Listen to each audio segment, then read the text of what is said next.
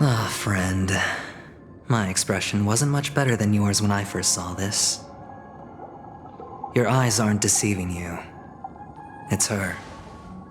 The famous singer, Robin.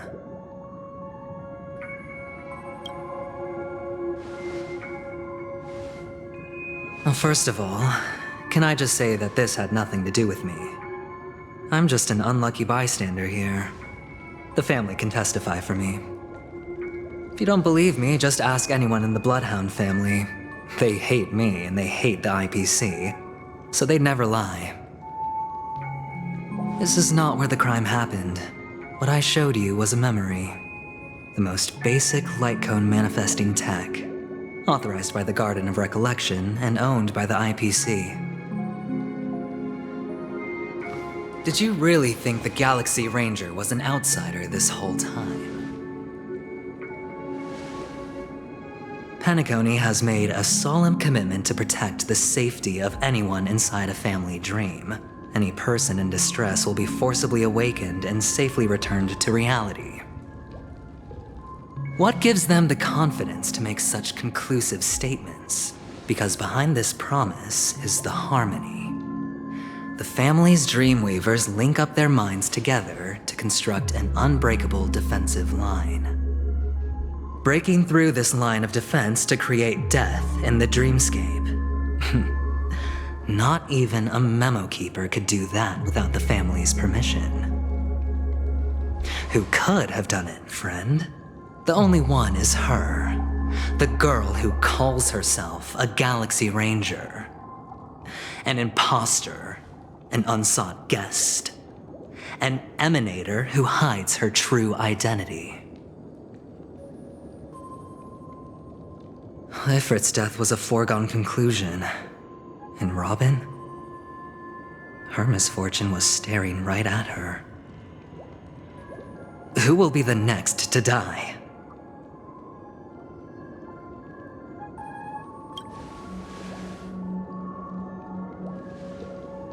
It's fine. Listen to your gut. Building trust always takes time, and I'm willing to wait. I just hope you realize that wherever that legacy is concerned, covert plans are already underway throughout Penacony. Everyone's got their own agenda. Careful you don't get stuck on the wrong side. If I were you, I'd keep my distance from Acheron. After all, any schemes out in the open are always going to be better than a monster in the shadows, right? Who's to say there isn't an even deeper conspiracy lurking beneath the surface? Memo Keeper, I think our little deal is finished. Aventurine is telling the truth. This memory is a real one, and there's no sign of any distortion grafting on. The IPC is not the Garden, and there are real limits to what they can actually do. But you know all this. Friend, let's not beat around the bush here. The thing is, I want to reach out personally to team up with the Astral Express. I told you I'm just not interested in scrambling for the legacy. I just came to Penacony for work. I'm here to retrieve some lost property for the IPC, if you catch my drift. I'm talking ownership of this frontier prison. This has all become a bad debt thanks to the cancer of all worlds. The IPC has tried sitting down for negotiations time and again, but the family wouldn't even take our calls. You have no idea how difficult these people are to deal with. Put it this way, they've hushed up the existence of death before, so they can definitely cover up any news about Robin's death. It'll just quietly float off like a bubble and pop. Nobody ever being the wiser. That's not fair, right? So then, friend, I need your help.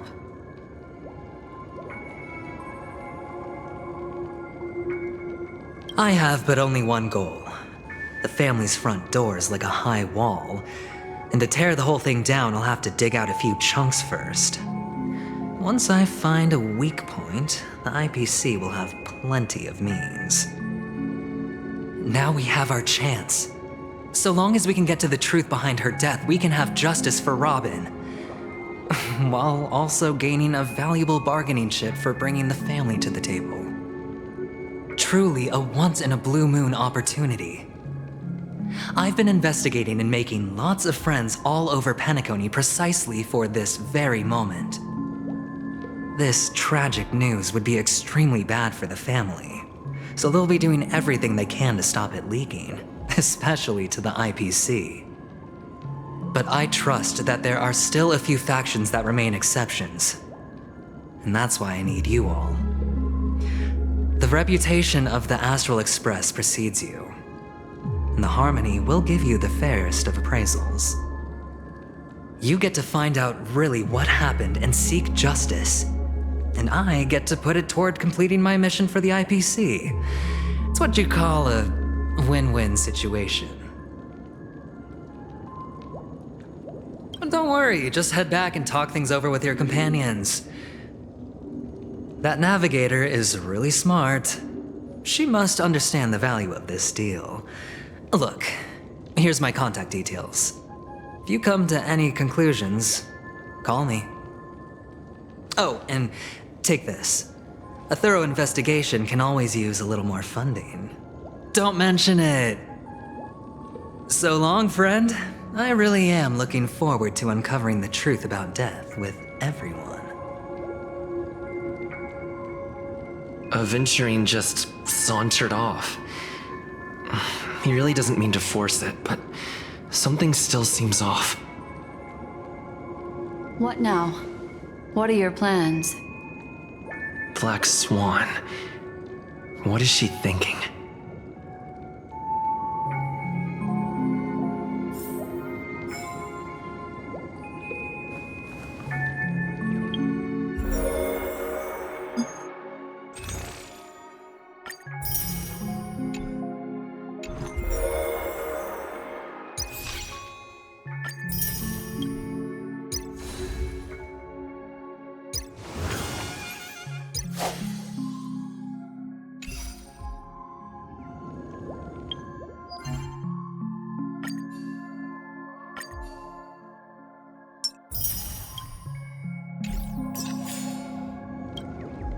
On the surface, this doesn't look like a bad deal for you.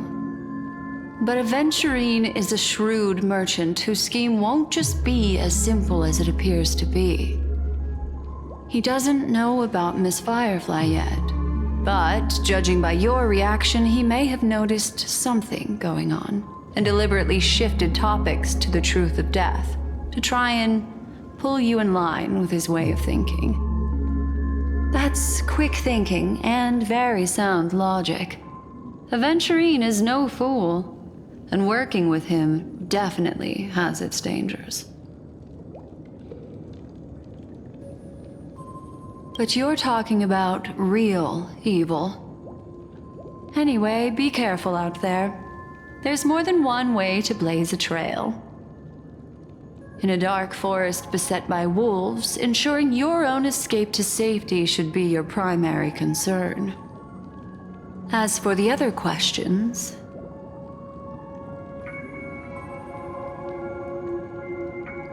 I'm not sure the two cases were committed by the same culprit, but that massive wound looked like its winged blade. We've all witnessed it in action before. Plus, it seems unlikely that there would be two lethal entities loose in the dreamscape. Sorry, I can't answer that question. That ranger is shrouded in mystery. I'm afraid no one is capable of providing an answer. But without a doubt, she is the most special guest at this banquet. It's like Aventurine said just then. It's best to keep your distance from her. Two victims appearing one after the other in a very short time span, in and of itself, that's very unusual. Two possibilities. The collapse of Penacony's dreamscape has started speeding up, making death extremely agitated and weakening the family's protections. Or everything has been planned out and executed by someone. If someone has chosen these victims deliberately, first a stowaway, then a family celebrity, then this murderer's motives are worth thoroughly chewing over. It's all happened so quickly, I can only make conjecture. After leaving here, go have a chat with your companions. I hope you can clarify the source of this confusion.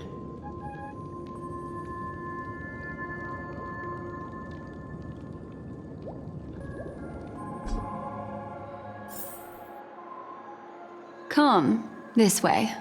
It's a short walk. Don't get lost.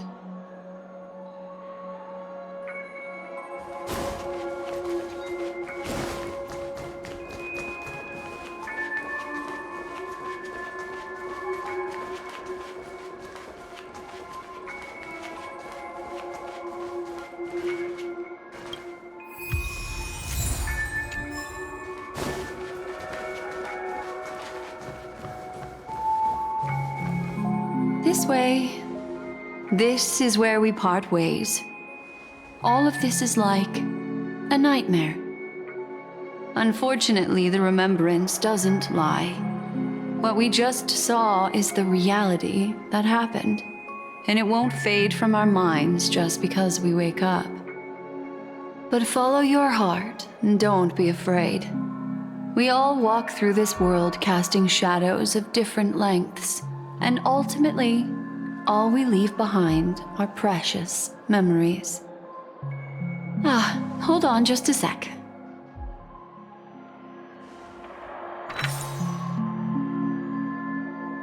There you go, a small parting gift.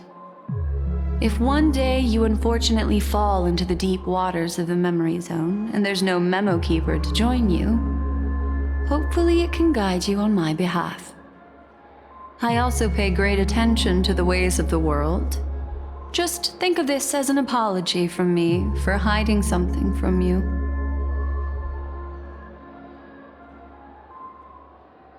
Then, I've something private to take care of regarding that Galaxy Ranger.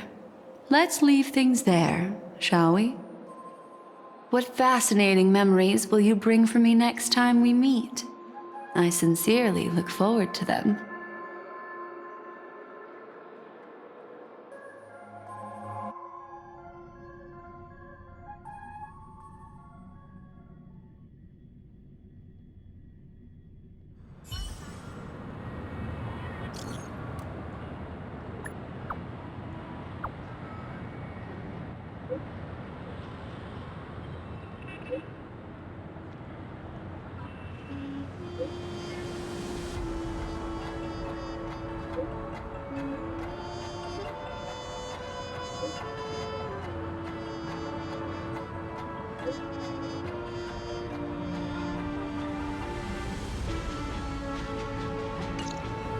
A family rep.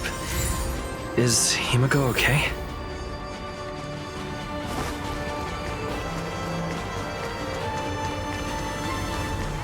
This is ridiculous!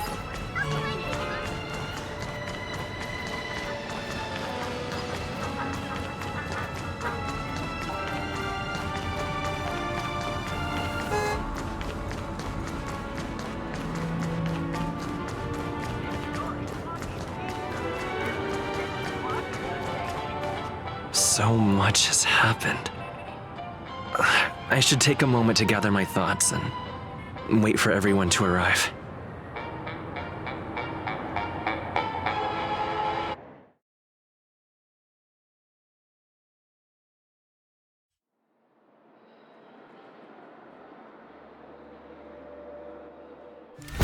Better unsheath that blade now, Ranger.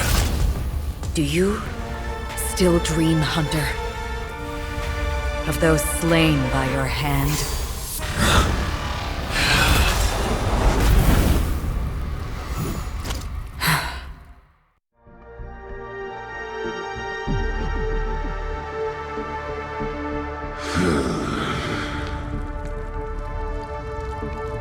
It appears the outcome has already been determined. You're still alive, as are you. You still have room to make a choice. Leave the music box behind, and then go. Choice. The bloody trail of the destruction leaves no room for hesitation. Vatora's fire demon. Even if you sacrifice your life for that eon, you won't get special treatment. Ranger, you tread the narrow path of the hunt. You could never understand. We come from the fire, and are born bathed in fire. We spread, burn, and destroy, until all the kindling has burned out and we leave only ashes on the ground. Burning forms the entire life of a fire demon, from the beginning to the end. We are born to die, just to put into practice a profile of another universal truth. All things are created for the destruction. Your companions don't seem to think so. They fight for your chance at survival. They are my children, and just as I was, they are flames that have yet to burn white hot. They're still young, and I don't blame them. But my flames are faint, and time is running out. Can you see the planet of festivities in the distance? I plan to bring Purgatory with me there, and before that, I must surpass you. Why? Because on the path they have forged, you have traveled farther than I have. Emanator.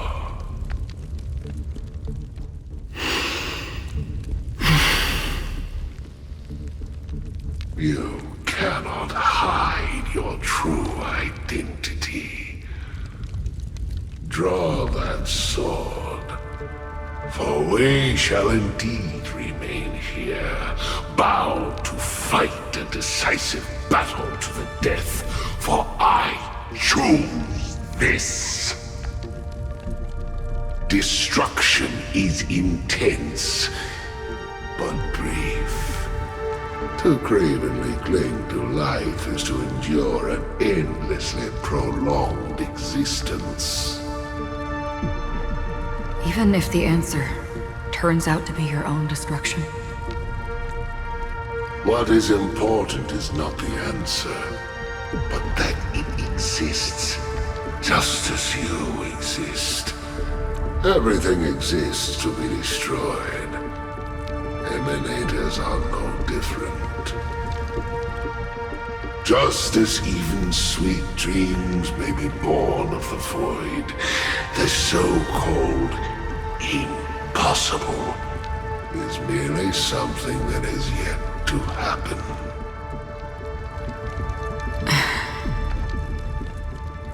All right. I accept. You shall witness the most brilliant and intense fire in existence. May this flame illuminate the farthest reaches of your bottomless dream. A bottomless dream. Yes, that's right. But you've made one small mistake. This blade remains in its scabbard not out of pity or scorn. It's a personal secret that I don't want to disclose, but perhaps out of reciprocity.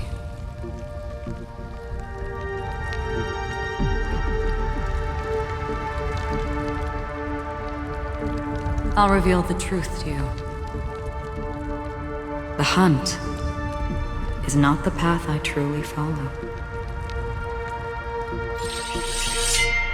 May death be the end of your boundless dream, guiding you back to the waking world.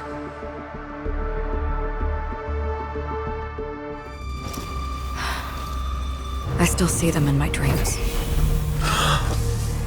Hold it. Your time hasn't come yet. My time? I've seen many clever disguises that can conceal appearances, but they can never cover up who a person really is. And you're no different. You had no desire to kill the Trailblazer. You only did what you did to drive me and the Memo Keeper away, but why?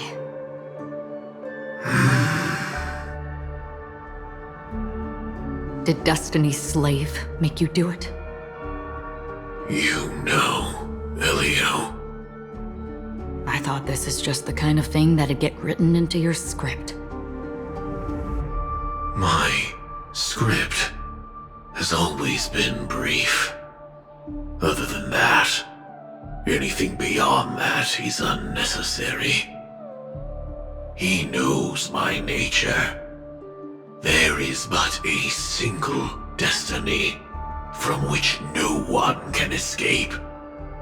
And until then, I hold the privilege of choice.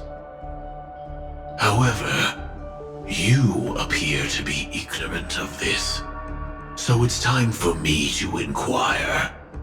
Who exactly are you? Not your enemy, perhaps. That's not what I asked.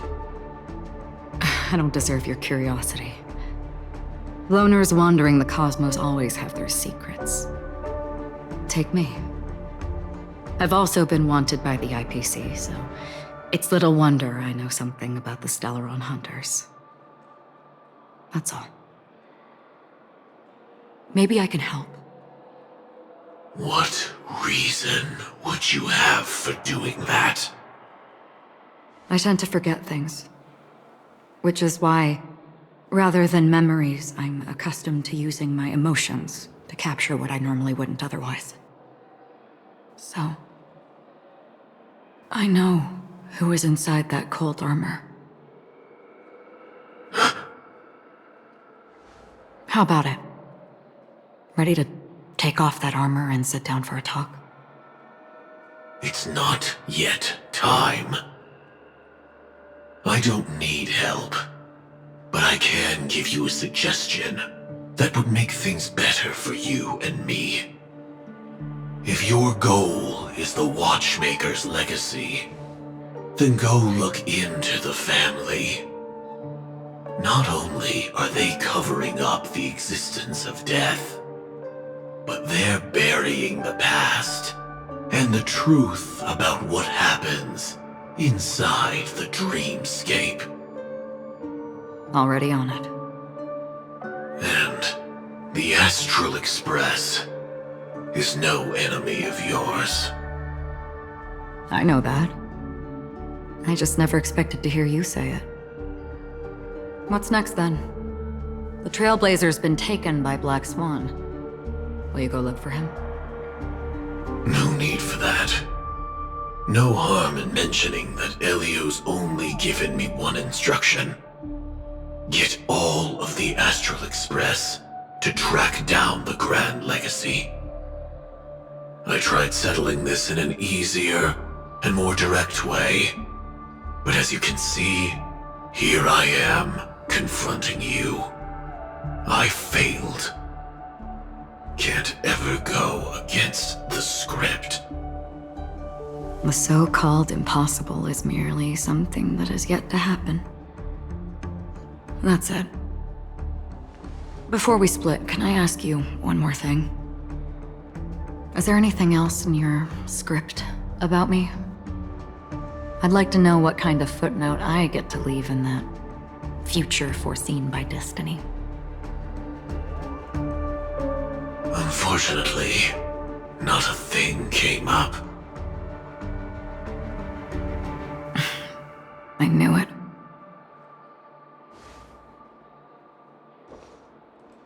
Hang on. I don't. Don't. What? Your first question was, do you still have dreams about everyone who died because of you? I don't. Never have. I was born without the ability to dream. I live for this cold, harsh reality. For a little light, and to burn, to keep on burning, until I turn to ash. So, I really envy you. Is that so? Then you're already living in the waking world.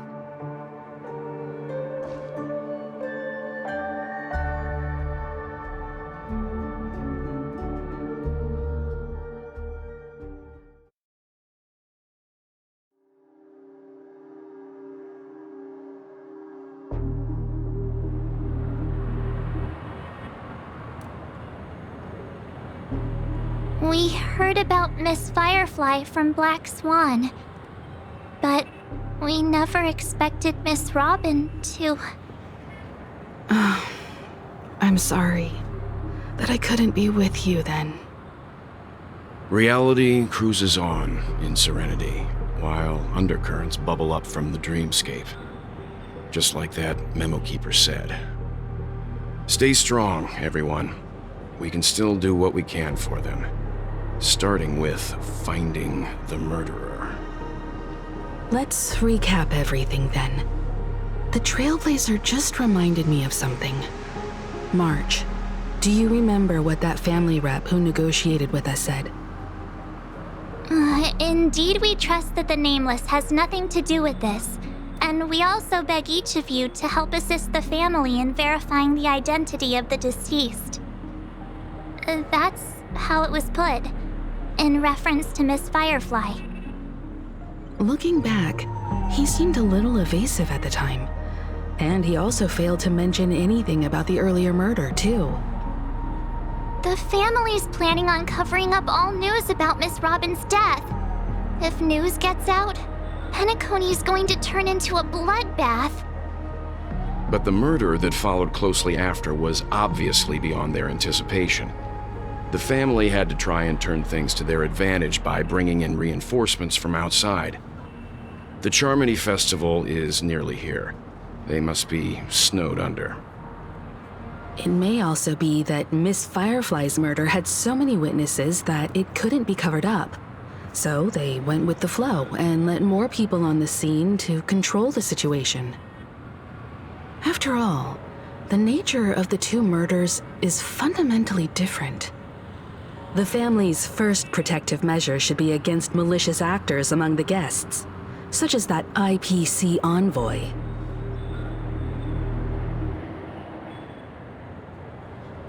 All the while accusing that Galaxy Ranger. Are we missing the forest for the trees here? I always felt that Aventurine's reasons for accusing Miss Acheron were highly subtle. Can we believe him? At this point, I'm afraid the only ones we can trust are ourselves. Look, let's try to gather intel first and then list all the possible outcomes we can. Then we go through them, eliminating contradictions one by one. The fewer facts remaining, the closer we are to the truth. I've still got this sense of foreboding. It's like we're stuck in a whirlpool, spinning around that legacy even after everything that's happened. This time we're playing the role of a real detective. But before we start, what are we going to say to the family and Aventurine? As I see things, The family harbors no ill will towards the Astral Express. If they didn't trust the crew, they wouldn't have casually commissioned outsiders to investigate a case that's, in all likelihood, a scandal. Plus, this is the family's turf. Teaming up with them should make things easier for us in the future.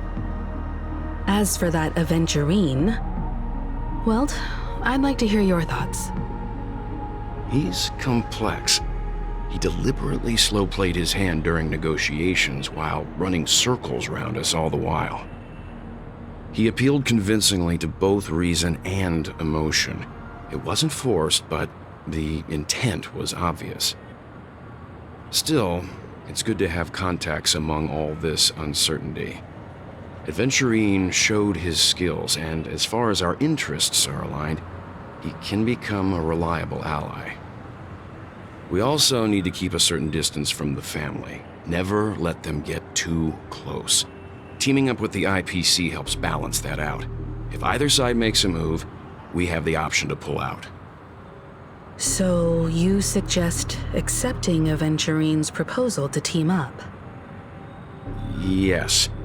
It's risky, but we can only wait until both sides have played their cards before making any further judgments. I get why, but there's a whole lot of bad guys and girls around here, and I'm worried about getting stabbed in the back. He's been bullied a few times now, and I can't stand it anymore.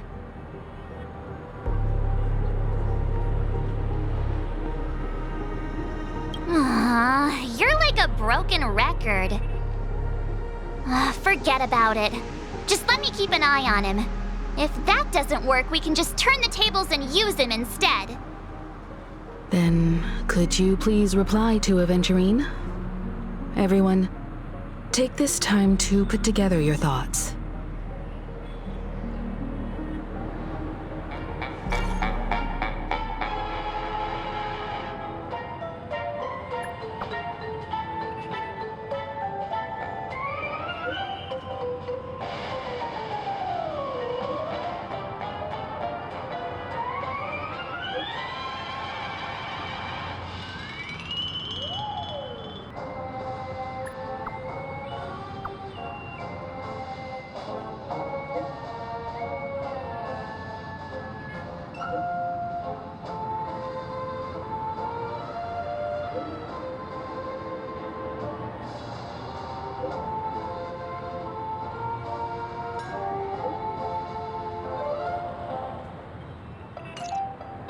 Looks like Aventurine is happy with this outcome. Let's tell everyone about it. Checked off the list.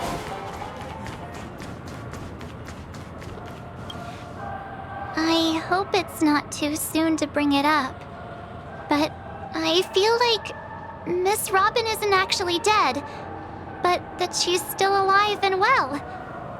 Somewhere. That everything's just some horrible prank. Because aren't we supposed to be inside a dream?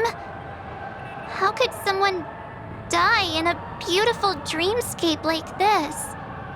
Shouldn't only good things happen here? Whenever I see the Grand Theater, I just can't stop all these thoughts from flooding my head.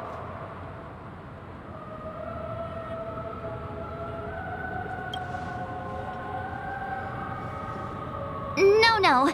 After all, they've brought everyone this sleepy dreamscape, which everyone loves.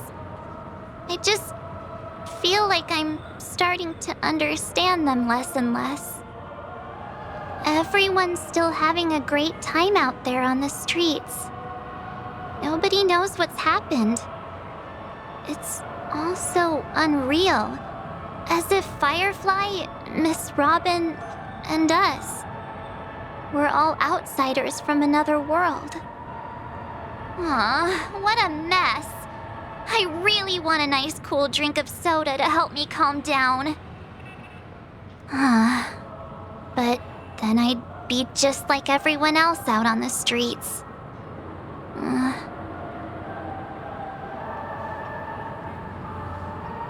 this be considered the majestic hall of art?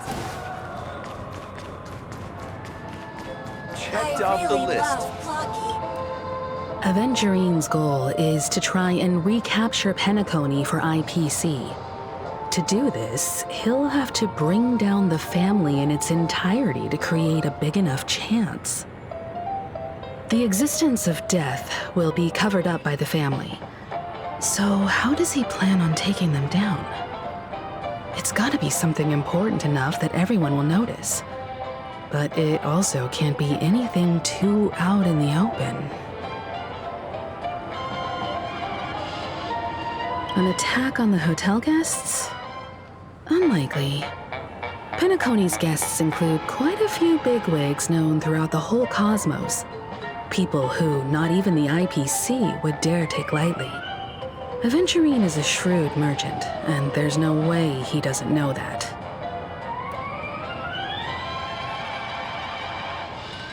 He's definitely going for the family, and it's just a matter of how. The harmony is strong in Penacony, and almost impossible to take on head-to-head. The fact that the IPC dispatched Aventurine shows that they do not intend to simply play by the book here.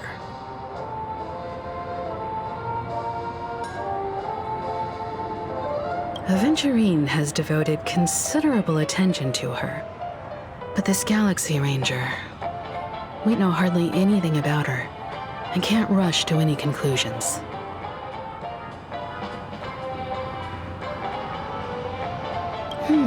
I was also considering this possibility, especially because he respects you so much and has sought you out before a few times. Perhaps he's also unsure of your intentions and is probing you.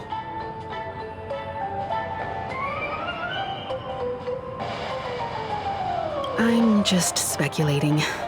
In any case, we have to be careful when handling Aventurine. He's skilled at reading people and discerning the right moment to strike. Also, he's clearly a born gambler if he's willing to go all in to win.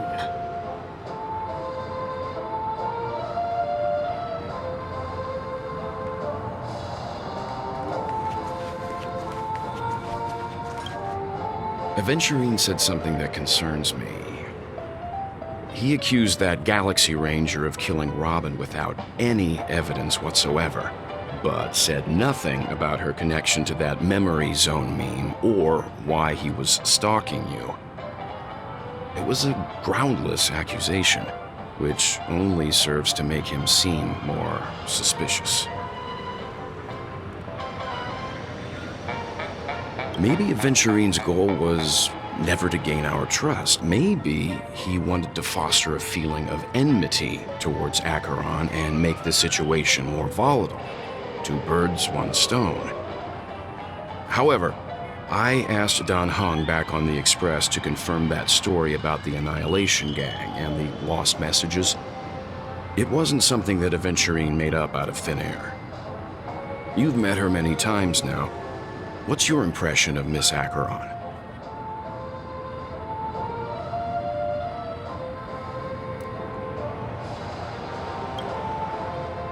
That fits the stereotype of a Galaxy Ranger to a T. They're eccentric, unpredictable, and fond of being alone. No wonder she's a suspect. Looks like Aventurine doesn't need anything else. Let's turn our attention to the family's assignment for now. Himiko, what do you think? Among our current clues, the two murders that he witnessed are the most directly connected. I suggest starting here. One thing I'm curious about is, if a person dies in a dream, what happens to them in real life? Seeing as we're at the family's behest, why not pop back out to reality and verify Miss Firefly's situation back at the hotel? Perhaps we could also make a few inquiries about Miss Robin while we're out there. How about we split off into two groups? There are still some things worth focusing on inside the dreamscape. I'll investigate those, and we can link up again later. Worth focusing on? Oh. No problem. I'll leave it to you then. Huh? Aw, I thought I'd finally get to see Himeko and Mr. Yang go out on a mission together. Oh well. Take care then, Mr. Yang. I will. Keep in touch.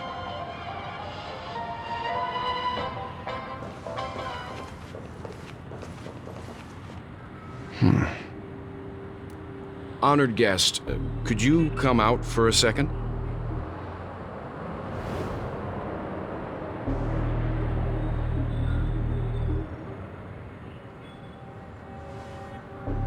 I'd be embarrassed too, getting stared at like that.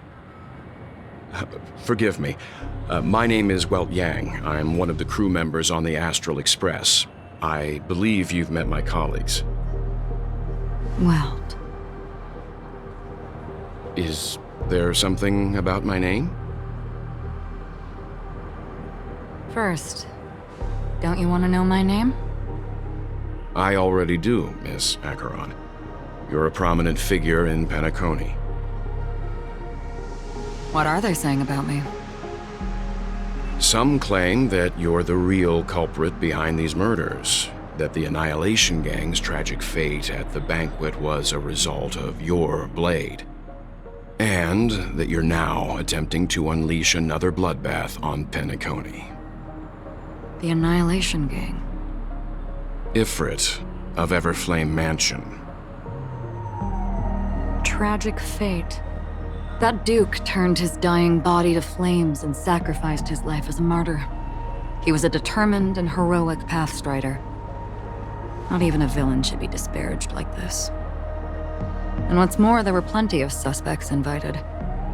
Do they really think that a blade is more dangerous than that black hole you're wielding? Keen intuition. Not even the family managed to point out the truth behind this cane. So you must surely know, Miss Acheron, that peering into a black hole is not a wise move. As a potential threat, your knowledge of us has reached uncomfortable depths. Reveal your true identity and intentions. Otherwise, brace yourself for gravitational disintegration. That shouldn't be necessary. But if it makes the Nameless feel less defensive, I'll be happy to abide. Believe it or not, Galaxy Ranger, Acheron, those are the names I go by to this very day. My trip to Penacony is solely to fulfill an old, final request. I'm here for the Watchmaker's legacy. And that's it. I think I've been honest enough. Still unwilling to reveal your true identity? It's not that I don't want to. It's just that I can't. I've come so far, and I can't sum up all of that in just a few words. Everyone has their own unspeakable past. Secrets that they don't want to be revealed. And I won't be asking any more questions, such as why the Astral Express is roaming around the cosmos with a Stellaron on board. Is he okay? That memo keeper didn't do anything, right? He's fine. Let's stick with the topic. Gaining my trust all depends on how much you're willing to reveal. I've run around many different Penacony dreamscapes just to try and find that legacy. And during this period, I came into contact with quite a few guests. In the process, I gradually came to realize the secret of Penacony may be closely related to the Trailblaze. That's why I've come to ask for your help. I don't have enough proof yet, but I'd like to speculate something. The source of all tragedy lies within the family. If you could trust me, we could find the proof to support this claim together.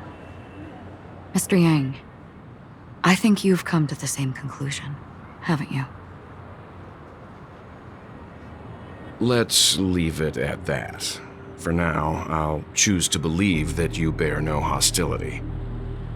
Share your findings with me, and me alone. I don't want vague conjecture to interfere with other people's judgments before we find solid proof. By the way, would you like something to drink? Before we go, how about 2 cups of Wake the Heck Up? No, 4 cups. Because the conversation coming up will last forever.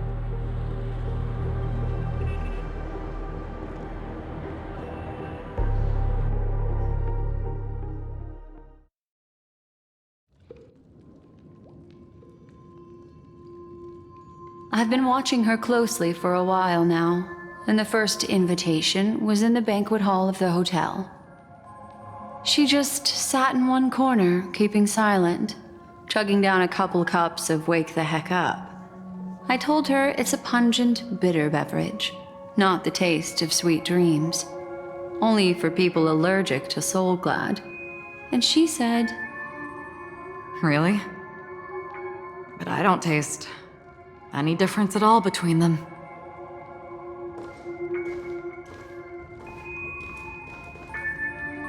the guest rooms are charmingly minimalist.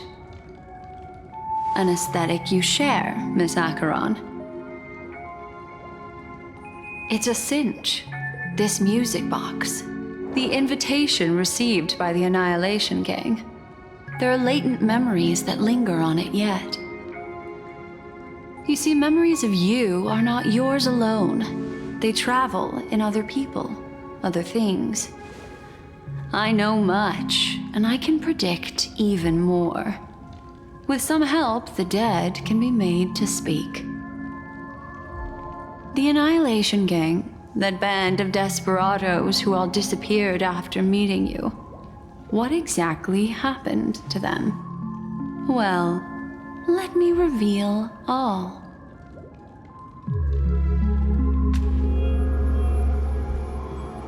Gradation 12. Dreamscape 12. Father, I dedicate this to you. Well done, Dubra. Wherever they go, shall be met by annihilation. There it is. It's hazy, but it's Ifrit's voice. The other one is probably his progeny. This is the residual memory from when the invitation was first delivered. They were abruptly interrupted. Then, what happened next is...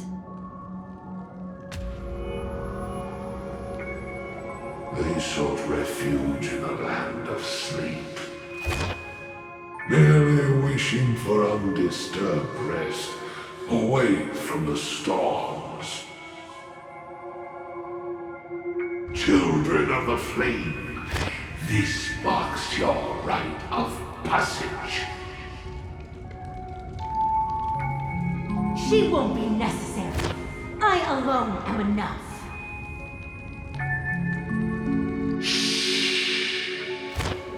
When have those on the path of destruction feared death? The Everflame Mansion has set out on a journey. Those poor people, they have no idea what lies in wait ahead of them.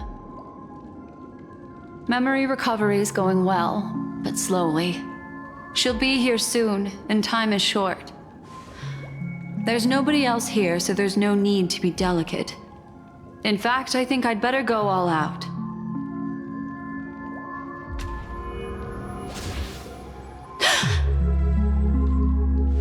What happened?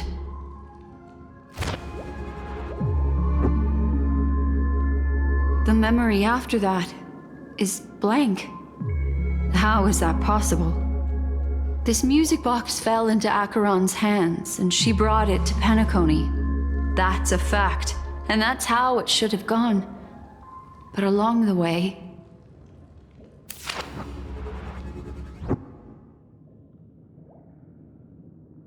it's like it's been erased. Who's done this?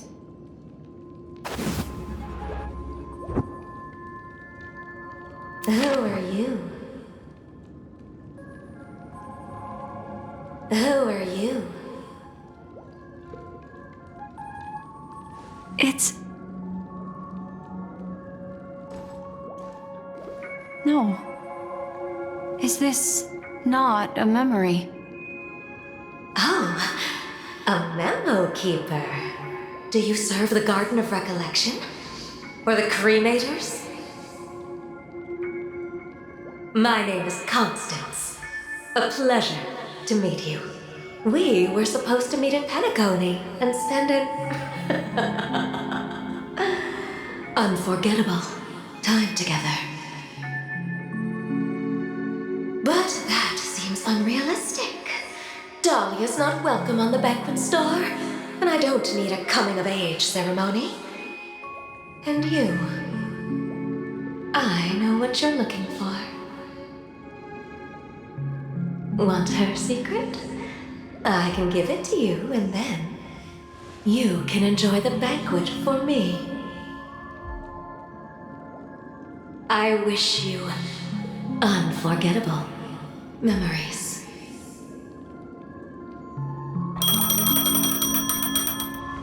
Oh. A phone. Wanna listen in?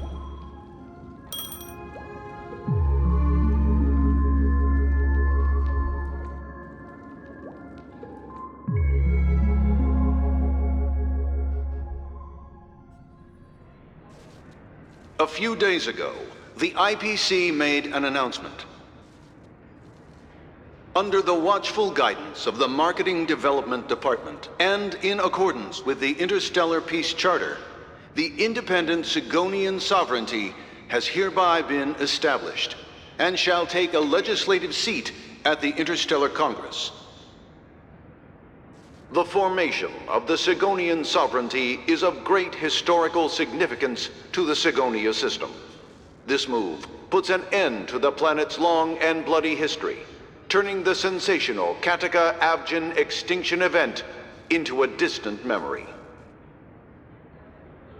Sigonia 4 is located in an unclaimed zone at the intersection of the Denise, Prothean, and Dorneau star clusters.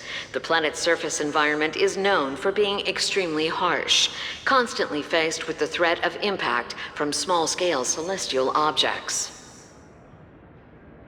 This is why very few intelligent species have made this planet their home, dividing themselves into several tribes to eke out nomad lifestyles as they struggle to survive the arid desert wilderness. They have developed their own folk beliefs that are independent of the Eon belief system. Sigonia. Sigonia. Ravenous eye of the storm, spurned by all the gods. Land of rock, but not water. Lightning, but not rain. Blood, but not tears. You beat us with your falling stars. You lash us with wind and storm.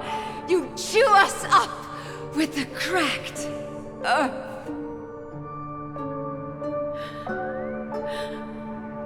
You promised us a land of honey, yet yoked us beneath a sword of bitterness.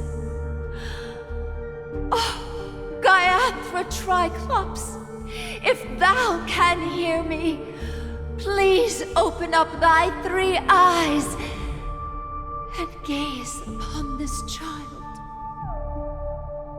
When you took his father, my child was still sleeping in my belly. And where my husband went, I too soon must go. I don't ask for a peaceful death, just for you to tell me, does the baby swaddled sweetly asleep? Does he dream of his mother's heartbeat and the sound of falling rain? Please tell me, whether this life is all just a fleeting dream. Otherwise, why would this child be born to face impending death? Mommy! Mommy! Mommy, the rain!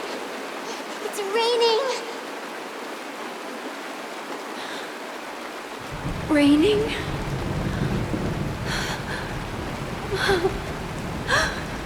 Raining! It is raining! It's true! Those Outworlders weren't lying to us. They really did summon the rain. Mommy, we can leave here. We can go back home.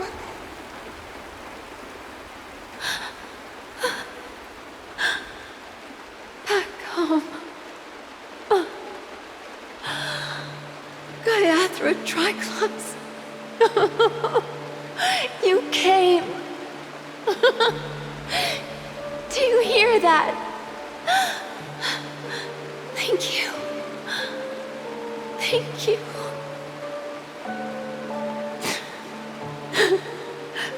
Darling, listen. This is the sound of rain. On the day you were born, the sky also sent down a gift like this from Gaiathra.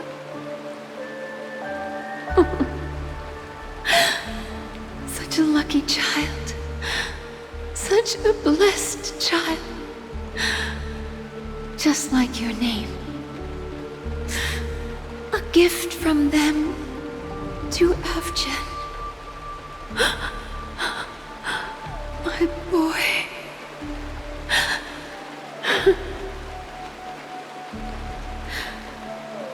May the goddess Gaiathra close her eyes 3 times. Keep your blood eternally pulsing.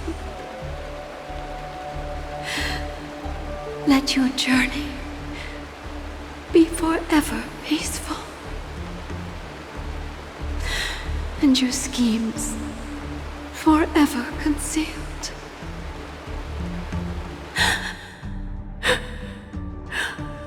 Welcome to this sad world, Kakavasha.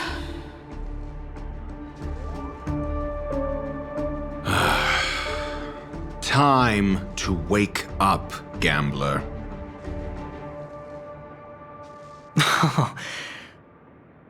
Oh, heavens. I must have drunk too much Soul Glad. Didn't expect you to be back so soon. How is it? Find anything? Just as you guessed. Nobody outside knows about Robin's death. There aren't even baseless conspiracy theories. They're still streaming the rehearsal for her ceremony, using a stand-in, I guess. They must be dreaming. Of course. Who could imagine that death would actually descend upon the idyllic dream created by the family? Let alone that the victim would be the female lead of the Charmony Festival. To be honest with you, I didn't believe it. I even tested it a few times myself, until I discovered that I couldn't actually die. Whenever there's any danger, I'm forced awake by the dream pool, and it's all as if everything were just a nightmare. That's why I'm convinced that there are a few big secrets lurking behind the scenes. Then you must have heard about the Memory Zone meme. When I graciously deigned to establish connections with the Oak family on your behalf, they were quite in a pitiful state of disarray. Besides Robin, there was another body. I don't know the exact details, just that it was a stowaway. 2 murder cases?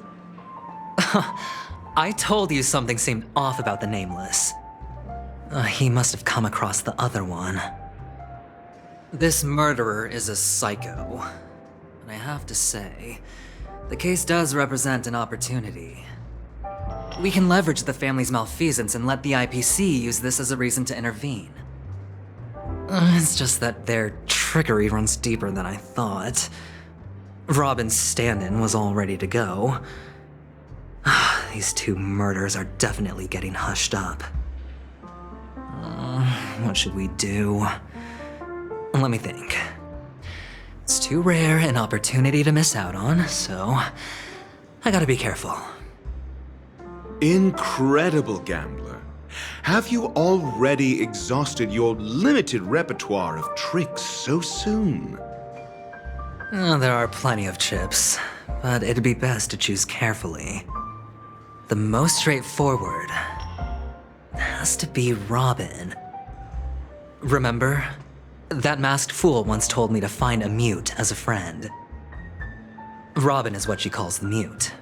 She has lost her voice, and while most people can't pick up on it, you and I cannot mistake that sound. Not produced by any voice box, but rather by the resonance of the harmony. If that girl hadn't gone hoarse from singing practice, there'd only be one possibility. Something was up with the family. Or Robin herself. To get to the bottom of this, I tried every way I could to meet her. But she died. Right before my very eyes. A complete and utter loss. Incidentally, it seems to have resulted in your rather undignified arrival on the interrogation stand. There were eyewitnesses at the scene, and the family, in their graciousness, has tentatively accepted your alibi. However, for the foreseeable future, you shall, regrettably, find yourself under the vigilant watch of the hounds. Well, things aren't looking too optimistic, Doctor. I'm starting to break out in a cold sweat. Do you reckon there's still any chance of a comeback, given how things are? A probability? Yes, it exists, but it verges on the infinitesimal. To phrase it in a manner more befitting the vernacular of Penacony, you're dreaming. But if you simply can't control yourself and want to try your hand, then there just so happens to be a suitable candidate. That man wants to see you again. Who? Sunday. Is this a public hearing or a private trial? If it were the former, it would hardly befit my stature to stoop to the role of a mere messenger. Fine. Oh, that's great. It's all great. You see, the dead can't talk, but the living can. Ratio, I'm convinced now that there must be something wrong inside the family. Oh, just you wait and see. That man's sister has died. He can't sit on his hands. Well, without any further ado, let's set off. Lead the way. The show is about to begin.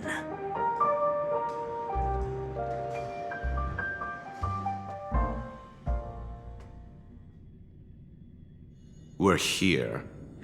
The Dewlight Pavilion is the Oak family's fortress and a place where heads of the families meet to discuss great plans for Penacony.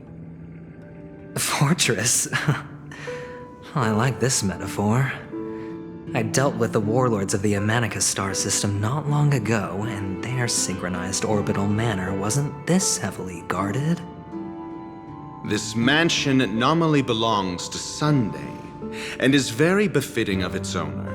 Without his express invitation, the likes of ordinary guests would never grace these grounds in their lifetimes. Look around while you still have this moment of freedom. Hey, Doc, whose side are you on anyway? Who's to say I won't sell you out? We'll see. When we meet the authoritarian master of the Oak family, I'll pry an answer out of him. Follow me and I'll bring you to his parlor. Hold your tongue and let me deal with the members of the family.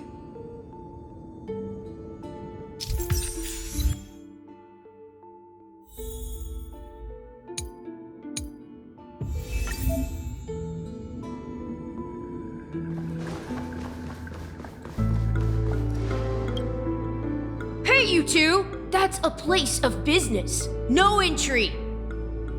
I was requested by Mr. Sunday to bring him the suspect. My name is Ratio. He should have mentioned it to you.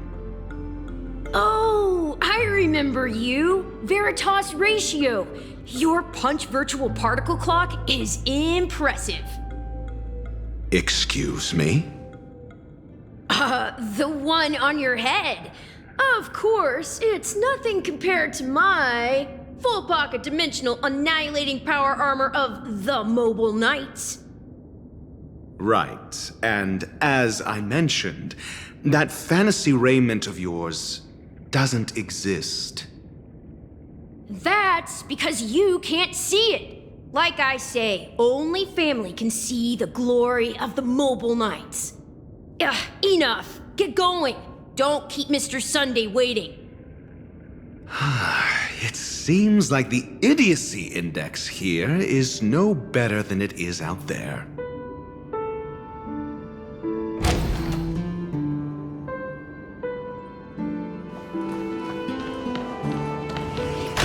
A dead end? The door is shut tight. Looks like we're on our own. I mean, there isn't a door. How did you get in before?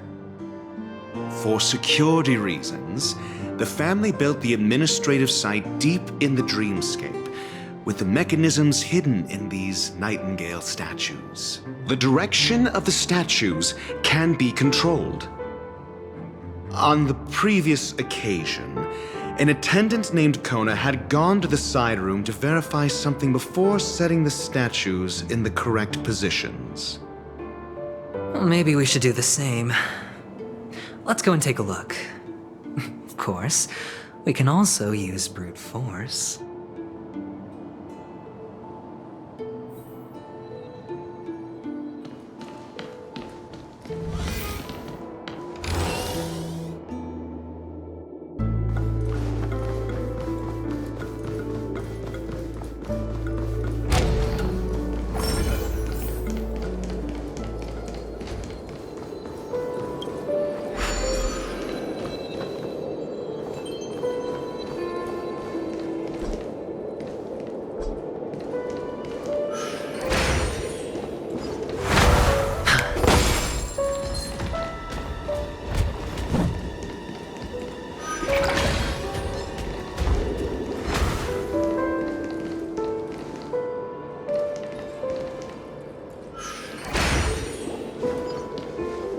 Six nightingales facing in different directions. An obvious hint. But are these nightingales? They are. What's wrong? How can nightingales be so huge? They look more like torment eagles to me. There are no eagles in the 5 families, only nightingales. Why am I wasting time with you on this?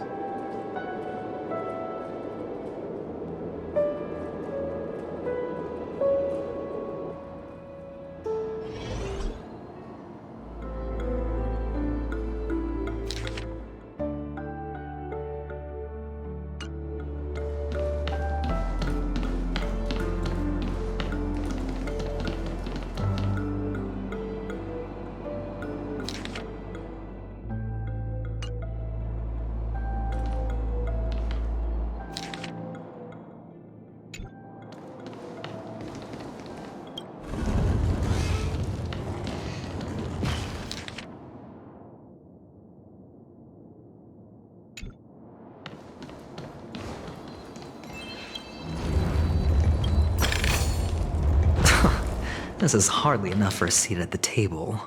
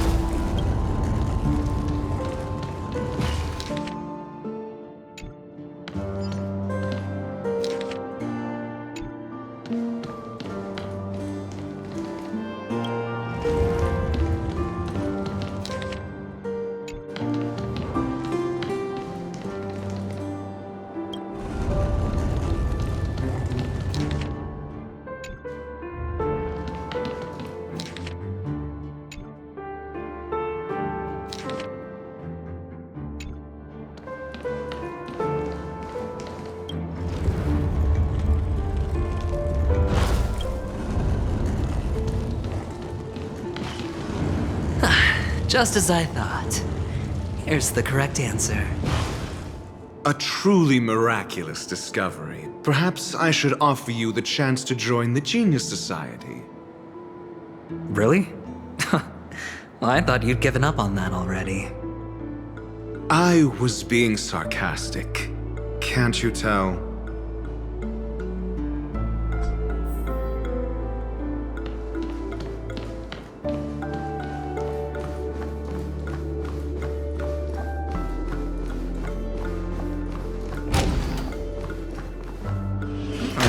Impressive. So much for Mr. Sunday's reserved, virtuous image. Do you need me to remind you? We're in a dreamscape. No matter how grand the mansion looks, it'll not affect Penacony. Stop wasting your time nitpicking the family here. Yeah, you're right. The only way to destroy the family is death. Sunday must have thought the same. Let's head down.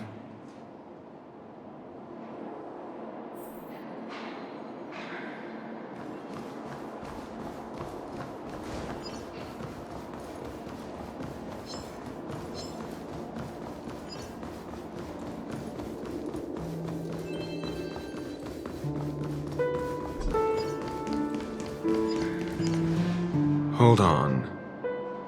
Huh? What's wrong? Are we heading the wrong way? No, but this door is locked. My friend? Did you really make an appointment with him? It's a trial.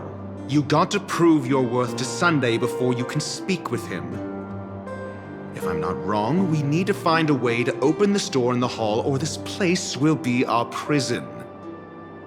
Oh, an escape room. My favorite. Get serious. I've no time for games. Let's head back. The hint is probably in that prominent sandpit. Wow. That's an enormous sandpit. I'd love to build a tall building for myself, once I have enough savings.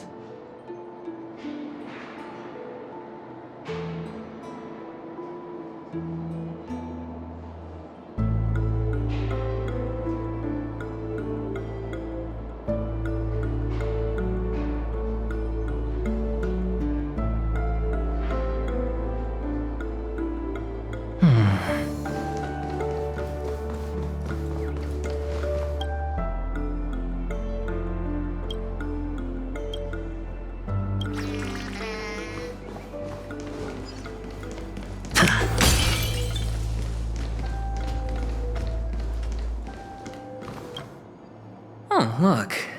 There's a noticeable gap in the model. I believe you're right. There wasn't a gap before. That man must have done it intentionally. Well, with your brilliant mind, you shouldn't have any trouble recalling what was here last time. Right, Doctor? Of course. Let's look around. When I see it, I will know it. Fine. Fine. Why do I feel that we're pursuing a degree in burglary now?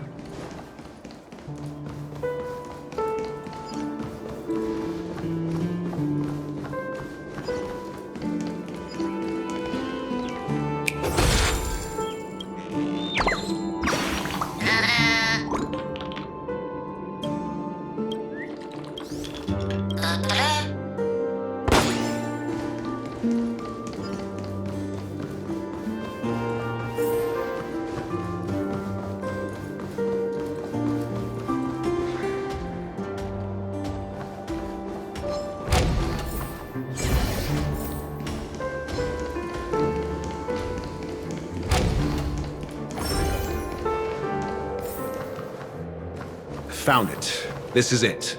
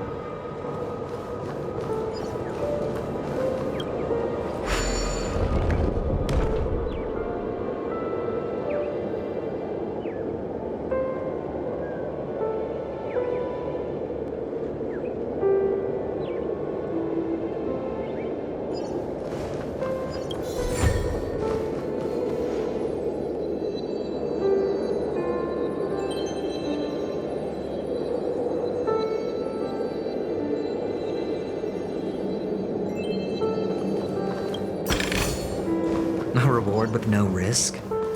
I'll take it.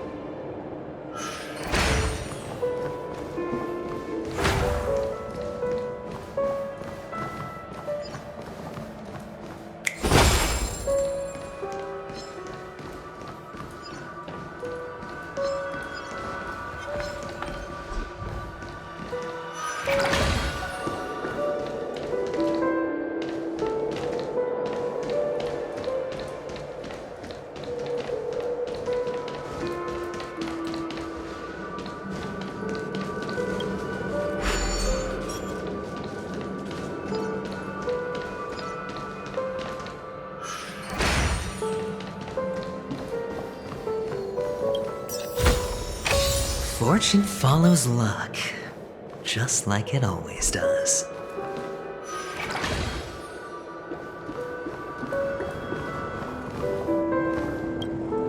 Oh, and the nameplate reads Gulliver's Arch. Well, I'm amazed you can remember something this tiny. You know, this reminds me of a tunnel I once saw that could shrink people who passed through it. If I were you, I would shut my mouth. It's wise to remain silent when you should.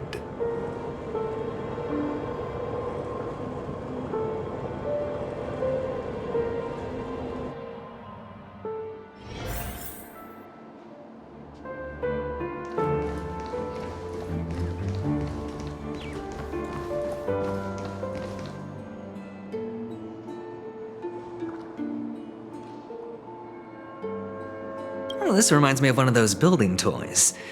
You know, with the blocks. I've never played with them before. I wonder if it's more interesting than stacking chips.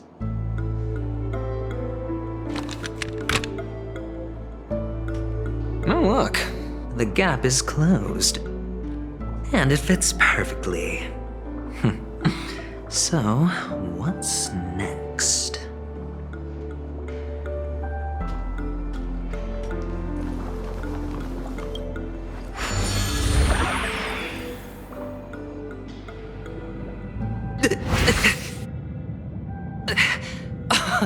Oh, good heavens.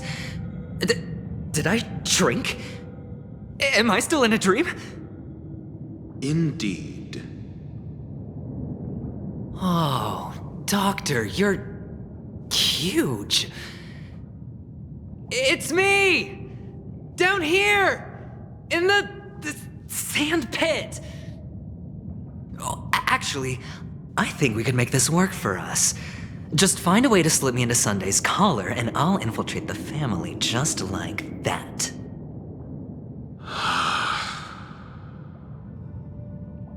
Oh, fine. I was just kidding.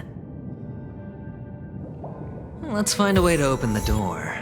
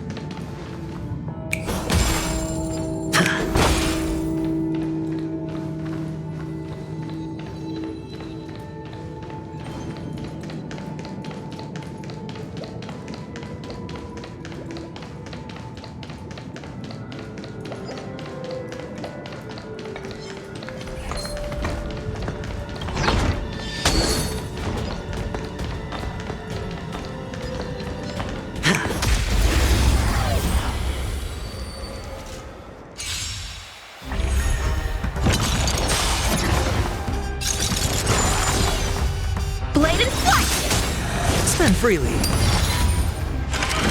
No dirty tricks. Who will it be? Watch your head.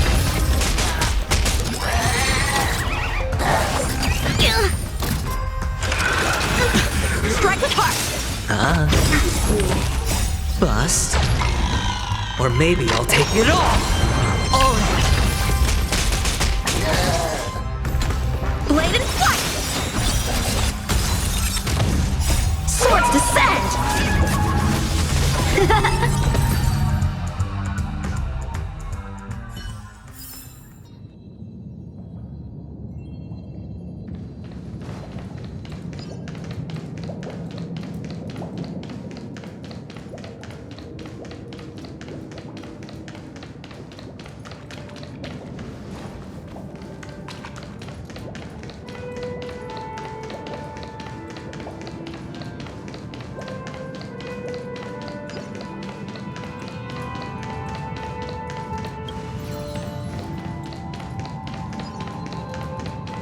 Feeling lucky.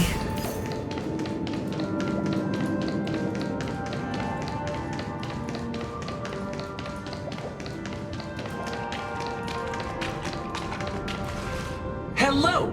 Welcome to the Golden Hour base model. I am an Oak Soldier. I will be here to guide you through the tour of the base model. Happy to be of service. And tell me about the tour. Hello! Welcome to the Golden Hour base model. I am an Oak Soldier. I will be here to guide you through the tour of the base model.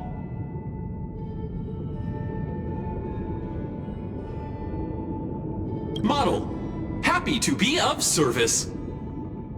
Generating guide. Please wait patient.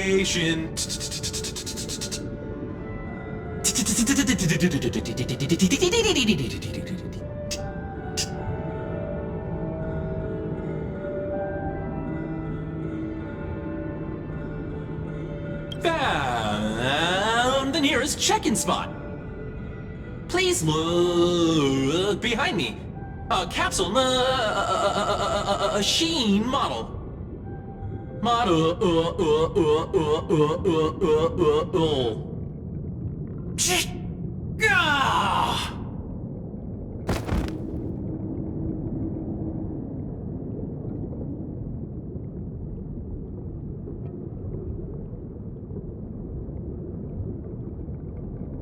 What's up with that? Now the family's toys are trying to frame me? I didn't do a thing to it, Doc. You've got... I saw. Oh, capsule machine. There's no mechanism on the floor. Could there be one at the top?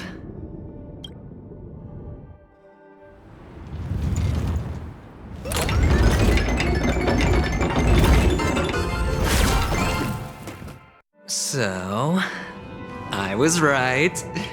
These models have interiors that look exactly like the real buildings. One of the fragments flew upstairs. I'll need to use the pinball machine to flick myself up there.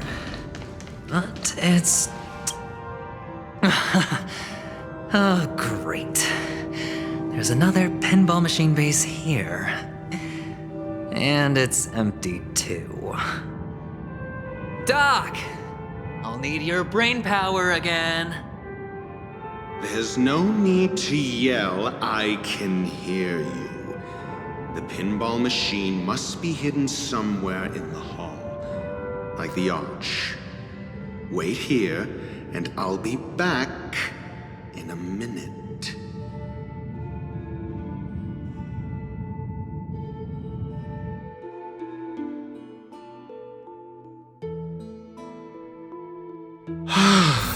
Finally, a moment of peace.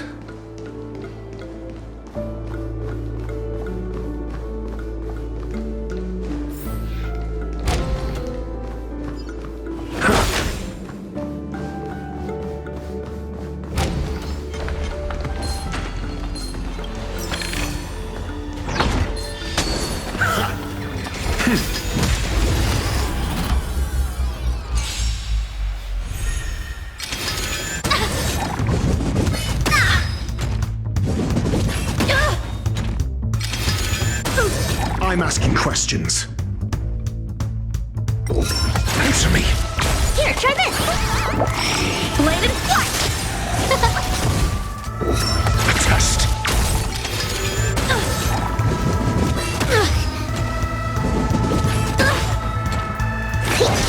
Who will it be? Oh, stars, give these trailblazers your blessing! Answer me.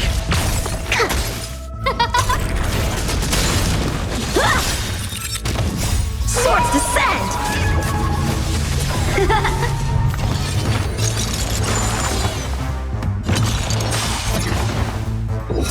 Test.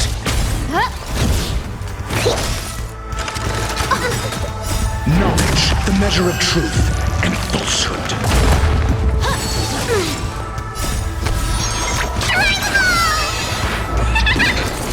Strike with heart!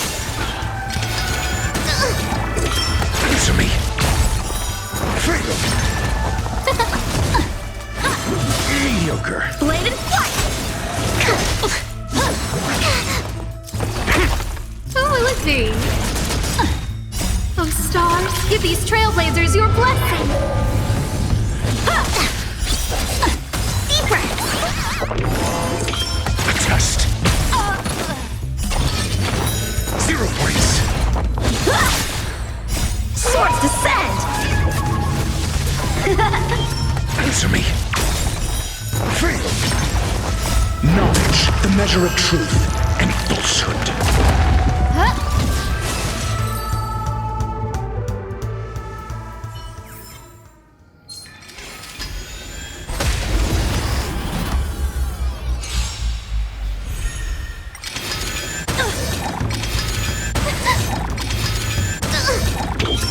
Test. 0 points. Strike with heart! Answer me. Freedom.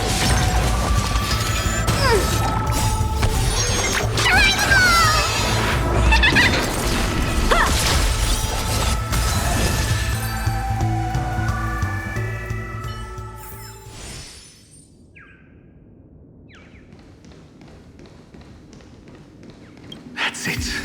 Pleasant moments of solitude are always fleeting.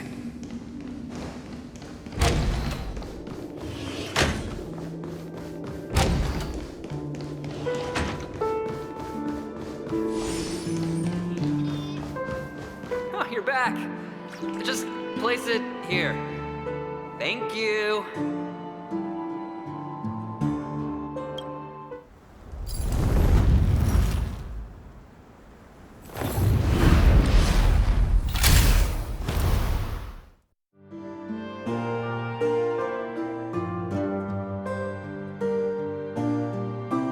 Thanks, Doc.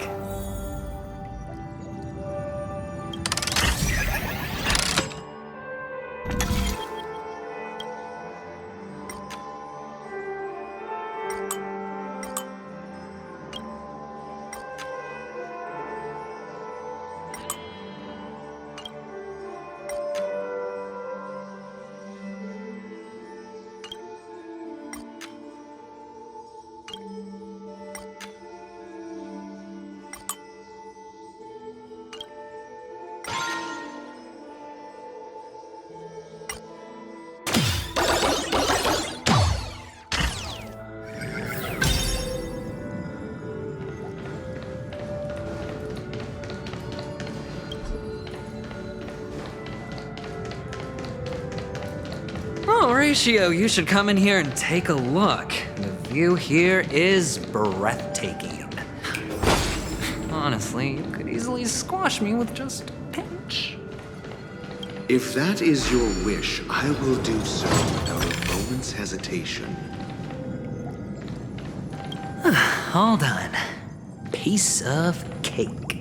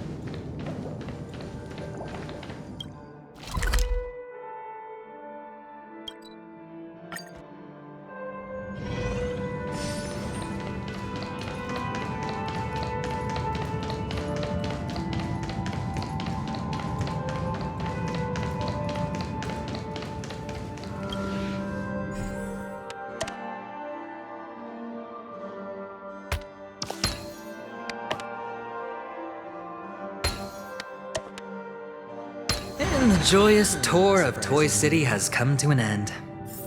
Makes me feel sad. Penacony isn't all bad, right? I'll use this interesting experience as a talking point at the poker table.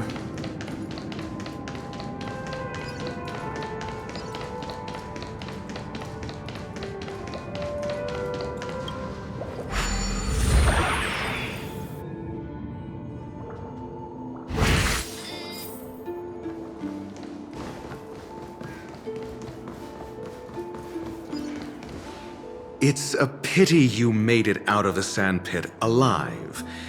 Sunday is just beyond this door.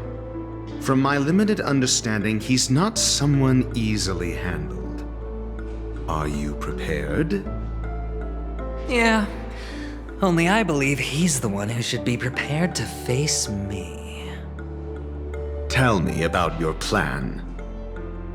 I don't have a plan. I'll just play it by ear. There are only two kinds of bargaining chips when dealing with people: benefit or fear.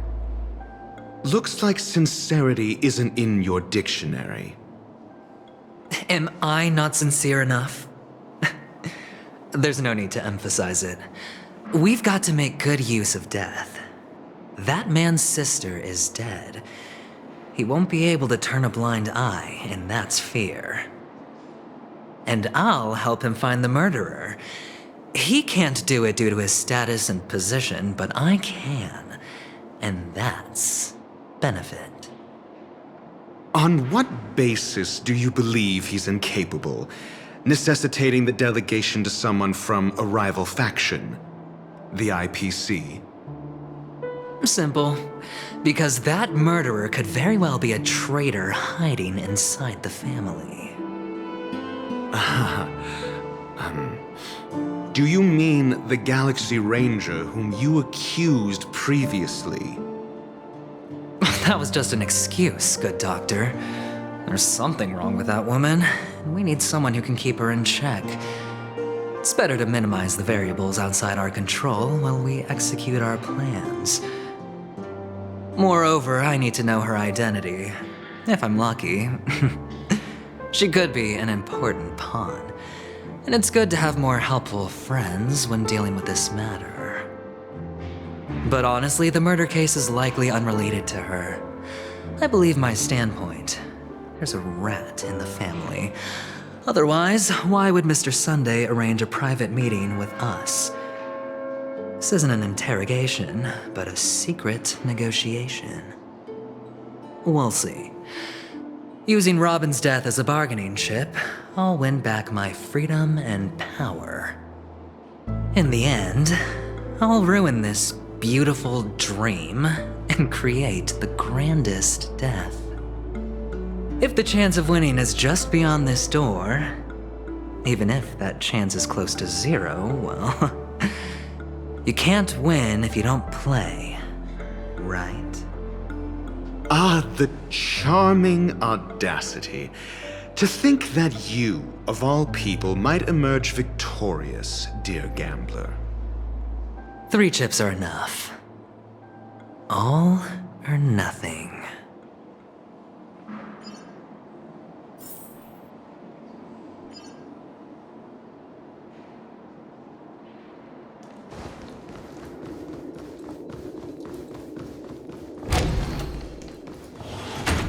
It seems my puzzles are too effortless for you, IPC Ambassador. I appreciate your words. And I see you put a lot of effort into welcoming me, Mr. Sunday.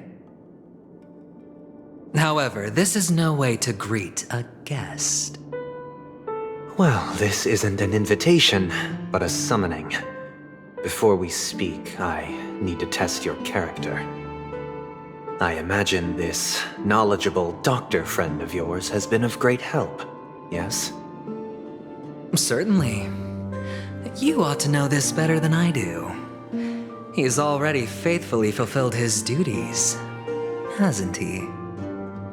Yes, the doctor has assured me of your noble character. He considers you, like himself, a virtuous person who can be trusted by the family. I have come to know you very well as a person, Mr. Aventurine. You're diligent, generous, and willing to cooperate.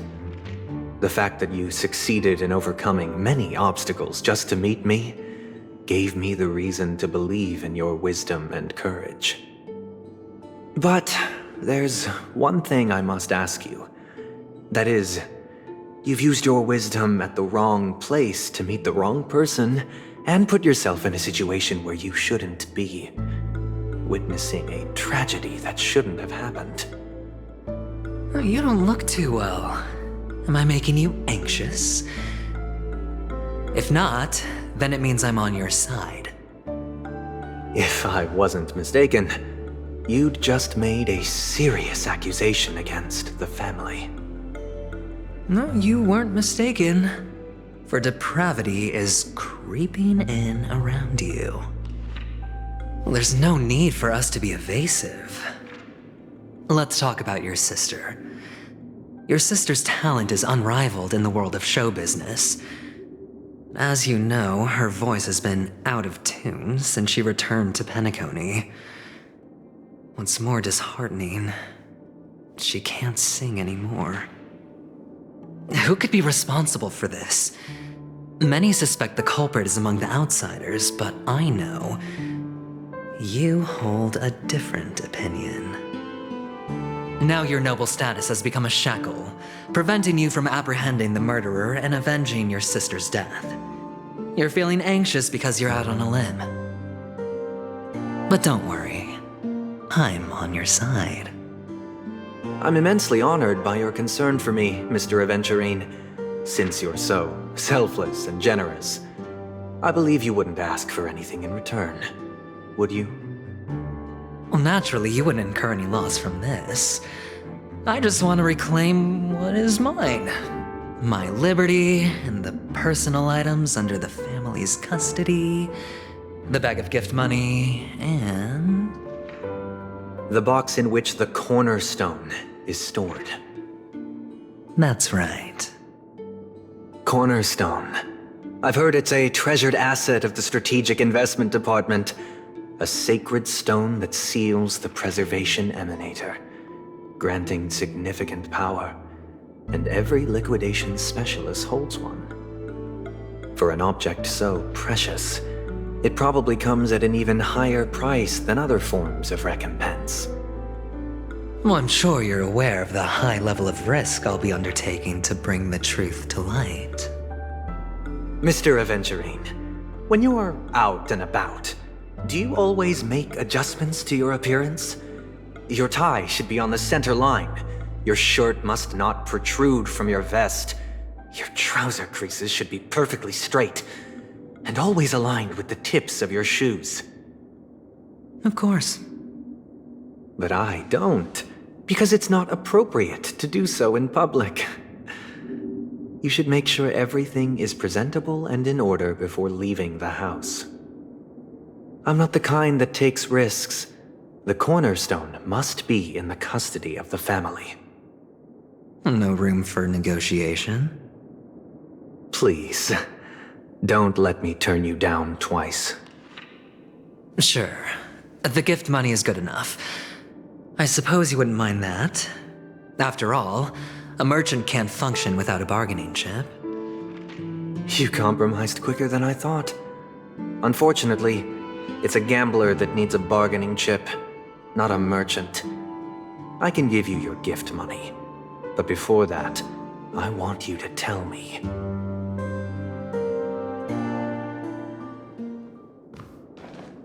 The fact that you can decisively forsake the box you asked for, what exactly is stored in it?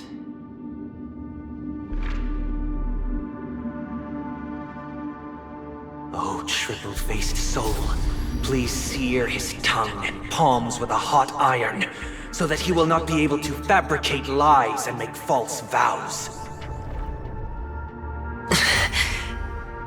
What have you done? Under the light of the harmony, all wickedness is revealed. I implore them to shed their light, and I'll ask you questions on their behalf. Next, You have 113 seconds to prove your innocence and gain my trust. And if I refuse to answer? You can try, and we'll see if the Harmony rejects you. Question. Do you own a cornerstone? Yes.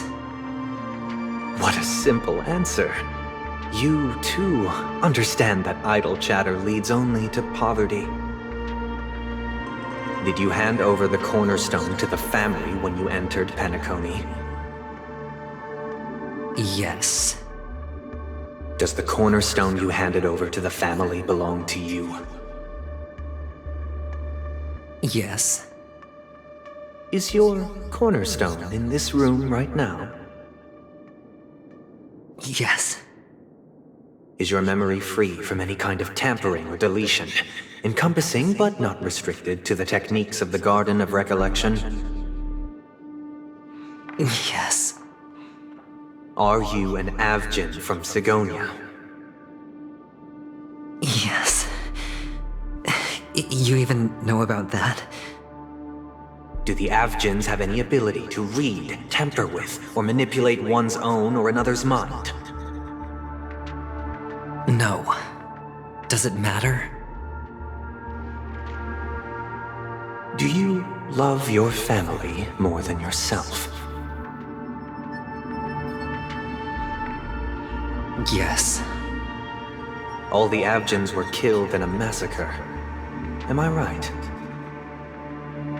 No. Are you your clan's sole survivor?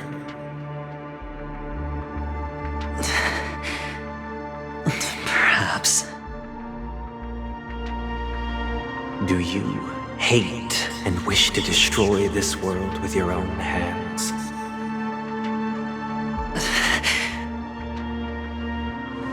I don't know. Interesting. Now, the final question. Can you swear that at this very moment, the Aventurine stone is safe and sound in this box?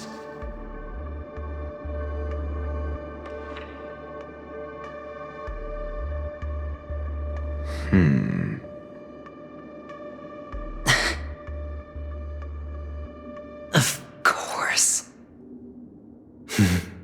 Looks like we can get an answer. Open it, Mr. Aventurine. It's your last chance to defend your honor.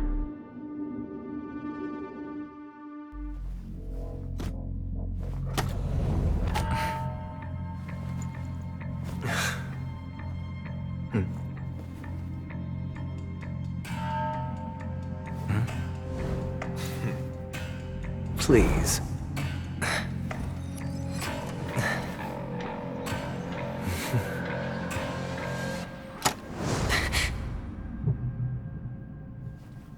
Are these what you're looking for?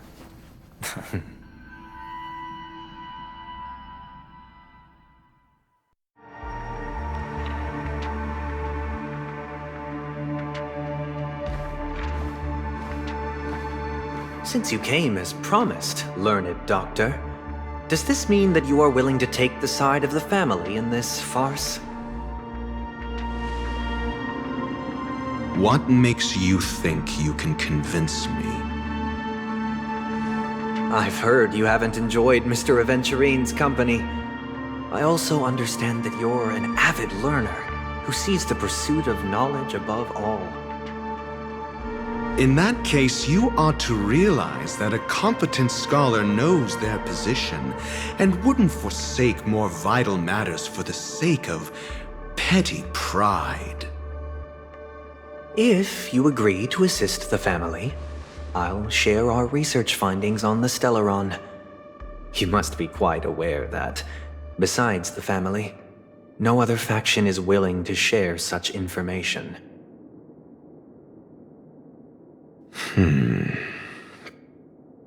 Cut to the chase. What do you need from me? I need Mr. Aventurine's comprehensive plan. Haven't you confiscated his cornerstone? You can't expect a featherless bird to take flight. But I've also heard the 10 elites in the Strategic Investment Department have united, progressing together in the interests of the IPC. You'll have to speak more clearly than that. The cornerstone, which Mr. Aventurine surrendered. Was it really his? You question whether he would entrust you with someone else's cornerstone. The 10 Stonehearts aren't as united as you think. Cornerstones are significantly more precious to them than their very own lives. But you know that he's a crazed gambler. The more vocal he is about it, the more cautious I must be. I never imagined someone would share his way of thinking. Honestly, you should see a shrink. Bring it.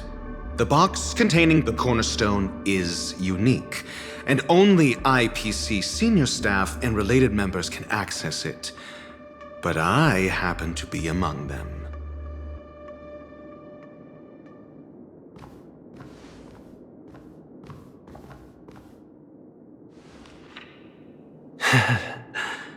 I appreciate it.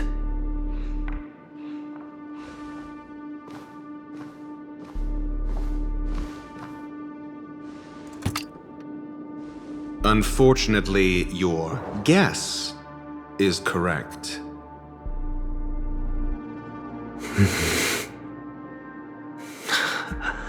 The golden stone.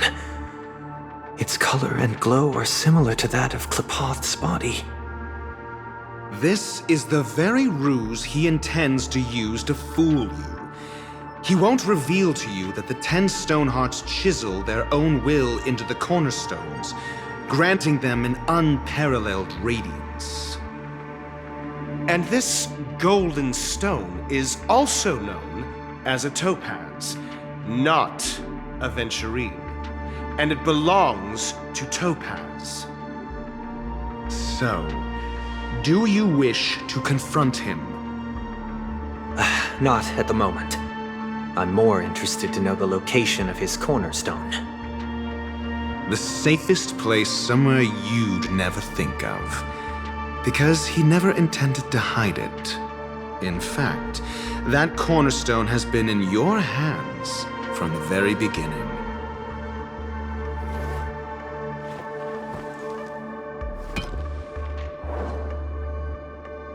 I see. This bag. Mixing a cornerstone, more precious than life itself, with a bunch of worthless jewels, disguised as a gift of money waiting to be confiscated, is indeed in line with Mr. Aventurine's style. Then he makes up some trivial excuse, downplaying the matter, and requests the gift money. This is a gamble, one he's all too familiar with, betting on your single misstep, leading to a total loss. Learned doctor, I am grateful for your help. The family will surely reward a righteous person like you. As for the villain, I hope he retreats in humiliation. It was all thanks to your friend with a keen eye that I could add a blot of utter failure to your storied career. Ratio, you wretch. Finally shown your true colors, huh? Oh, and just to remind you, you currently only have 17 system hours left to live. Treasure your remaining time, and savor the delectable aftertaste of defeat. You might as well explain yourself a little more clearly. What I performed on you just now was the Harmony's consecration. You were to show allegiance beneath the illumination of their grace, yet you acted willfully, uttering nothing but falsehoods, transforming the consecration into a trial. I genuinely see no reason to absolve you from it. Is this what the harmony represents? But is it built upon constraint and coercion? You misunderstand, Mr. Aventurine. Punishment is meant for the irreverent. But I have seen your resilient spirit, and thus I offer you the possibility of a new beginning. Throughout these 17 system hours, you will be unable to escape the dreamscape or contact any of your companions. You only have 2 paths before you, and it all depends on whether you can complete my test within the time limit. Should you succeed, you will be able to coalesce into the harmony and be with your family. If you fail, you will suffer the wrath of the eternal Centurion and fall into an abyss of doom. Sounds like I'm gonna end up the same either way. I indeed do need a servant to help me uncover the evil hidden in the family from an external perspective. I will purge the evil from the inside and bring the real culprits to justice within 17 system hours. When the time comes, compare your findings with mine. If both our findings align, or if you can provide me more insights, then they will truly be able to grant you mercy and honesty. Shameless hypocrites. You took everything from me and still demand the truth? That isn't fair. Your carnival reeks with the stench of cash. Nothing is achievable without it. This is meant to be an act of personal virtue, not requiring the family's support. Your bag is over there. Do as you please. I believe you can trade this bag of worthless jewels for everything you need. That's what gamblers excel at, isn't it? Off you go, Mr. Aventurine. You are free. I will wait here for your good news.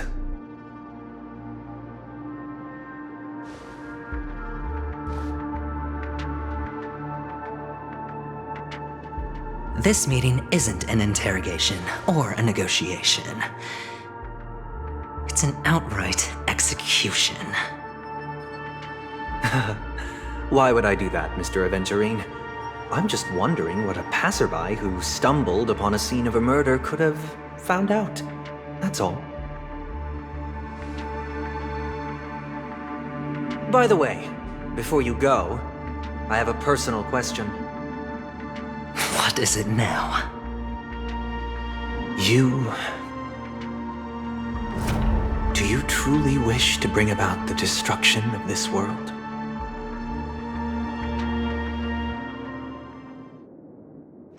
Kakavasha! Where did you go? Oh, are you injured? I got it back, sister. You went to look for them? That's too dangerous. It's just a necklace. It's neither food nor water. We can survive without it. But I can't live without you, little brother. Promise me not to look for those catechins again, okay? Sister, don't be afraid. The catechins are fools, but I'm smart. I played a game with them, and I won. Won? What happened exactly? Tell me. I made a bet with them. The 2 birds in the desert and me. Who will die first? I won. They suspected me of cheating, but I didn't. I won fair and square. Of course you'd win. You've always been a lucky child. Gaiathra Triclops must be watching over you. But that's no reason to push your luck by going up against those bloodthirsty, cruel catechins. Have you forgotten how Mom and Dad...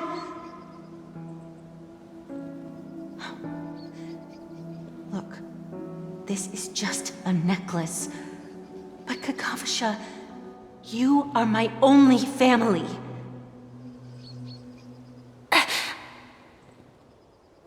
I'm sorry, sister.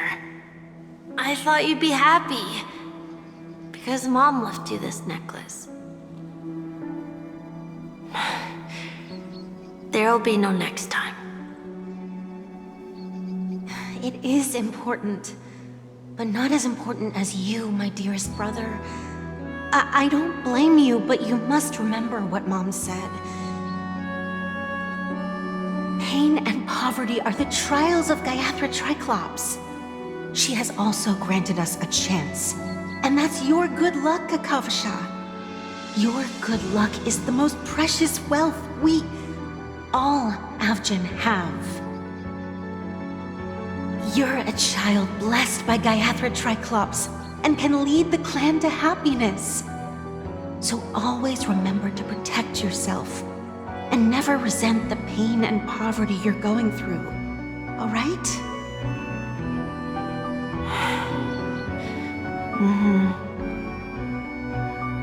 Listen to me and swear to Gayathra Triclops. Okay. We'll swear to Gayathra Triclops to protect this wealth. But sister, if Gayathra Triclops was really watching over us, then why did she not protect Dad when he was swept away by the quicksand? After all, Dad went to the Catechins' land only to prepare for Gayathra Triclops' offerings. And where was Gayathra Triclops when Mom was shivering in our arms? Mom was still pleading for Gayathra Triclops' forgiveness under her breath until the moment she closed her eyes. Sister, everyone praises me for being smart, but I don't get it. If every rain pour was Gayathra Triclops' forgiveness and grace, then how bad were our sins? So much so that we were born in this world of death?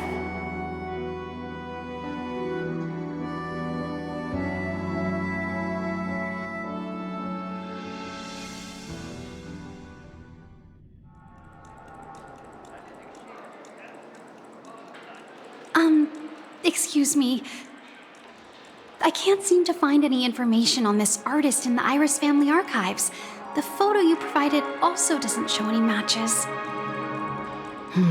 Just as I thought.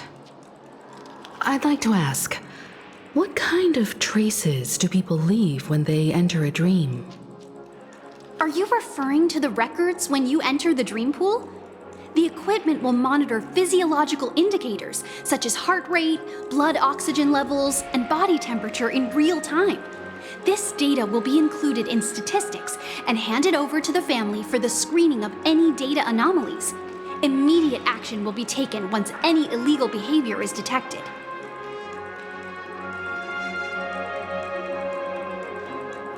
Please rest assured, your vitals are monitored in case of emergencies, allowing us to wake you if necessary. This is all for the safety of our guests. Can I trouble you to access the records? I apologize. The hotel does not have access. This information is managed by the Bloodhound family. We can only gain access if there's a problem. Looks like nothing can be found here. At least we know who to look for next. We can ask the Bloodhound family for information. Thank you for your assistance, Miss Allie. By the way, is Miss Robin doing fine? We are looking forward to her performance. Fine? What does that mean? Is there something wrong with Miss Robin? The preparations for the Charmony Festival have been proceeding smoothly, so I guess things are pretty good. I believe she will be able to put on a spectacular show for all of you. I'm sure. Sure enough, no one knows about Miss Robin. I'm not surprised. But that Miss Firefly is truly mysterious. There's no information on her in the hotel system. Even if she's a stowaway, she should have a disguised identity after entering the planet. She's also in the running for the legacy. How is she going to sneak into the dreamscape unnoticed? Is there any other way to enter a dream? Besides the hotel room's dream pool?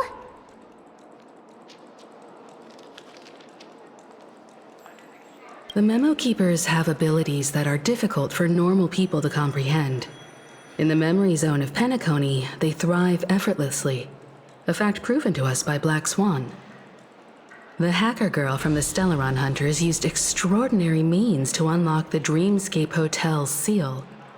According to the scene witnessed by him, it is likely that they are behind Miss Firefly's case.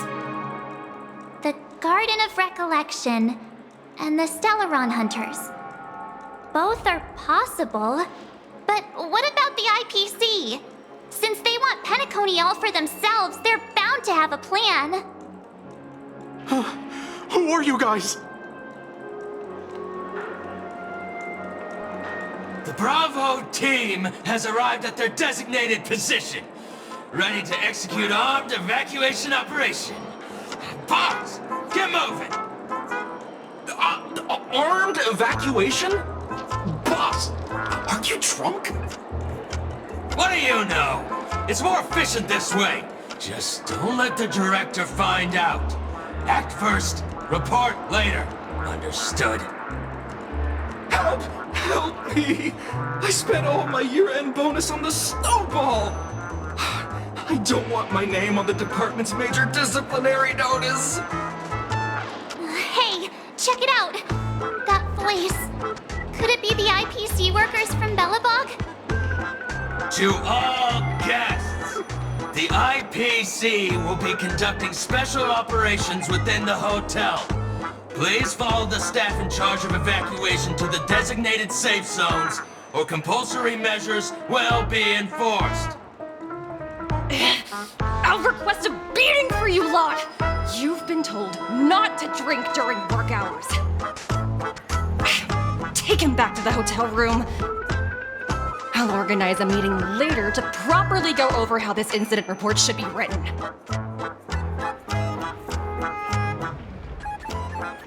Miss Topaz? I never thought I'd run into you on Penacony. Long time no see, Astral Express crew. Aventurine has told me a lot about your happenings.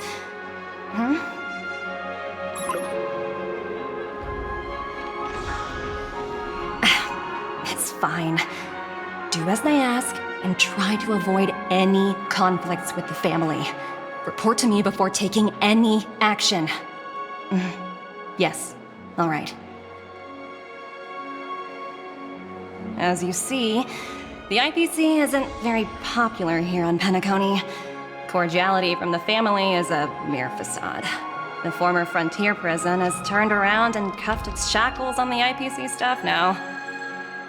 Only Aventurine, who carries an invitation, is allowed to attend the banquet. An entourage like us, we can only sit around in the reality hotel, unauthorized to even enter dreams. No wonder Aventurine's scrambling to partner up with someone. The IPC can't back him up in the dreamscape. His situation isn't optimistic, I hear. You're all helping to investigate some dirt on the family, are you not? Let me know if you need anything outside the dreamscape. The IPC always treats its partners well. Thank you, Miss Topaz. We're on our way to the Hounds to verify some intel. Perhaps you've had dealings with them? Yep. They're tailing us right now. Why not go and talk to them? It'll take the spotlight off me. Being constantly stared at is really uncomfortable.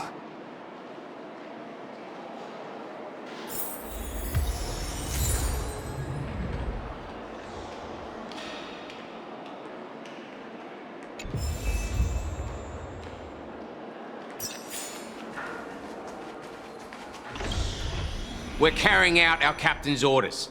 What do you want? We made a mistake last time, and we're working hard to rectify it now. We don't have time for anything else. Surveilling the IPC executive Topaz, ensuring that she stays put at the Reverie Hotel during her time on Penacony. We've got the right one this time. So that's it. They were the pair who were after Firefly at the time.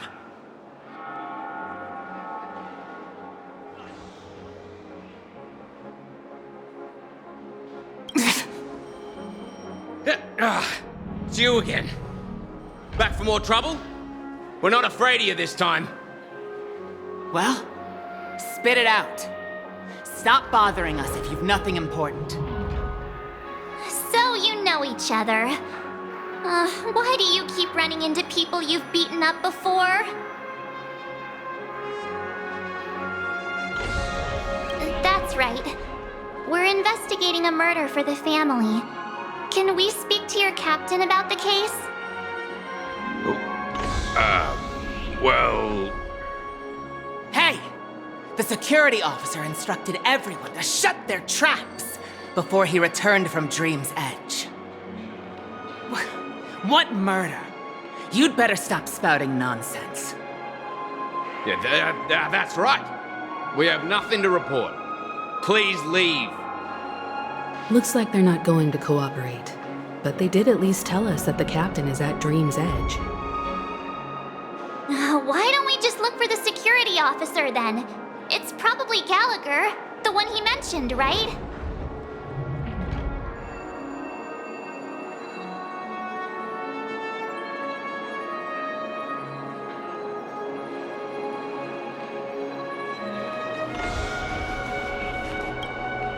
How does it feel to be in business with Aventurine? I bet you're not used to it. That's just his style. All or nothing is his mantra. He's always cozying up to his clients while egging them on to undertake some dangerous assignment with him. But everyone has their merits, so I won't comment further. But Aventurine's luck has always been good. He's always closed all his cases without a hitch, and basically never lost a gamble. Which is why, on the issue of retaking Penacony, I'm watching with keen interest.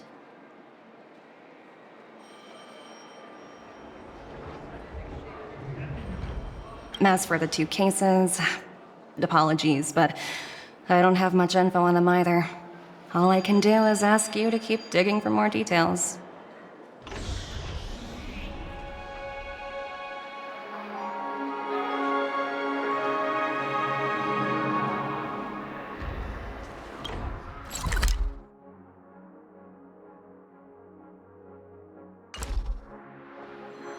Please, continue to investigate the case. All I can do is sit tight in the real world. I look forward to hearing your progress.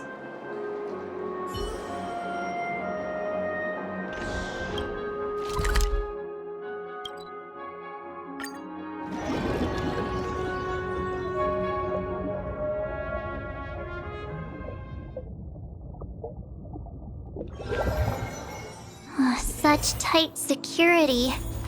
I bet they're stumped by the case as well. Gallagher. Gallagher. Where could he be? Apologies. The Bloodhound family is running an investigation up ahead. No unauthorized personnel allowed. Hold on a minute. I think I've seen you before. The gray-haired one. How much trouble have you stirred up exactly on Penacony?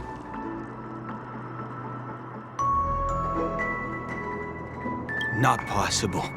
It was you the last time, yelling about some clockwork friendship while beating me up with that silver-haired girl.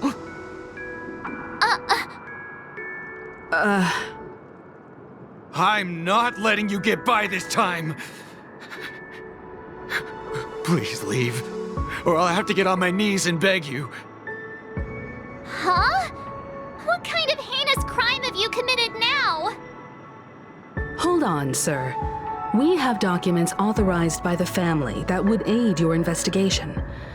If it wouldn't trouble you, could we see this Mr. Gallagher? Who exactly is this Gallagher you keep talking about? There's been a few people mentioning this name. Even the one with the gray hair. He didn't send you all here? It was the security officer who dispatched us. That's all I can divulge. He'll do! He's the one we've been looking for! Sorry, no can do. The boss said that since it's a matter of the family's reputation, no one's allowed through. Everyone, please leave. There's really no need for us to make things difficult for each other, right? We're really sorry for troubling you. Let's think of another way. Another way. That's it! Didn't they say something about that? What was it? Clockwork? That got this guy to change his mind. Can you perform it again? That, clocky magic.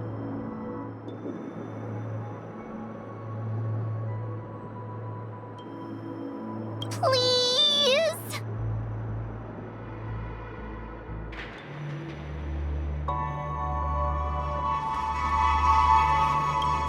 Sorry, no can do. The boss said that since it's a matter of the family's reputation, no one's allowed through. Everyone, please leave. There's really no need for us to make things difficult for each other, right?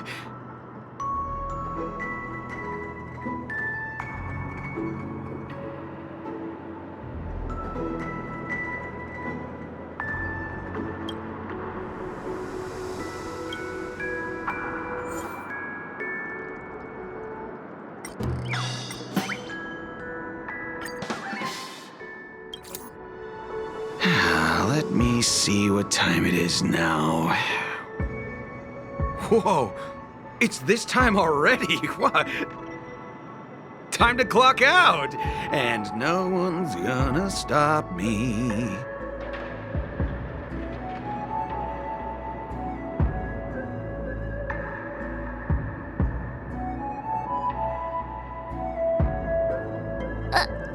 What? Huh? This clockwork trick of yours, it's kinda dangerous. At least he won't be getting in our way again. Let's go find that Gallagher and ask him the intricacies of the case. I was wondering what all the commotion was. Huh. Oh, it's you guys. Welcome. Since you made it here, what can I do for you? Hello, Mr. Gallagher, sir. Judging from your tone, it sounds like you were expecting us. Miss Himiko, you're too polite. There's no need to call me sir. Mr. Gallagher, you even know my name. Of course I do. You folks are from the legendary Astral Express and honorable guests of the Watchmaker. I had an encounter with this gentleman in the Golden Hour. I remember that little silver-haired girl was there too. I'm sorry for what happened to that kid. This is also the reason why we've come to visit you, Mr. Gallagher. The Express can't just overlook the death of that child. So we've decided to help the family get to the bottom of it, in the hopes of getting justice for her. The Nameless involved with the family. What an unpredictable twist of fate. Why? What's wrong with the family? It's nothing. On Penacony, everyone loves the family. No matter how much one resists the beautiful dream, when the time comes, they too will find it hard to let go. Who wants to leave a warm nest? Just idiots, little kids, and inebriated fools. Mr. Gallagher seems to be getting at something. You got it wrong. I'm not. You want to discuss the case? Sure, come with me. This is not a good place to talk.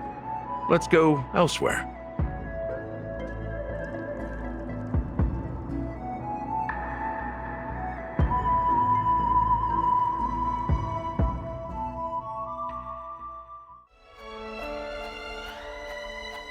Even after that chilling tragedy, this dream is still running effortlessly. Other than the family of the Harmony, it's hard to imagine any other power in the universe that could sustain a building of such magnitude.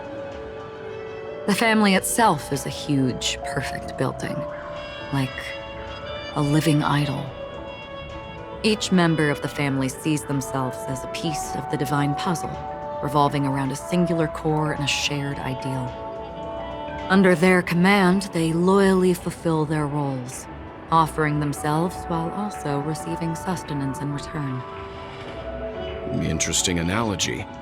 Perhaps that's why Penacony's beautiful dream has persisted for so long. But the human body has its limits, and so does the divine's. That doesn't sound like the kind of comment a Galaxy Ranger would make. Just pointing out the facts. Mr. Yang will definitely have a better sense of what's going on than I do. Why do you say that, Miss Acheron? The beautiful dream is crumbling. But not because of a particular eon, a particular faction, or a particular visitor. Its collapse stems from a certain inevitability of human nature. The family refuses to acknowledge this, and it has ultimately backfired and become a catalyst. As people immerse their souls in the dreamscape, where consequences and pain cease to exist, and only ease and pleasure prevail, they draw closer and closer to necrosis. Regardless of the perceived bliss, death looms as the inevitable conclusion. Also, this necrosis will diffuse and spread. One piece of the puzzle's mutation will eventually cause the entire building to shake, break, and crumble. In the end, the dreams that people built in the name of freedom became the cage that imprisoned them. I'm sure you've gained a lot from this trip, Miss Acheron. Are you willing to share your findings with me? Of course. That's if I remember.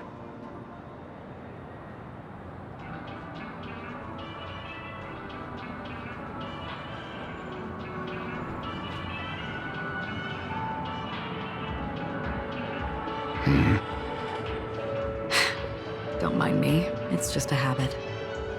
Owing to events in the past, I've become easily forgetful. It's only when this sword is unsheathed that those hazy memories start to become clearer. Take your time.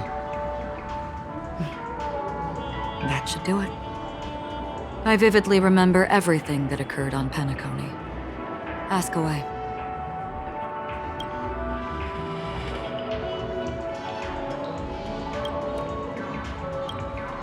The moment of daybreak. I've heard that's where the Dawn Factory, which processes the foundation of the dreamscape, is located. Behind the dreamscape's song and dance stand many imagination factories. Workers create all kinds of whimsical works day in and day out in their dreams. Then they return to reality and sleep on a narrow bed in a room. A far cry from luxury. They say it will suffice. Experiencing the bizarre and motley dreamscape is the best reward. There I encountered a young woman who had just come of age, the perfect time to indulge in beautiful dreams. Her greatest wish was to one day move to the golden hour and see the magnificent garments she had woven with her own hands. For certain reasons, her wish was difficult to fulfill. But I managed to bring her a garment.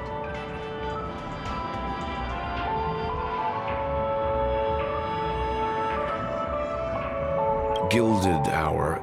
It's said to be Penacony's currency center. Yes. It is a fortress-like financial city, the economic heart of the dreamscape. The Pepeshi people of the Alfalfa family are there to keep it running, sending blood that is made from money everywhere on Penacony. Everyone there is exquisitely dressed and always in a hurry. The greatest wish of the local Pepeshi people is for their future generations to work in the Gilded Hour. I've never met anyone who is willing to talk. I could only stand at the crossroads, watching crowds of people hurrying like the wind through the jungle of steel, only to deposit the alfalfa credits that they'd earned into the bank's vault. I don't know if they would open the vault door, but before I left, I witnessed a well-dressed Pepeshi person plummet from the sky, while those around him continued on their way, unfazed.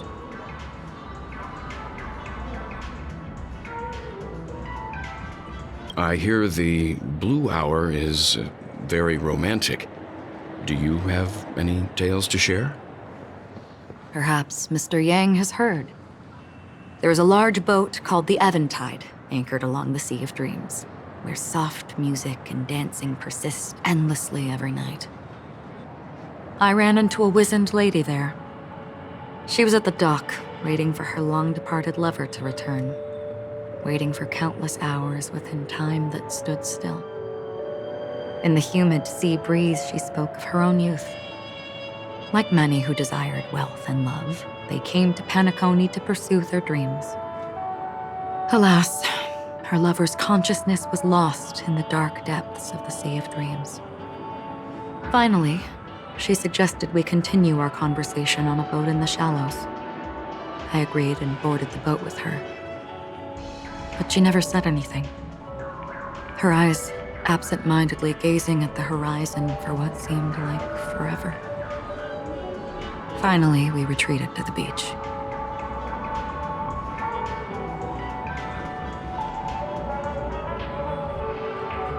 The dreamscape of chic, luxury, and consumerism, the moment of dusk. My companions have been there too. Then you all must have seen those who are attempting to realize their dreams. Or have realized them, scattering money as if it were dust and betting it on all or nothing. Everything has a price, and everything can be bought or sold. Even dreams themselves. I saw an Intellitron there, who was preparing to auction himself. When someone wins a bid under stipulated periods and rules, he would do the buyer's every bidding, becoming that person's very possession. That Intellitron had been auctioned off 12 times, and I participated in his 13th. That was the grandest banquet I had ever attended. But never again did anyone cast another glance at him. This time around, there were no successful bids for him.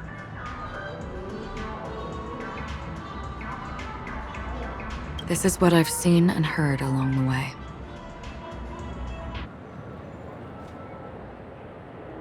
Someone once said to me, Penacony wasn't like this a long time ago, nor should it be. I've traveled through the reality and dreamscape of the planet of festivities, watched the tides of night rise and fall when time stopped for people,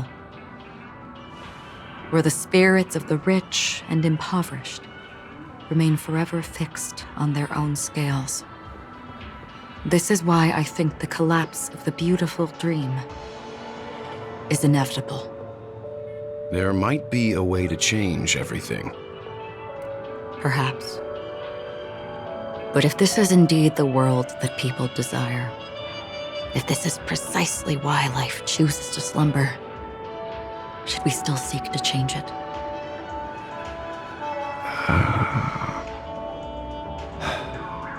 Miss Acheron, now it's my turn to share a story with you.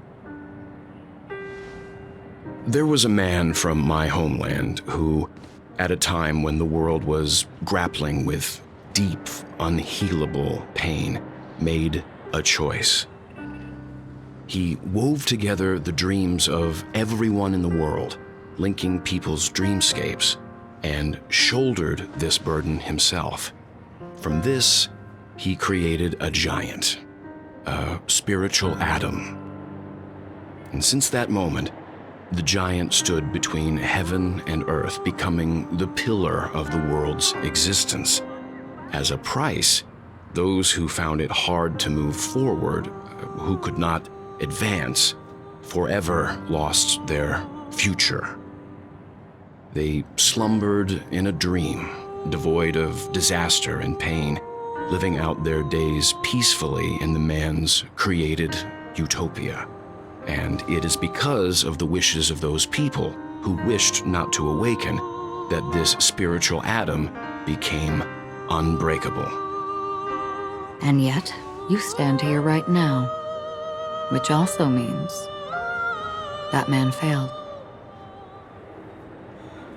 Because people must always move towards the future.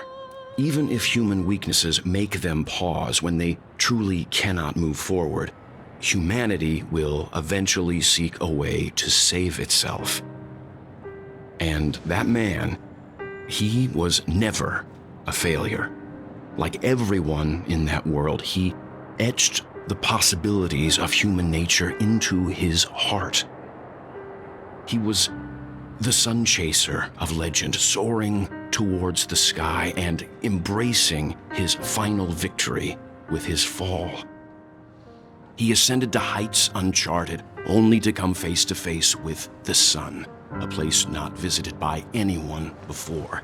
His wings would melt because of it, only for him to fall into the sea. And after that, countless others would surpass him, soaring to even greater heights. A fitting metaphor for the Nameless's trailblazing spirit. Thank you, Mr. Yang. I know what you wish to confirm. The universe has innumerable similar, yet different worlds. In these worlds, there are innumerable people who look alike, yet don't. I too have embarked on journeys, encountering old friends with familiar faces on different worlds, witnessing their destinies follow paths similar to mine. So I will tell you, even if not completely similar, the story you just told, it overlaps with my past, and within that abyssal dream, I ended that man's life. Alone.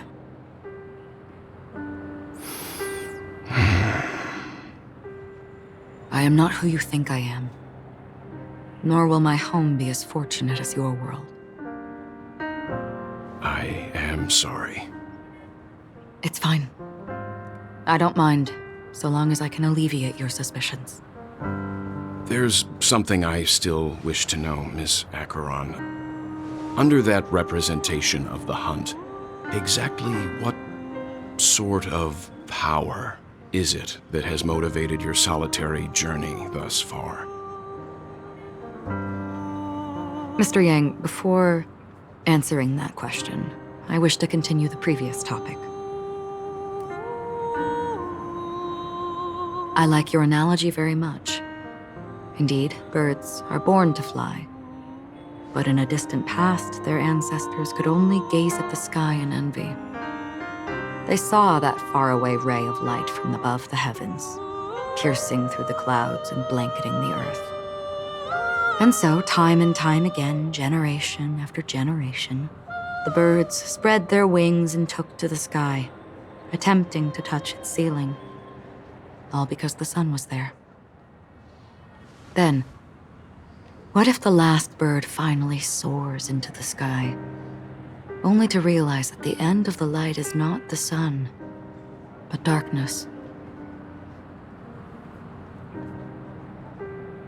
Then why, exactly, do we even walk towards the light?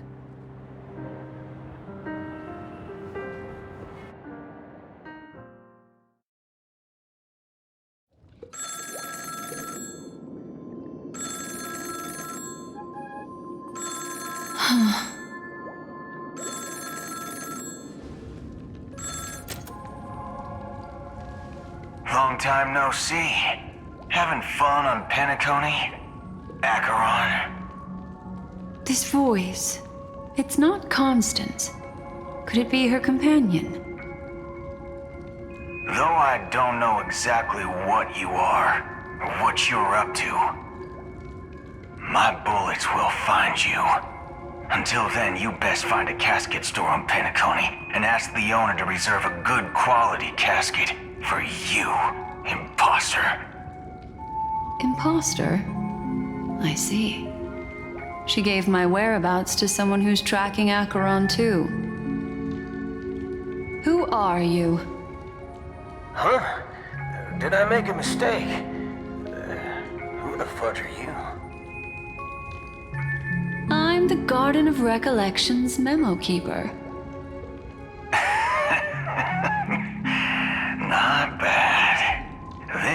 kind of tough challenge I like. You that imposter's bodyguard? Never mind. It's fine. I'll leave a round for you. So get that forehead clean and wait for me. I don't know what you're talking about, but you know Acheron, the Galaxy Ranger, yes? I have something to ask you. Are you asking me to write your will? Sure. Go ahead. Not quite. I only want to ask, how exactly did she become a Galaxy Ranger? She's clearly not a pathstrider of the Hunt, but you are, aren't you? Tell me, what's Acheron's deal? Sure. Never thought I'd come across an ally. Fudge, what a stroke of luck. Well, I'll be on Penacony soon. Memo keeper, go buy a bottle of Hasdana's white oak and warm it up, and I'll raise a glass to you. That lady's passed. Well, nobody knows. But if all you want is a simple answer, sure, you best get a chair and take a seat. That woman, named Acheron, is an emanator who should not exist.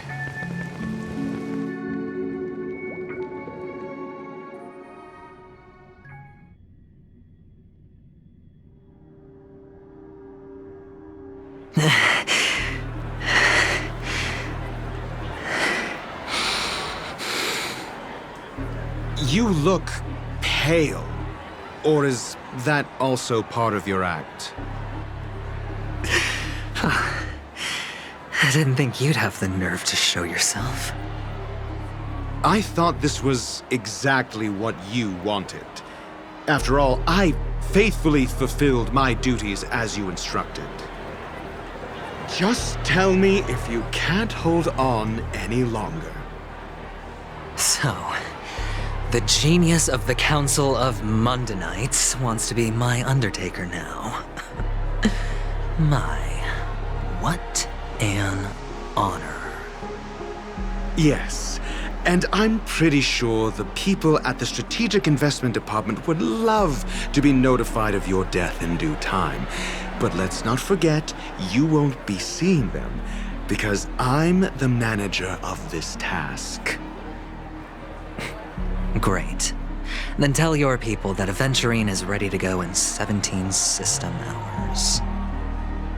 Oh, you've got a lot of nerve. How exactly do you plan on completing your task while your hands are tied by the Harmony? Well, my conversation with Sunday convinced me that there's a traitor in the family, and that they hold the secrets of Penacony. So, I took the opportunity to set everything in motion. I even managed to recover the gift money. Things haven't gone this smoothly since I walked through the doors of the Reverie. Now I'm only one step away from victory. Let's just wait and see. Sounds like a very elaborate way of saying that you failed. That's all I can say. Have you forgotten, Doctor? You betrayed me. Go. Do what you must. I look forward to the sight of the IPC fleet surrounding Penacony. You've achieved what you desired, haven't you? That's true, but what's your plan? Did you conceal an orbital support beacon in that gift money bag? Well, who knows? Maybe that's why I'm handing out cash even when I'm about to bite the dust. You are indeed a gambler. An insane one at that. Well, maybe I am. Who knows? Fine. Here, take this. Open it when you're on your last legs. You'll thank me. What's this? Medical advice?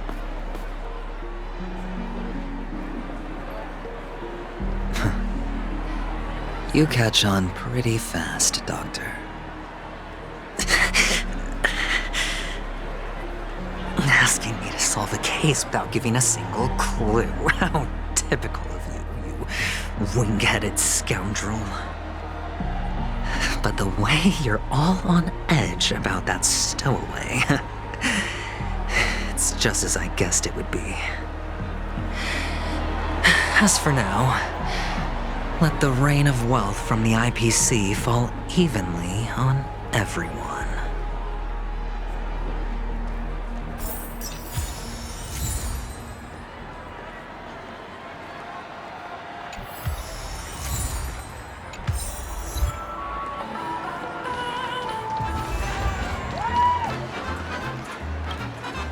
Would you be willing to support my performance?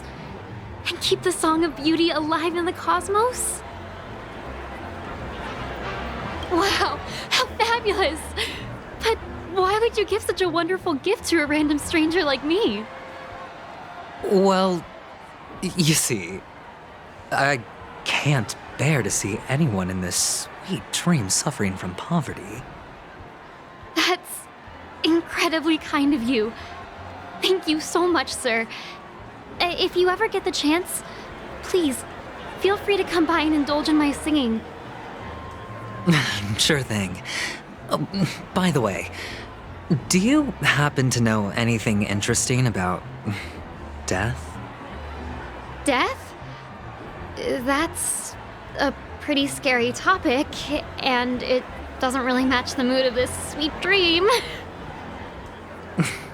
Oh, you see, I'm a tabloid reporter collecting ghost stories in Penacony. As you know, the more chilling the stories, the more attention they get. Maybe you could help me out. Well, if you're up for some gossip, it's not about death, but there have been some rumors about a guest at the Reality Hotel who fell into a deep sleep and didn't wake up. It was like they were in some sort of coma. Nobody knows what caused it, but luckily the customer eventually regained consciousness. Well, all customers are under the protection of the family, after all. Thank you. This will make for a very juicy headline. May Shibe protect us. Unexplained coma. That's actually what happens to your body if your brain dies in a dream. But unfortunately, the customer ended up waking up in the end.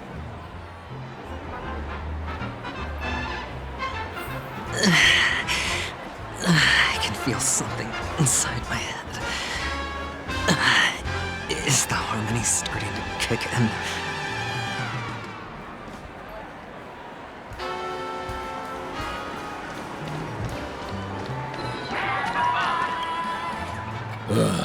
The world has truly lost its way.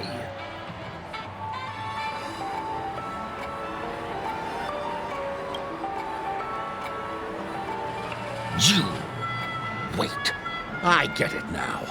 This is some sort of prank show, right? You must have some cameras set up around here to film yourself doing good deeds, right? You youngsters are always looking for a quick way to get an audience. But you know what? A truly great show never comes easy. Oh, a great show will start soon, old man. But before that, I need to ask you something. Do you know where I can find death in this dream? Ah, I see. Another fearless youngster looking for death, huh? Well, let me give you a piece of advice. Don't think you're the first one who's ever thought of that idea. Death? Not even remotely innovative. I bought it from Dr. Edward. He claimed it was some exclusive fancy schmancy stuff. Now, what a disappointment. The effects were awful. First, some monster covered in eyes stabs you in the gut, and then all you see are blurry glimpses of buildings and lights. The sky was spinning so fast it almost made me puke. Is that all? Yeah, what else can you expect?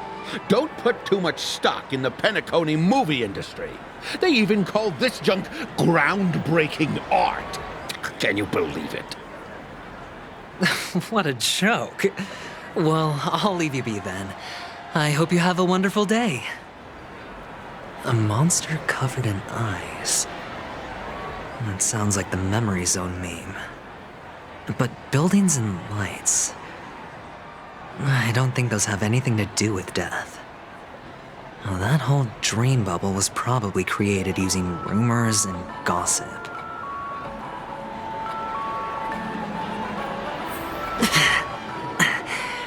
The disturbing voice in my head.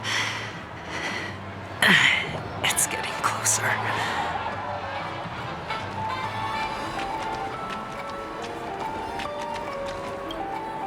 A sip of liquor. A blissful reprieve. To drown 1,000 sorrows. Let worries leave. I know I have what it takes to become a poet.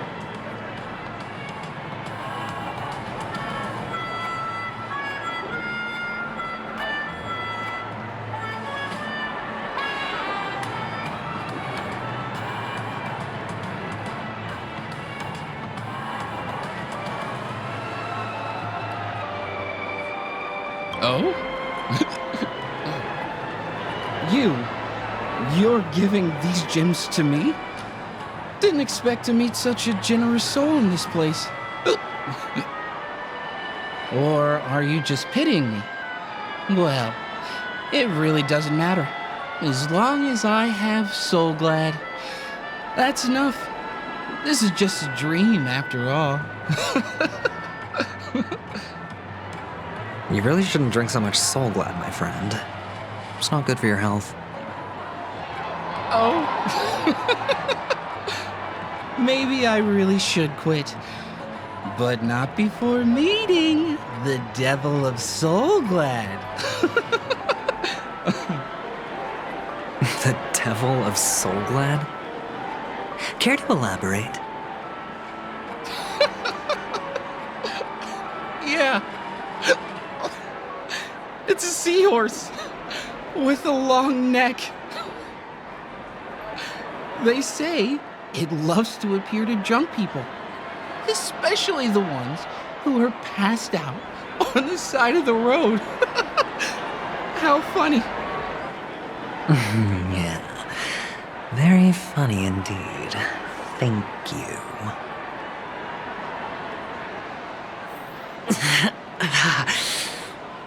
Does everyone have to go through so much torment before joining the family? Darn it. Now I just want to dig out my brain and use it as evidence.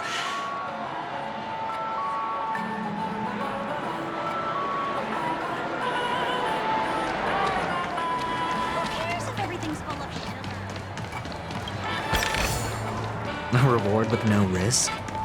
I'll take it. Take care, my friend. If you ever find yourself in danger, remember that the hounds are always ready to help.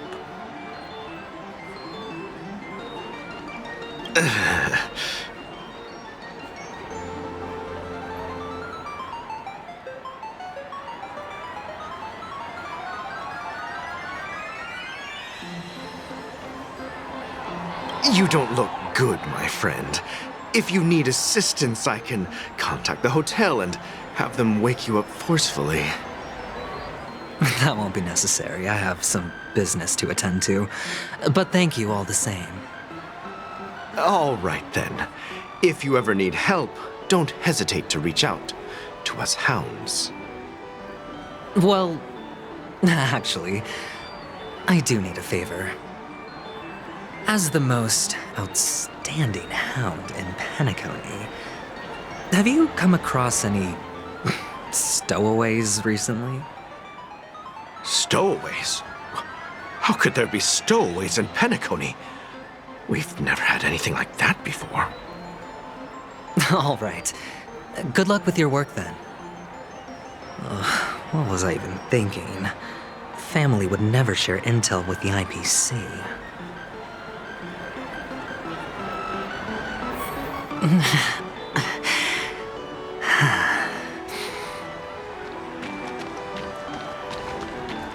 This is the one. You want to talk to me? Sure, but nothing too sensitive, okay? Huh. Wealthy people have fancy ways to enjoy this dream. But to be honest, I've never seen anyone who gives out money to others like you. So, are you trying to be the prince from the tale, handing out his gold leaf garment and melting his lead heart in the fire? I'm flattered. I'm no prince, and I just thought these gems would help you speak. So, as an investigative reporter, maybe you've heard something about death? Another curious soul. I see. Well, that was actually the topic I was most into when I entered the industry. But my boss shut it down. How did your boss talk you out of it? Well, she simply said, covering baseless urban legends like that would make us look like some third-rate tabloid. I thought about it, and she had a point. Reporting on stuff like blowing out birthday candles and getting spooked by nightmare ghosts isn't exactly professional material. Guess she's got a point. Thank you for sharing. This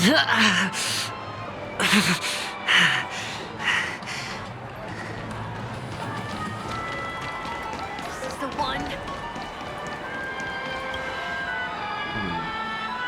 Were you wanting to talk to me? Sorry, I thought you were checking out something behind me.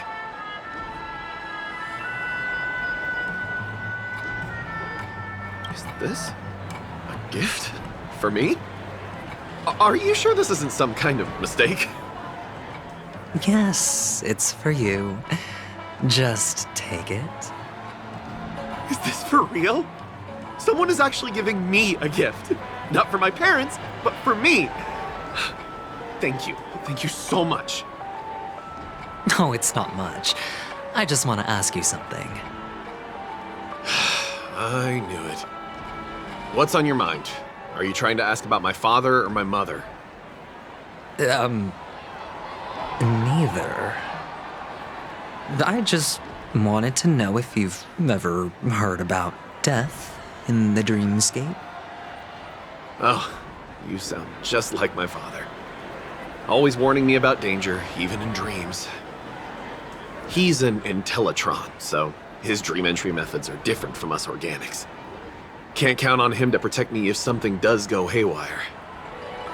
Funny, right now I'm still under his protection. How ironic. Hey, stay positive. Gold will always shine one day, right?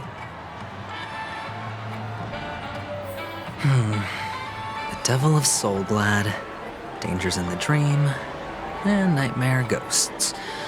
Well, surely death is a popular topic in this sweet dream granted by the family. I've collected a bunch of rumors, but no useful clues. The gems in my bag are running low. Well, let's see if my last lucky interviewee brings some surprises.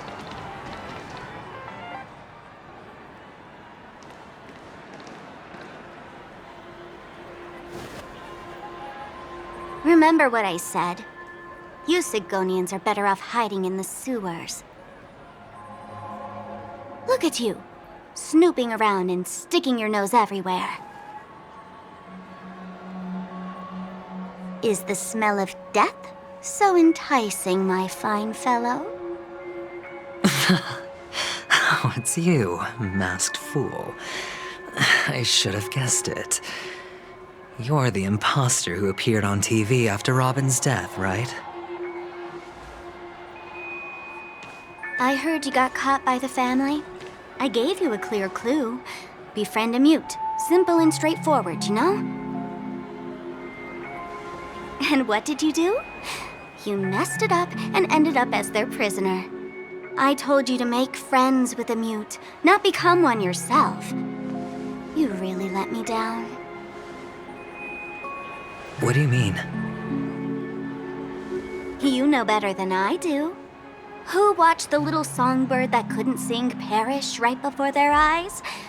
You did, Blondie. No, I mean... What did you mean by becoming one myself?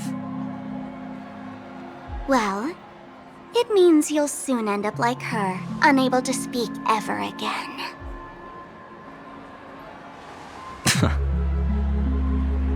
But it's a good thing if you ask me, because... Because I'm getting closer to the truth, right? Oh? Why else do you think I'm handing out cheap trinkets all over the streets, fool? All part of the act. Fool's bait. The more pathetic I seem, the more likely you'll come sniffing around. So, now that I've drawn you out, will you reward me with an answer for my efforts?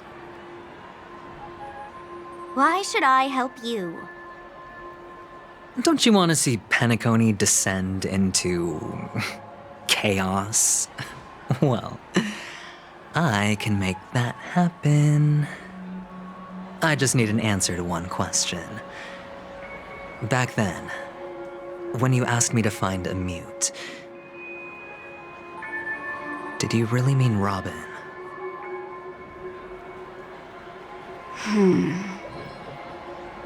And what if I say no?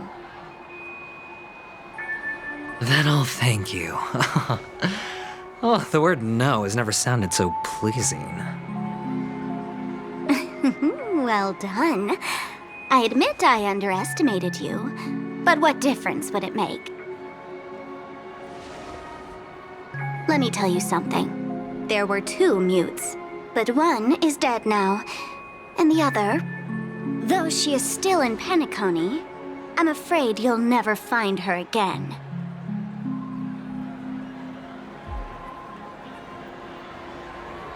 Now I'm completely sure that I was on the right track from the beginning and never strayed, fool.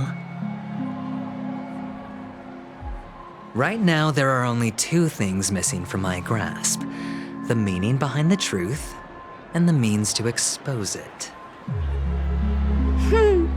How impressive. That's quite a fancy way of saying I haven't learned anything so far. Not exactly. I've gathered enough clues to prove its existence, and that's enough for me. As for the answers to my questions, I'll find them within 16 system hours. Oh, really? Only 16 system hours? Well, let me lend you a hand. Here you go. This is my precious, mutually assured destruction button, and I have one just like it. When either of us presses it, the other and the whole of Penacony will go up in smoke. If you're really so desperate for the IPC to take over Penacony, blowing up the chessboard isn't a bad idea. Start from scratch. That's where the IPC excels, right?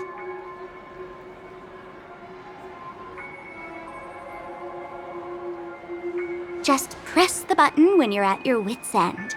And of course, feel free to reach out to me for my hospice care, too. Oh, deadly button, huh? Well, I guess the family didn't take your threat seriously at all. Otherwise, how on earth did you manage to bring it in here? I have my own ways. That's all you need to know. Well, I'm afraid I'll have to decline your offer. Who knows if your little gadget will actually work. By the way, I have no plans to search for the other mute friend you speak of, but it's good to hear that he's still here in Penacony. I'll handle the rest myself. I'll orchestrate a grand finale for the downfall of the family. And at the climax, the walls will crumble, people will wake up, and those who couldn't speak will find their voices again. When that time comes, go ahead, press the button, light up the sky with a magnificent fireworks display for me. Catch you later, fool. You're still talking big, but sure, if that happens, I'll stay true to my word. Just don't let me down now, okay?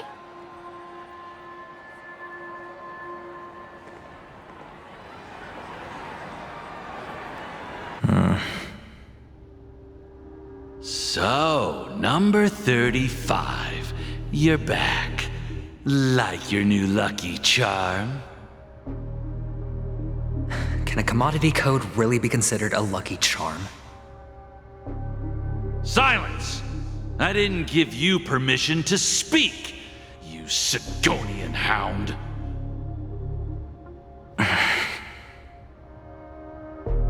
The guys in black didn't say much, so I've no idea what you did to save your skin in that massacre back in the day. But I figured you must have had good luck, so I bought you. From now on, you and your good luck are my assets. Are we clear? Your first task is simple. In addition to you, I've purchased 34 other slaves. Go, play a game with them. If you come out alive after 2 days, it proves that you're the real deal. You're insane. Testing out if you're a good product. Aren't you worried that the money you spent on me will go to waste? I've got stacks on stacks, Blondie. The slave market is never short of self-righteous brats like you. But you look good, and that's why many customers are betting their fortunes on a scrawny brat like you. So go along now, and don't let your master down.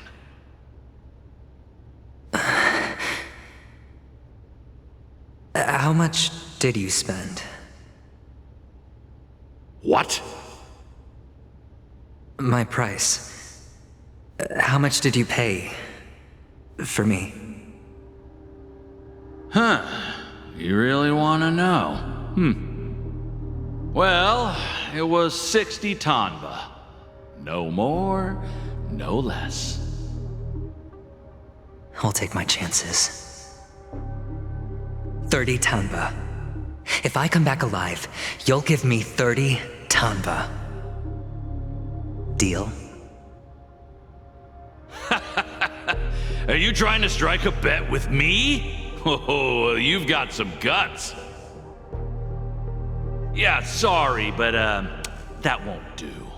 Don't forget your place, slave.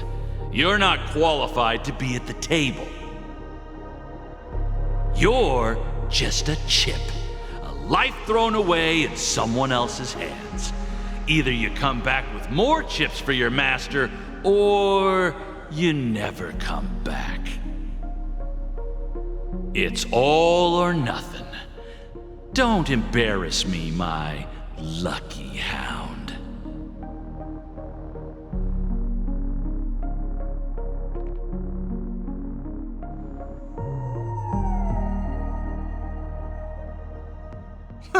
What brings you here, Gallagher?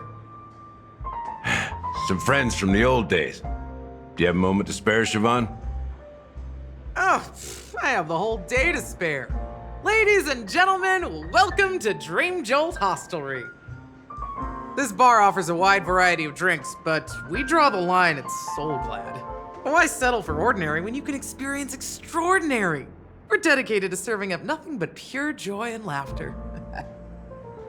What would you like to drink? I'll whip it up for you. Oh, look! A lady as cool as Serval! Who's Serval? Will you, introduce me to her? Huh? Oops. She's heard us. Just spare them, my esteemed bartender. I'll take over the bar today. I'm getting up there in age, and I need some practice before I forget the skills that used to put food on my table. Where did you stash the ingredients? They're all under the counter. Since our guests have traveled from afar, shouldn't you whip up some special drinks? That's exactly what I had in mind. Hey, my friends, do me a favor. Go around the bar and bring me any ingredients you fancy. The discussion might take quite some time, so I'll prepare some customized, non-alcoholic drinks for you. In the bar? But aren't all the ingredients right there on the counter? Why, we're in a dream, my lovely lady. You can help yourself to anything if you wish for it. Comfort, hunger, confusion, or even boredom. It's all within reach, right at your fingertips. Oh, did you hear that? She just called me my lovely lady. Even in reality, mixing drinks is more than just throwing ingredients together. A bartender needs to capture the bar's atmosphere, master technique, and spin a tale of mystery and anticipation. Only then can a perfect drink crafted with a customer's life story be created. In other words, what you get from your drink is down to luck, so don't overthink it. Indecisiveness has no place when it comes to enjoyment.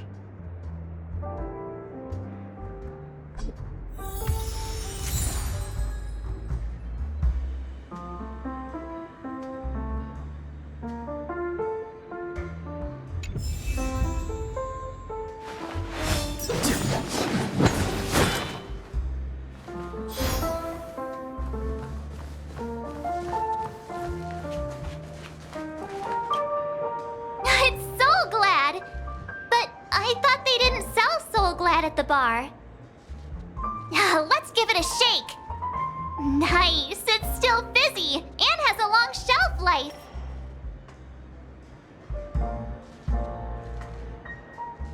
That's possible. You see Soul Glad everywhere these days, so it wouldn't be a surprise if someone brought a bottle here. Why don't they sell Soul Glad in this bar? Did something happen? It's all about the bartender's pride. It wouldn't make sense for customers to come here and order drinks they can find anywhere else. That's the mindset I use when I brew my coffee. You're right, Himeko.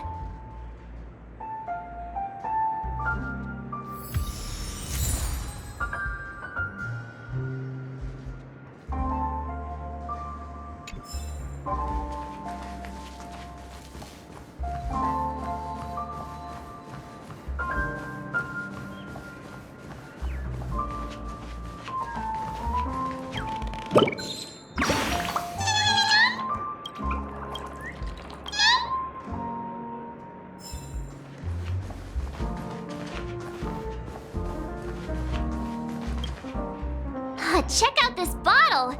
The liquid inside looks beautiful! And the label reads... Dream Syrup, thick. I don't see an expiration date, but the production date is... half an amber era ago? Ugh, drinking this stuff can't lead to anything good. That's for sure.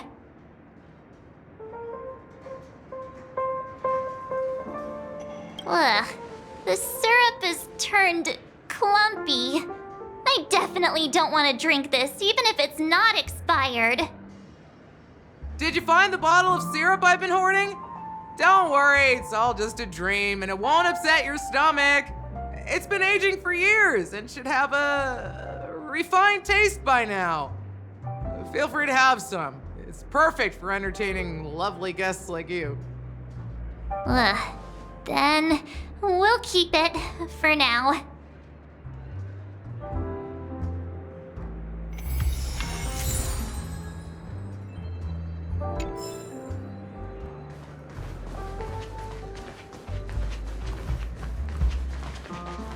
That being said, mixing a drink is way simpler than you'd imagine. Just pick your favorite ingredients, toss them in a glass, mix it up, and it's done. So go ahead, explore the bar, and bring me any ingredients you prefer. Go ahead, my friend. I'm sure you'll find splendid ingredients.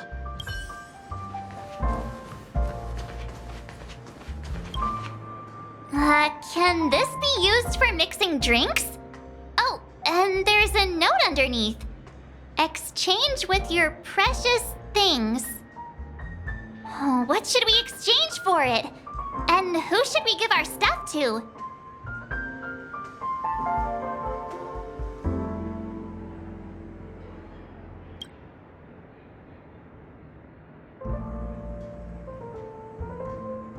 Whoa, the words on the note are changing!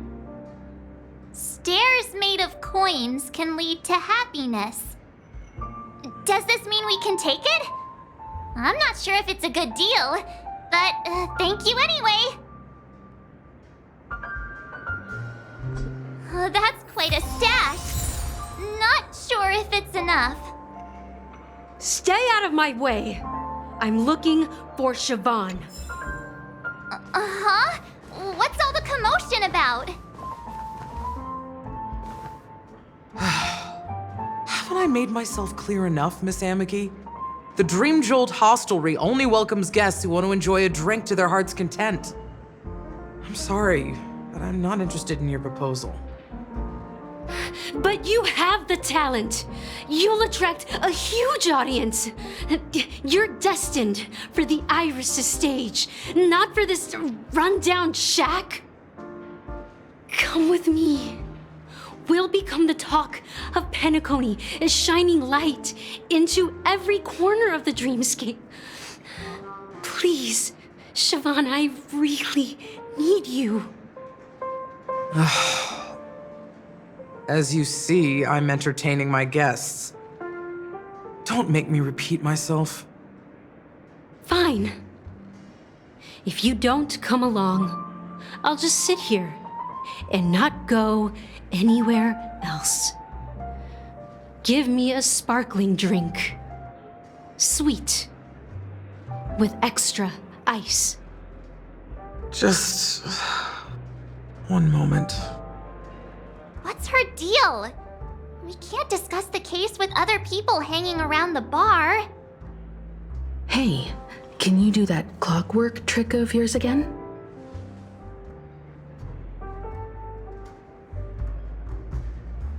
Yeah, I'm counting on you.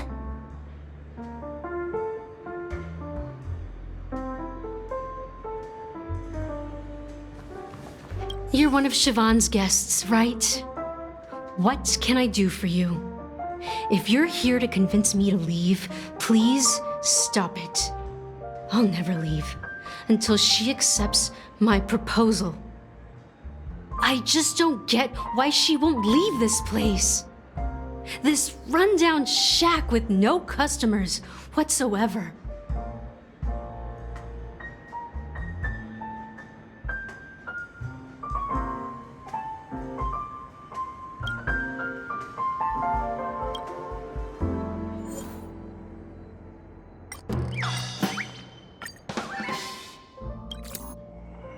I've seen it.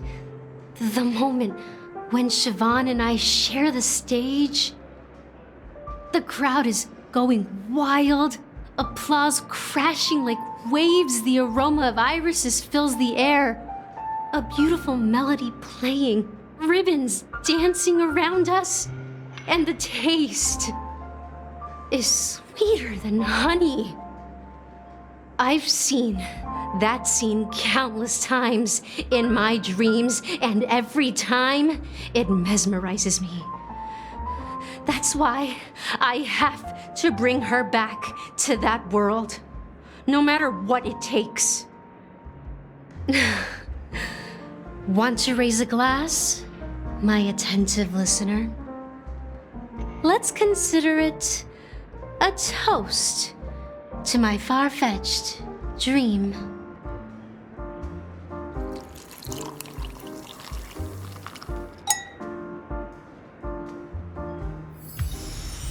She's still not leaving. Maybe I'll have to try again.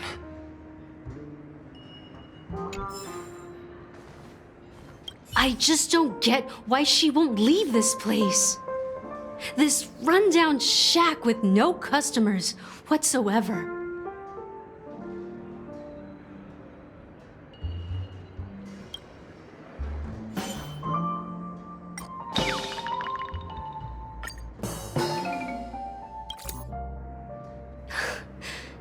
It's ridiculous, right? Our paths were never meant to cross, yet I'm still holding on to her. I'm too timid and shy, longing to shine but afraid of stepping into the spotlight. I need her guidance because I'll never be able to do anything alone. You don't know Siobhan's past, and you have no clue how radiant she used to be. Even among the talented Iris family, her skill was unmatched. I know she probably thinks I'm just trying to ride her fame to get ahead. But all I want is for her to reclaim her place.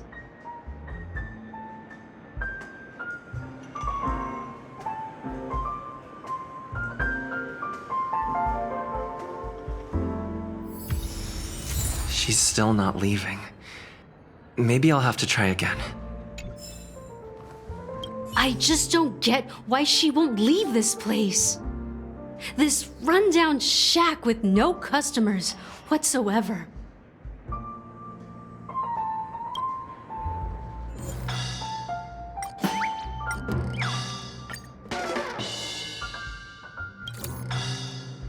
Those darn Iris jerks! They're the ones who forced Siobhan into hiding here, running this pesky bar. It's all their dirty scheming. I get it now. She's not leaving because she doesn't want to run into them again. I can help clear the way for her. I can do her a favor. I'll go back and write a letter to the Dream Master exposing the crimes committed by the Iris family. Siobhan will definitely appreciate it. Well, talking to you has got me feeling a bit down. My thoughts are swirling, making my mind clear, and bringing tears to my eyes. Maybe I should find a place to reflect on what Siobhan truly means to me. Here's the payment for the drinks. Please, pass it on to her. I'm leaving now. Amaki has left? That's good for her. Radiant dreams may be enticing, but they're nothing more than dreams. Her drink is on the house. Please keep the money. When you're ready, go to Gallagher. I can tell he's itching to show off his skills.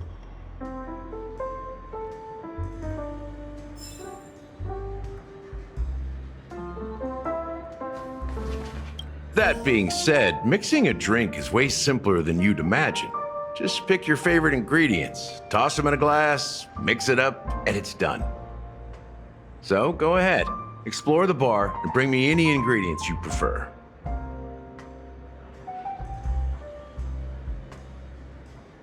Nice work. Let me take a look. You found some interesting ingredients there. Now, take your pick. Each drink has its own unique flavor, and the base ingredient sets the tone for the initial taste and the lingering aftertaste. So, which one would you like to use as the base?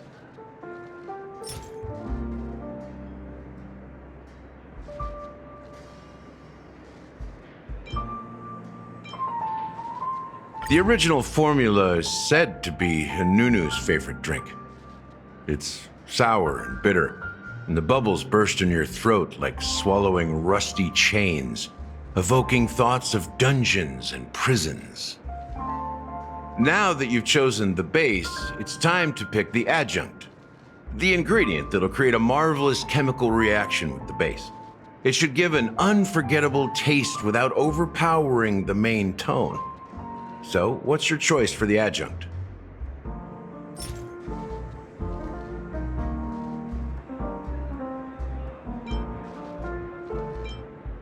The taste is not very intense, yet evocative. After those despicables sent Mikhail away, I found myself lost in the wilderness of my dreams. They say that even the dirt here oozes with sweetness. All I tasted was stoic bitterness. Mikhail. Almost there. Let's pick a decoration. Which style do you prefer? Anything you need, I've got it.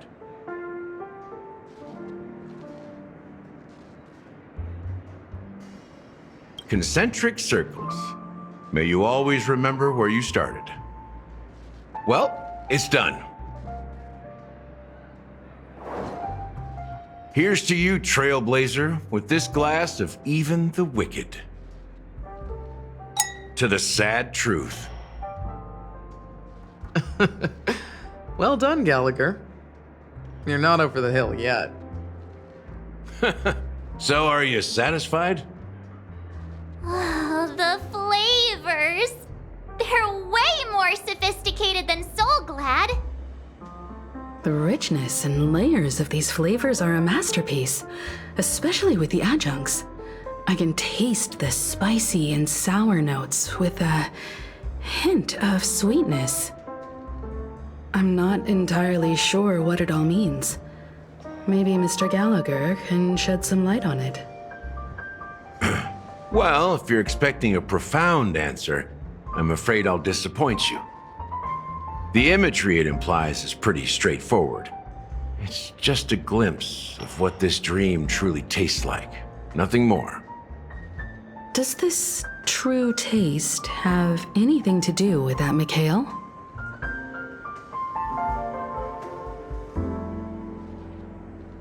Yeah, that name does sound familiar. When you got knocked out by that masked fool girl, I think I heard someone calling that name. Do you remember? I was right about you. You guys seem to know quite a bit, and now there's no reason to hide anything from you anymore. Let's dig deeper into the case, and of course, I'll tell you a story about Mikhail. All right, let's start with what we know based on the clues the family has. It seems that Firefly isn't a local or an invited guest. In other words, she's a stowaway. She managed to fool me at first. My age must be getting the best of me. But here on the planet of festivities, stowaways are a common sight. You're bound to run into one sooner or later. After the incident, the hounds wasted no time searching for that girl in both the dreamscape and reality. But here's the thing. We only received bad news, and the trickiest kind at that.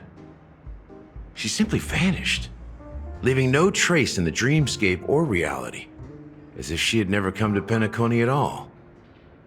Huh? Does that mean... That's impossible. The problem now is not that she's dead, but that it's as if she had never existed in the first place. Let me be frank. This case, actually, He's unlike anything the Bloodhound family has dealt with before. Dealt with before? So, death does happen in Penacony, if I understand correctly. You've witnessed it, so there's no need to hide.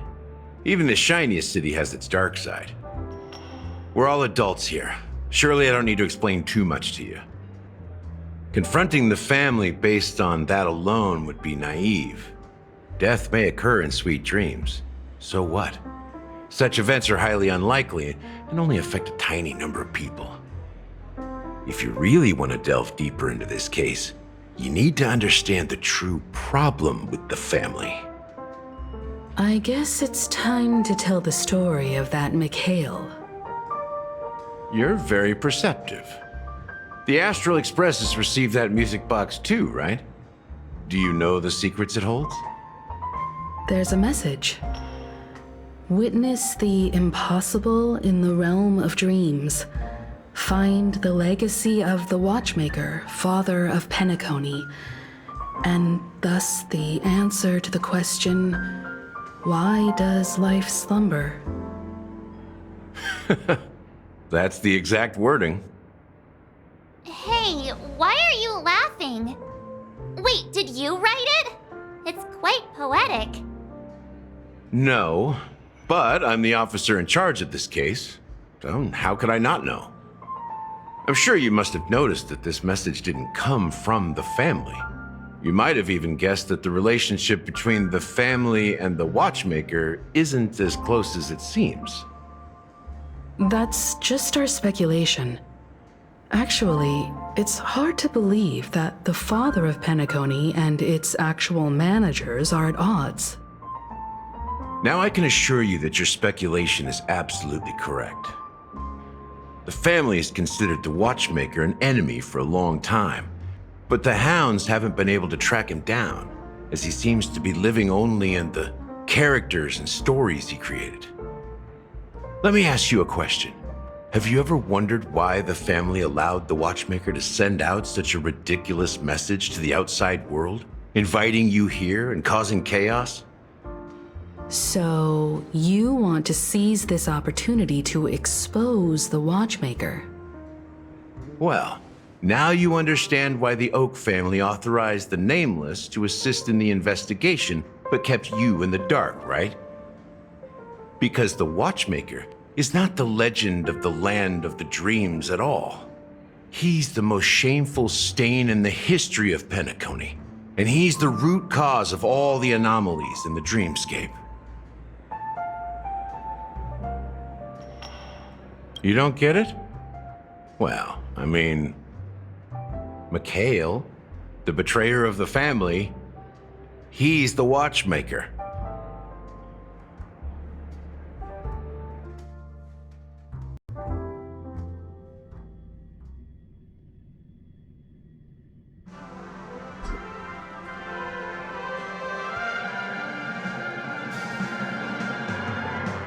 Here we are. Clock Studios Theme Park, the most popular entertainment center in Penacony. Wait, aren't we supposed to be discussing the Watchmaker? I would have expected you to take us to maybe a library or an archive room of sorts, but an amusement park? The culture of a city reflects its history in the most authentic way. To you, it's a fun place, but to me, it's a prison for the planet's past. You know that Penacony used to be the IPC's prison planet, right? All the prisoners were brought here, helping the Garden of Recollection salvage the leaking memoria from the macro void. The prolonged exposure to high concentrations of memoria caused a unique phenomenon. The dreams of countless prisoners intersected and overlapped, and people started meeting each other in their dreams, living lives that were almost identical to reality. But everything has a price, and sweet dreams are no exception. In the end, the dream world was unable to alleviate the suffering of prisoners in reality. One of the prisoners broke free from the IPC shackles and fought for freedom. He is Hanu, the great leader of Dreamville, the great peacemaker. and the faithful companion of the underdogs. History is always written by the winners. However, it's undeniable that Clocky is an animation that draws from Penacony's actual history. These characters not only exist in Dreamville, but also in the distant past. Once you realize this, you'll understand why we're here.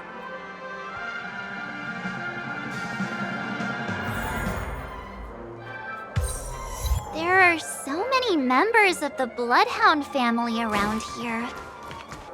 They just received a lockdown order, supposedly from Sunday himself.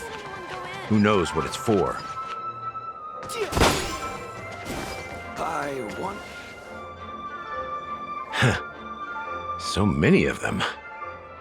I've never seen anything like this, even when they're tracking down suspects.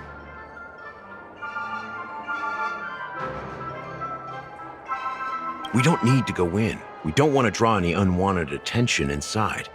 We can just talk here. Let's find a quiet spot and continue our conversation. View here is great, right? We can see everything from here, including Clocky.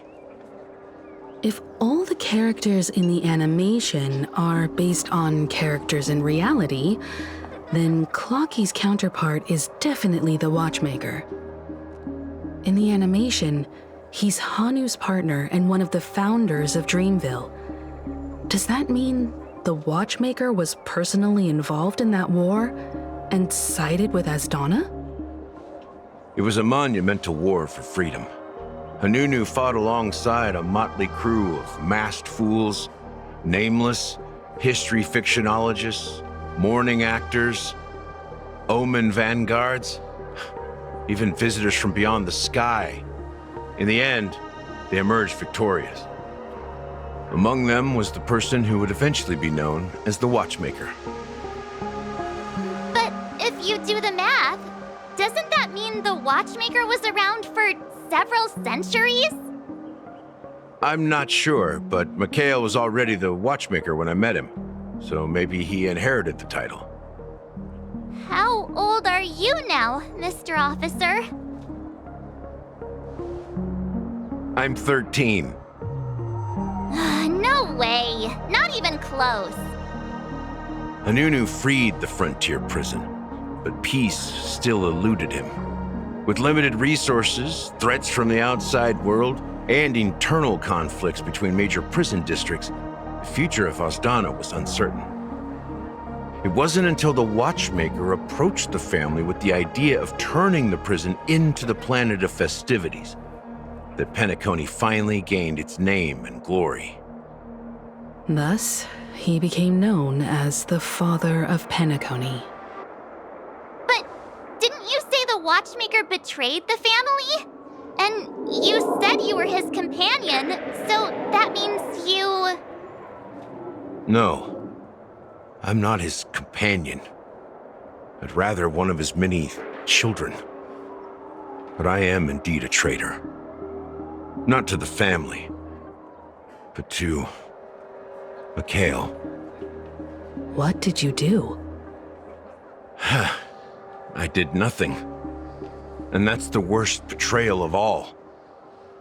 Just like you, I had close companions. We dedicated ourselves to Penacony.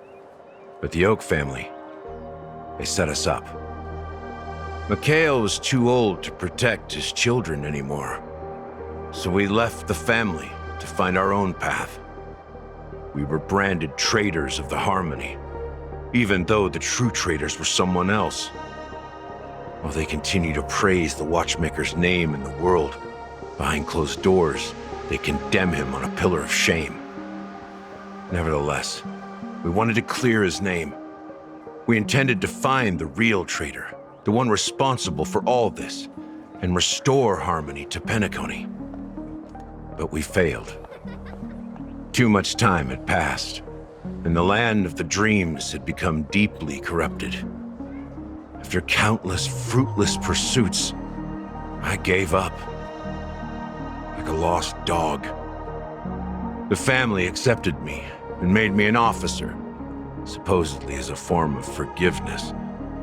But it was actually a punishment. Since then, I've been completely cut off from my partners and my past. As for Mikhail, I heard he died in obscurity, in a place where no one could find him. That's when I realized that the Penacony I once knew would never return. We're truly sorry for what happened. But this is not the end of the story, right? Apparently, someone has inherited the title of the Watchmaker and has been secretly working against the family all this time.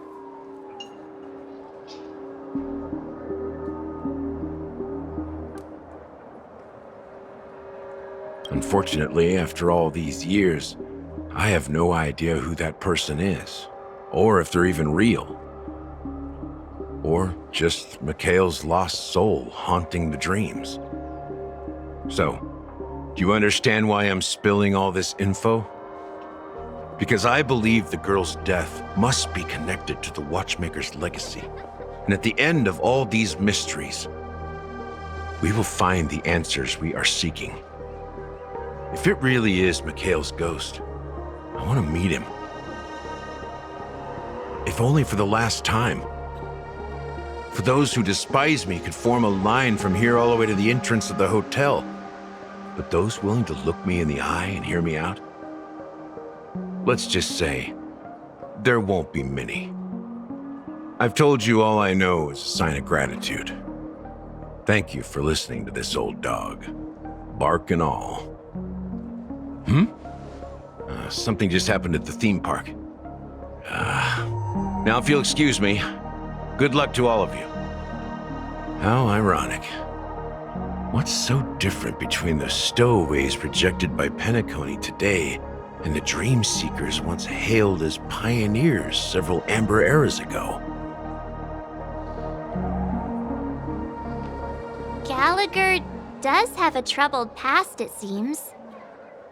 While Firefly's whereabouts remain a mystery, his stories shed light on our suspicions about the true identity of the Watchmaker, his connection to the family, and the power struggles hidden behind sweet dreams and death.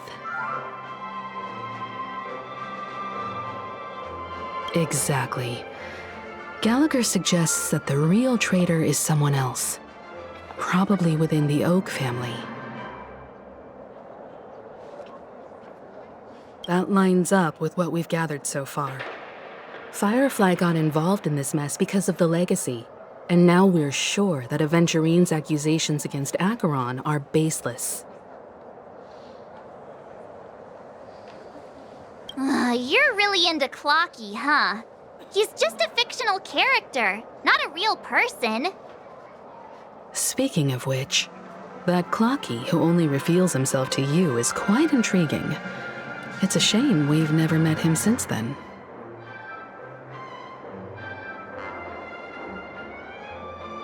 Now that we've confirmed a lot of our suspicions, let's take a moment to think about the clues we have. Send a message to Welt and see how things are going on his end.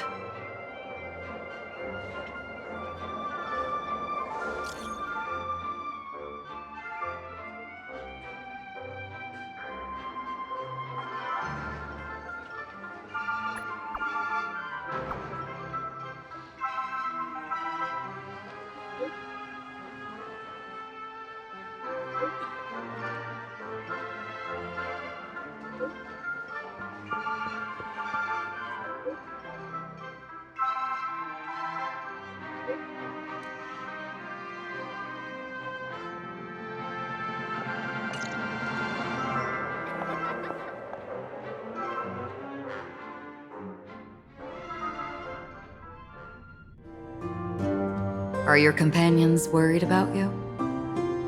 They're just checking up on me. Let's get in and get out. Seems they've made some progress. Looks like we're about to enter the depths of Dewlight Pavilion. It's been a smooth ride. Almost too smooth for a heavily guarded mansion. Let's see if there's anyone waiting to greet us.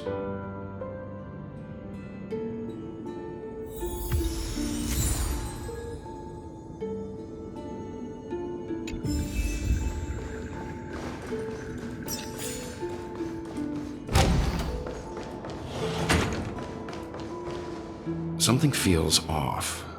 A grand mansion like this and not a butler or servant in sight. Could it be due to the disruption caused by the emergency? Well, this door is open. Looks like we'll have to investigate ourselves. Let's proceed with caution. Just one moment.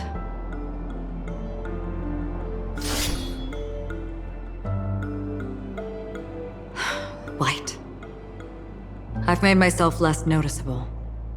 The crew can explain their presence as authorized by the family, but I can't come up with any excuses for being here. I see. What an interesting technique.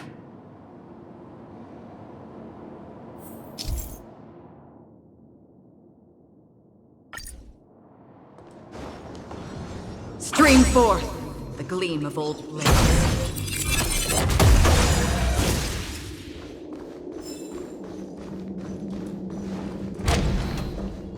The model in the sand pit.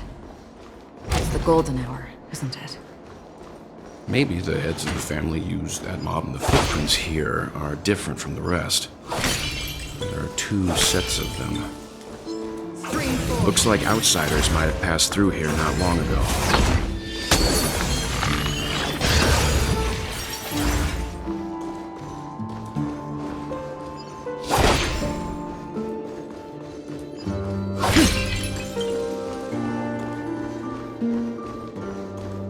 Stream forth, gleam.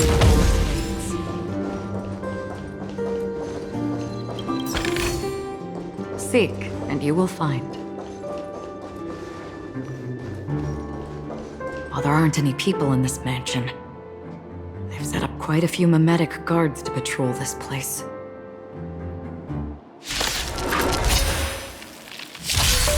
Help me improve! Blade and flight! Swords descend! Still waters of oblivion. I weep for the departed. It too shall fall. How familiar. Strike with heart! Destined for oblivion. Oh, stars, give these trailblazers your blessing. Blade and flight! On the still waters of oblivion.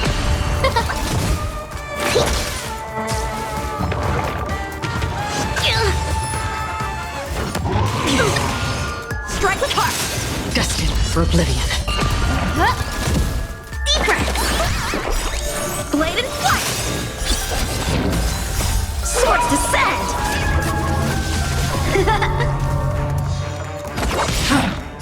I weep for the departed. It too shall fall.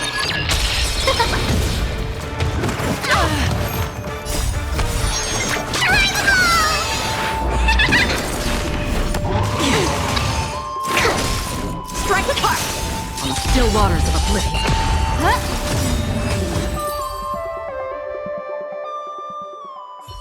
Look, it dropped something. A note. Looks like instructions from the butler for the other servants. Seems like the mansion's entire workforce were assigned other tasks before Robin's death. It must have been a big project to require that much manpower.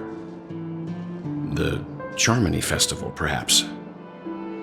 But no matter what their main priorities are, there should always be someone left at the mansion, right? So you're saying someone deliberately cleared the place out? Yeah, but I don't know why.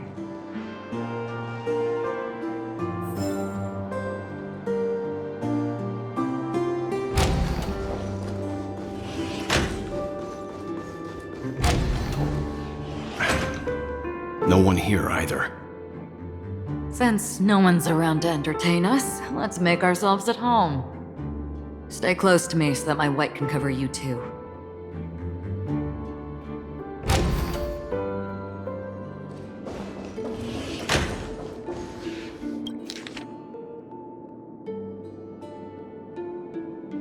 The information about Robin, Firefly, and the other victims. I don't see any commonalities among them. Looks like the rumors were right. Death does seem to be targeting random victims. And based on Sunday's notes, he's no stranger to death. He's just surprised that it has resurfaced.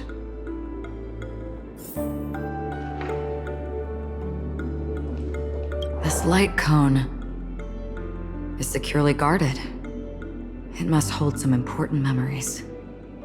According to Robin's interview, despite having performed on so many grand stages, her favorite performance was a pretend show she put on with her brother when they were just kids. I wonder how their relationship is now. Growing up brings gains, but also losses. Yeah, time has a way of smoothing things out. The beautiful dreams of youth will eventually fade away.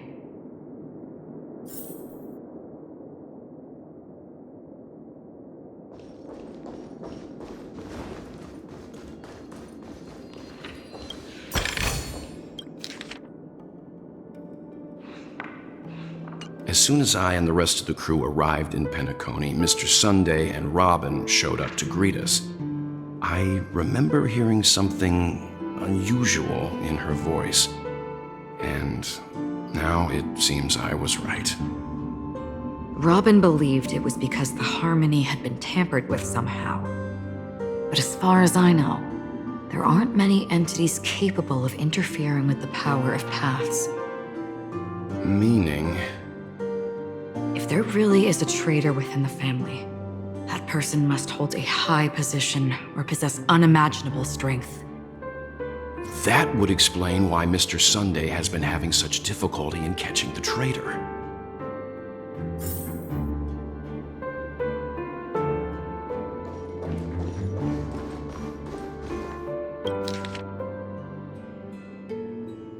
It seems neither the Dream Master of Penacony nor this old Odie is happy with Sunday's recent performance. They don't seem to care much about death. Instead, they're more concerned about the Charmony Festival and the Watchmaker. Maybe the other family heads don't think death is a big deal. One thing's for sure, there's a lot of internal conflict within the family, and everybody has their own agenda.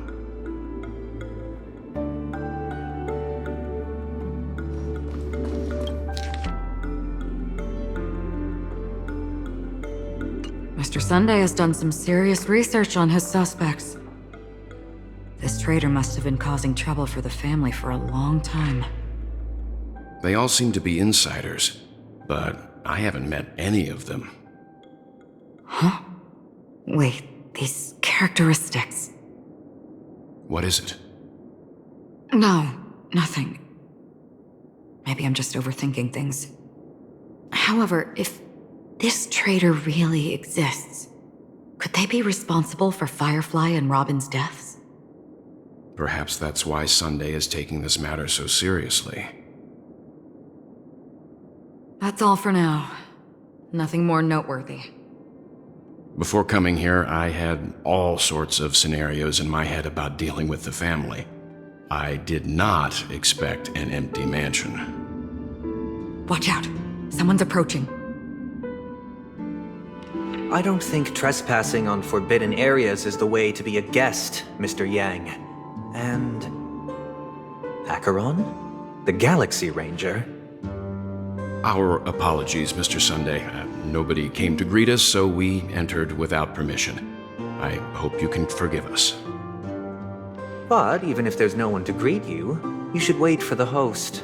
Don't you agree? Even without the famous Galaxy Ranger. As far as I know, the crew's officially accepted the family's commission, so coming here will be unnecessary for you. On the contrary, that's exactly why we're here, to ask you about the case and gather more information. We don't want any loose ends.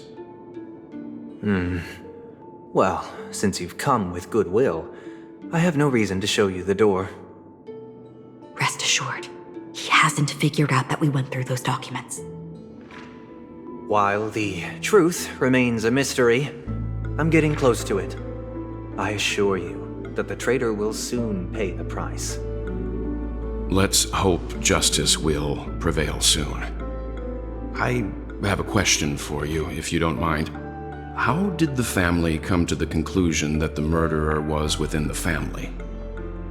With all due respect, it's in the IPC's interest to wreak havoc before the Charmony Festival, and the family has every reason to suspect the IPC's involvement.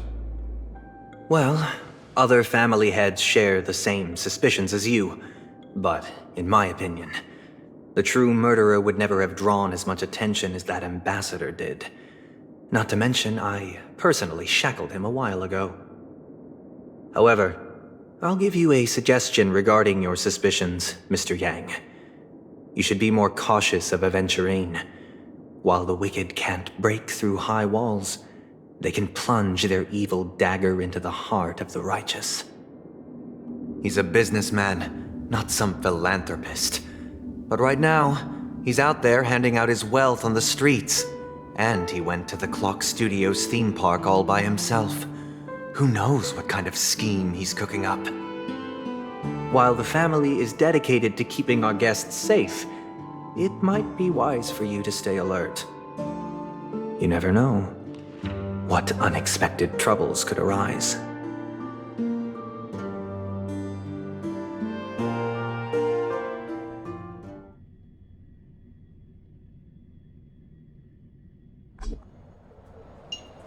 According to a Pierpoint hotline tip, there was a major breakthrough in the shocking Ejhazio Aventurine case.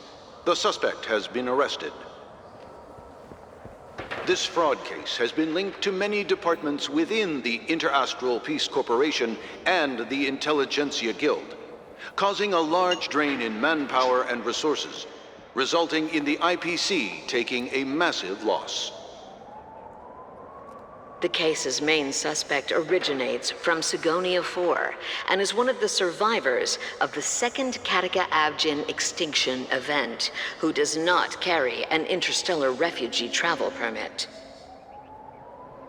As per Strategic Investment Department Head Diamond's sentiments, the IPC has appropriately relocated the suspect in the spirit of the Charter and will continue to conduct further investigations as to the motive of the suspect. What pretty eyes. Tell me, do they shine in the dark? Well, if they did, I'd sell them in a heartbeat. You don't know how many people long for your eyes to be closed forever. As a servant, you should not resist your master. Yet, you went and killed that man anyway. No lawyer has the audacity to defend you. Perhaps you ought to represent yourself. Not difficult, but definitely pointless. You're pretty confident on your eloquence. Did you also think that when you lied to the Intelligentsia Guild? Ask and you shall receive. You wanted the perfect construction material. All I did was offer a possibility. It was just a small wager.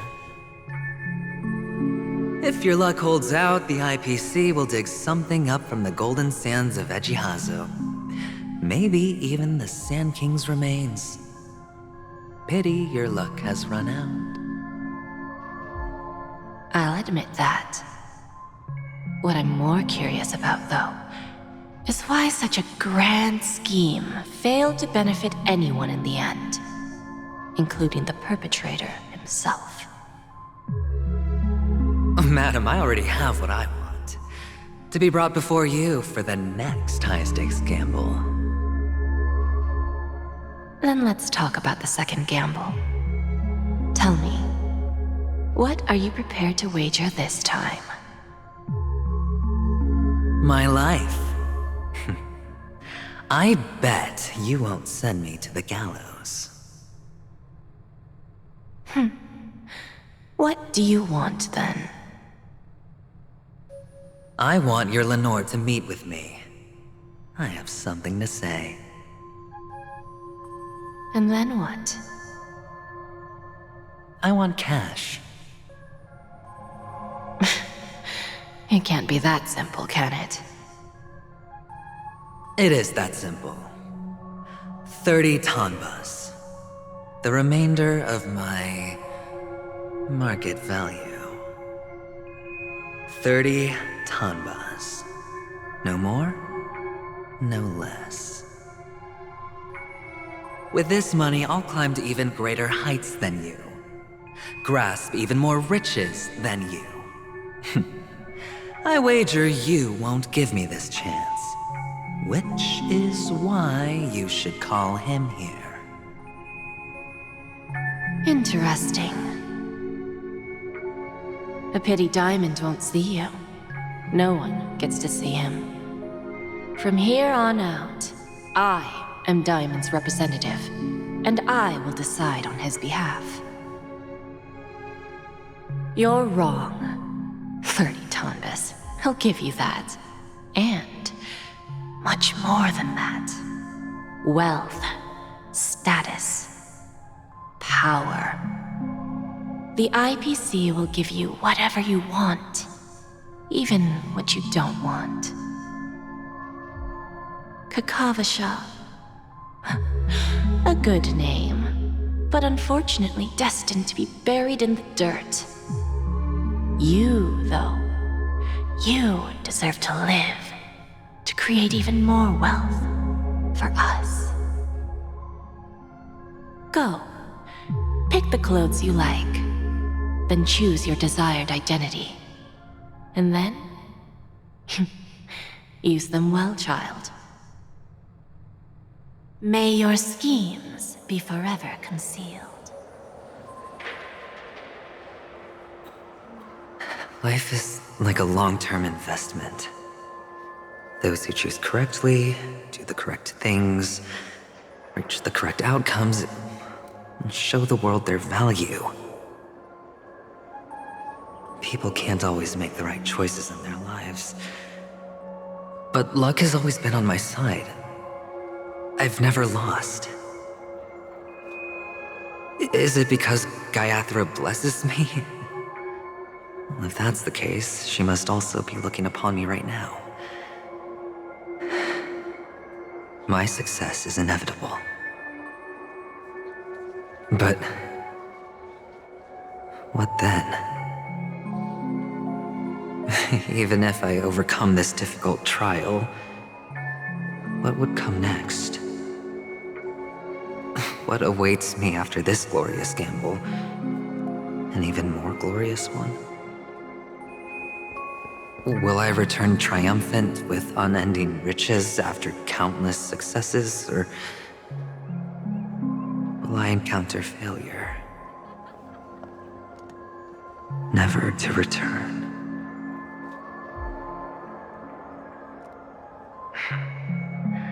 I'm pretty sure you already have some ideas.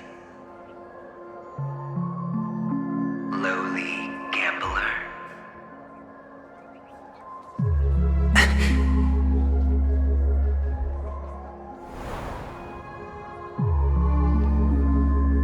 What?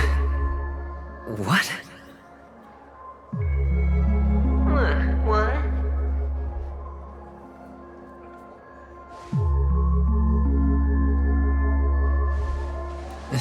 Am I dreaming, or have I gone completely insane? Perhaps both.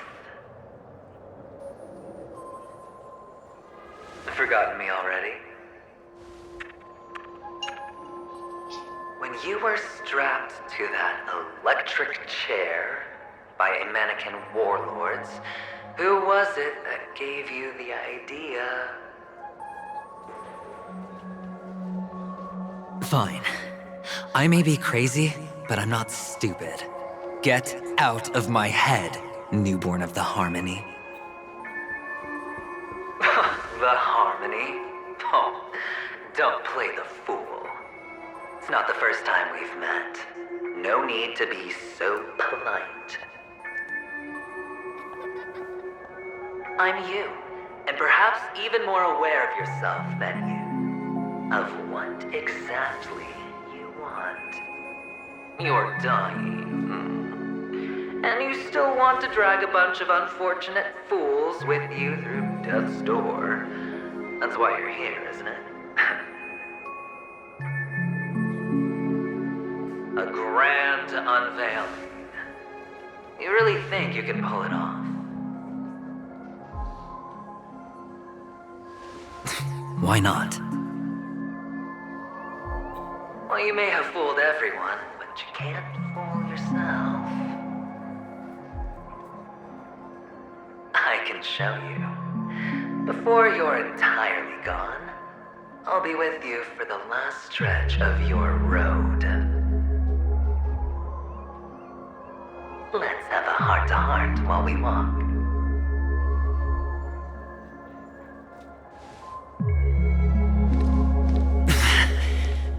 What exactly are you?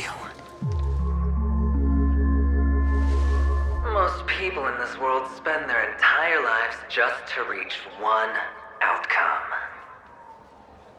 And I am that outcome. Kakavasha, I am your future.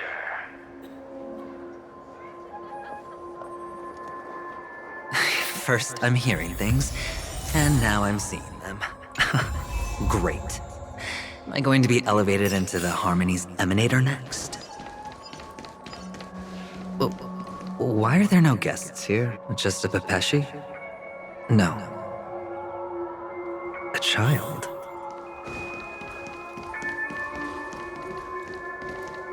I thought minors weren't allowed in Golden Hour. Hey kid, you okay? Are you lost?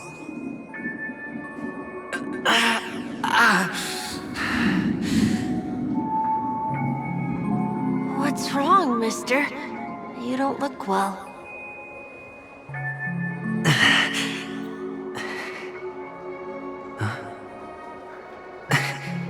Your eyes. Impossible. Who are you? They're pretty, aren't they? Sis said they're a gift from Mama Funga.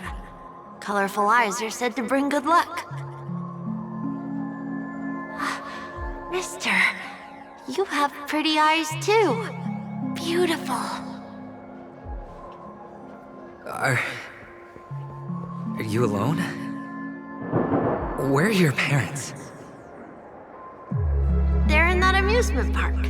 Papa and Mama went in first. I'm just about to go look for them. I have to go. Goodbye, mister. Hope you have a good time, too. Those eyes. And Mama Funga. No, it can't. There aren't any Avgens left.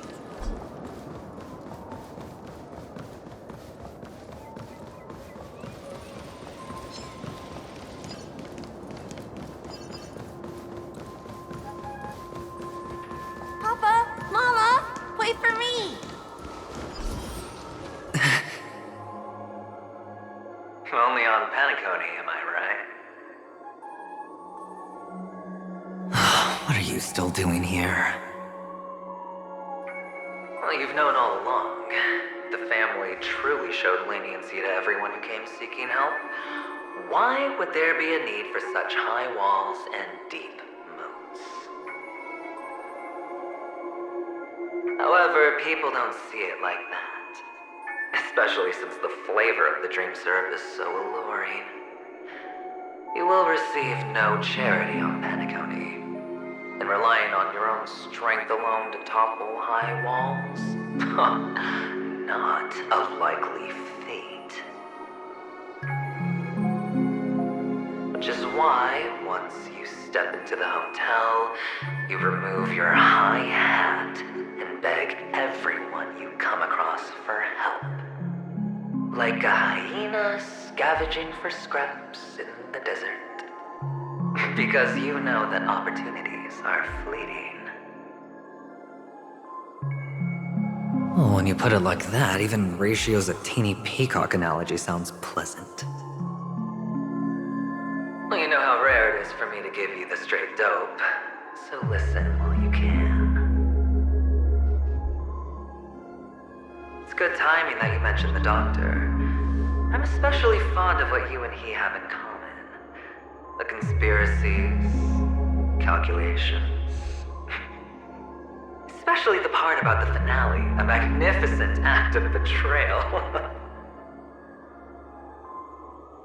Oh, when everyone thinks this way, who would even suspect that it was another trap you've meticulously devised?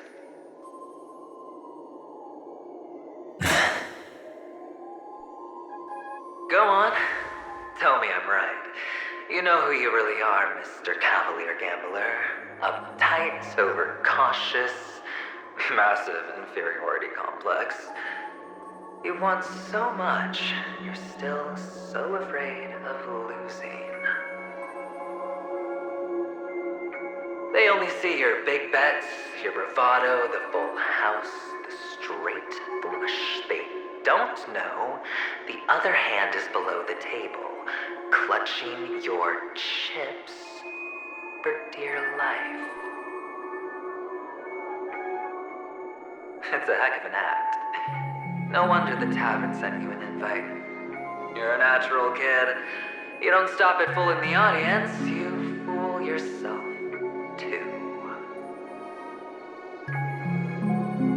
Well, the best way to prevent others from seeing your true colors is first being able to fool yourself.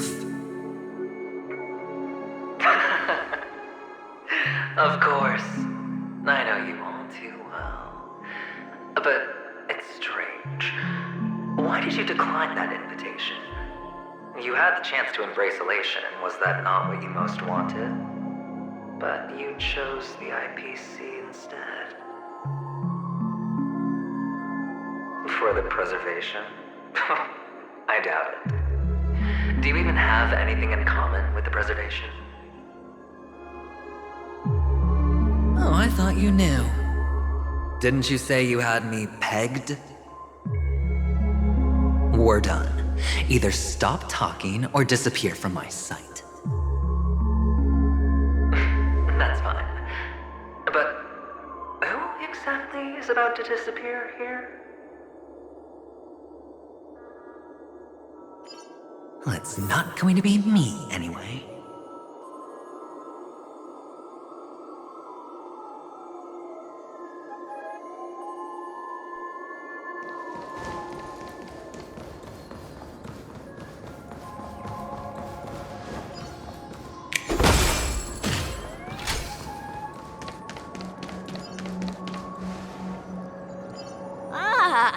Playing hide and seek. I'm really good at this.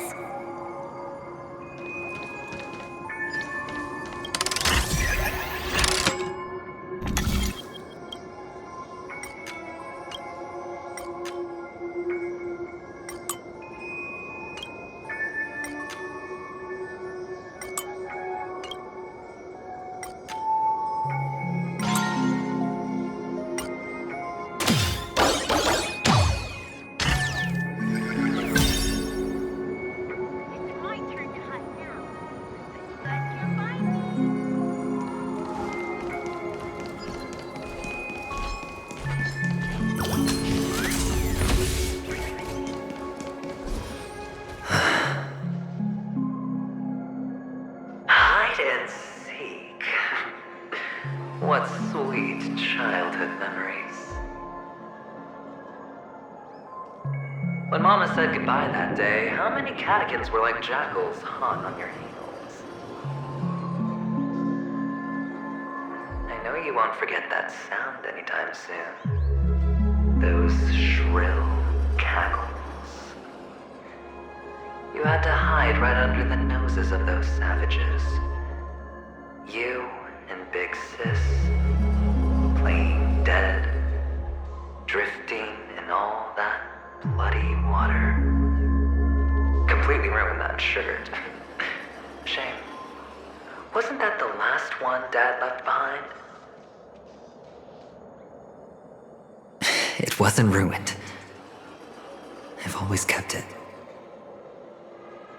Come on. It's a rag. It's like you can never wear it. Now you don't have to hide. You probably won't even deign to get your pretty outfit wet in the rain. Your social capital has changed after all. I've never changed. On the contrary, now you're the one who does the hunting. The last round of hide and seek, and you get to be it. You should enjoy it.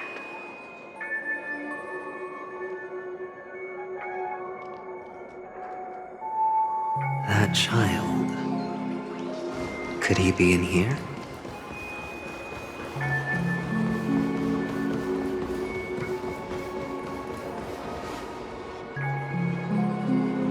Is this...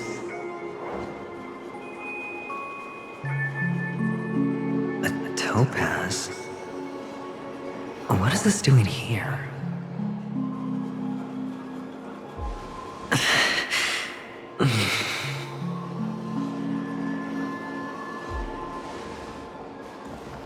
What, does her cornerstone wrench out of your heart, son?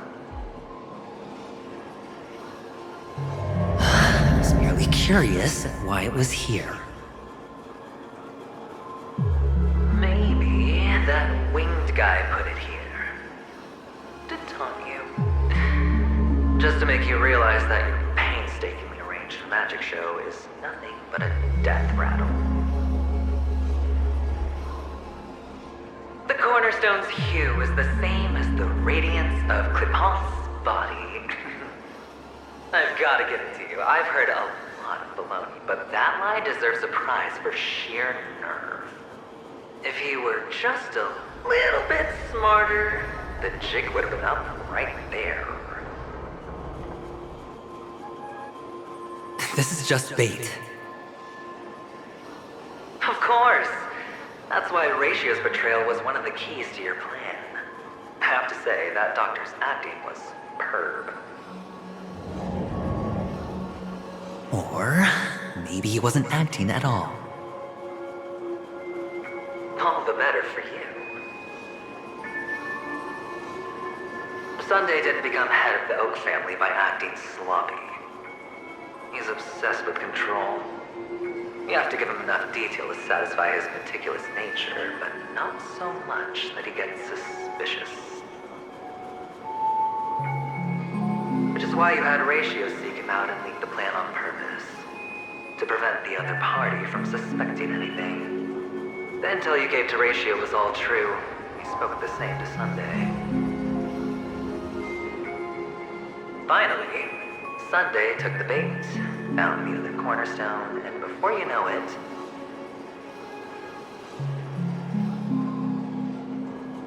everyone's distracted enough for you to steal the third stone right out from under them. Why don't you stop rummaging through my mind? Your mind. It's our mind. You're me, and I'm you.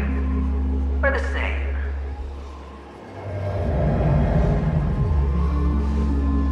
The best way to prevent others from seeing your true colors is to first be able to fool yourself. Really? You can't even fool yourself. You just got lucky this time.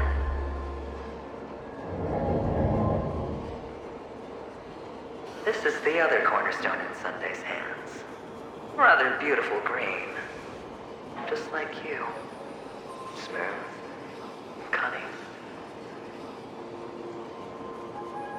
Tell me, what's its name?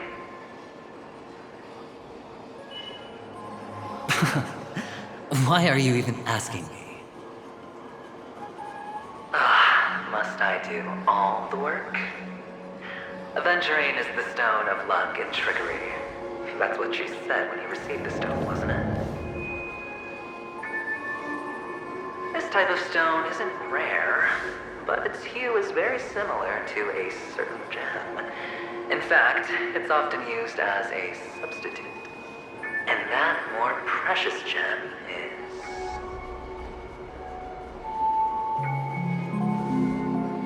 Jade. Even Sunday can't tell the difference. Well, looks like Jade can be substituted for Aventurine, too. Sauce for the goose. Aventurine, Topaz, Jade. 3 elites, 3 cornerstones who, for a measly Penacony, offered their everything. Oh, you're even more united than the family. As I've said before, 3 chips are sufficient. All or nothing. But will it be the former or the latter? We'll find out soon enough. So, where's the real Aventurine Stone? Take it out. Let's have a look. Suddenly, you don't know where it is? I just want to hear you say it. After all, it really does resemble its owner.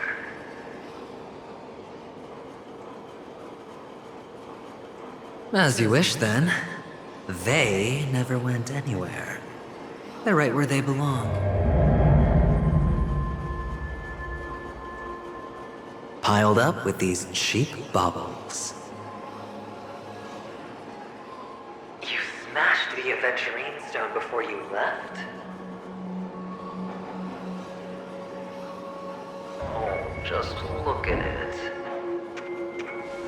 Shattered. Just like your life. Poor thing. A humble pebble coated in the most lustrous sheen. I take it back. This thing is far more precious than your life. You're absolutely clear about the consequences of doing this. Blasphemy against Klipoth's body. You think the IPC will let you get off scot-free?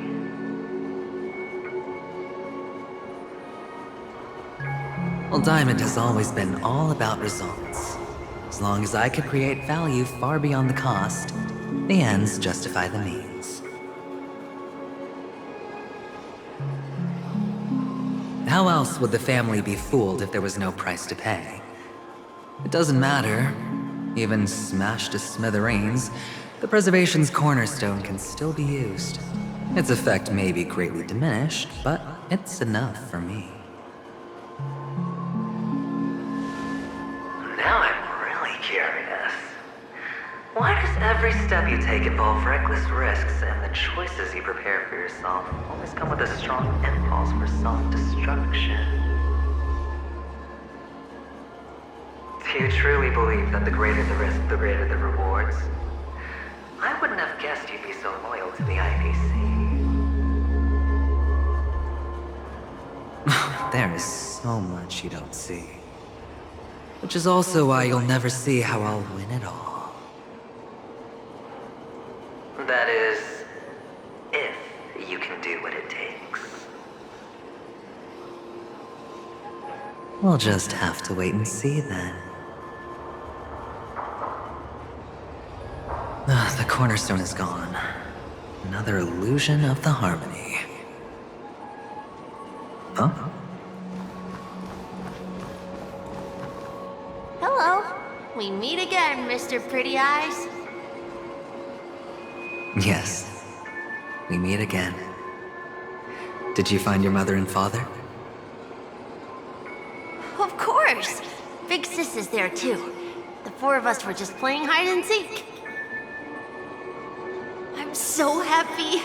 On our way here, Papa even brought me to see a blimp. I think you mean film. Yes, that's it. Putting many drawings together and turning them into a moving wall painting. They put me, Papa, Mama, and Big Sis together, turning us into one big family. You should give it a try too, mister. You look sad. The amusement park will cheer you up. Sure.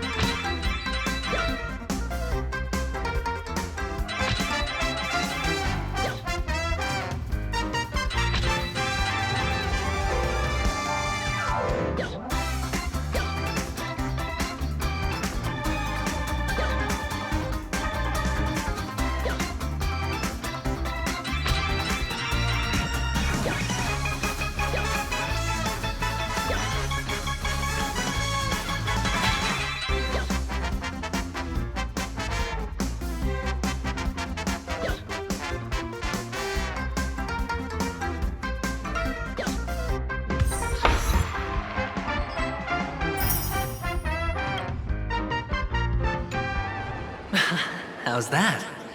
Not a bad score, eh?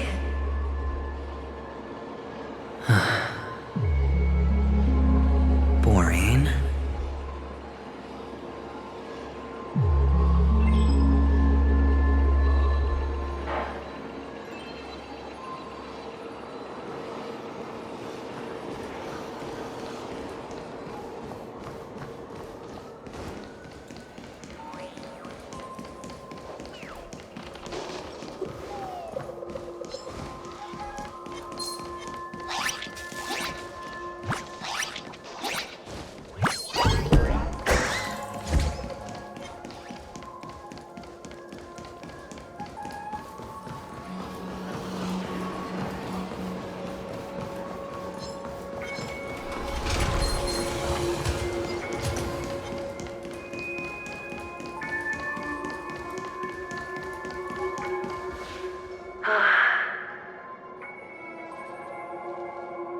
Why aren't you talking?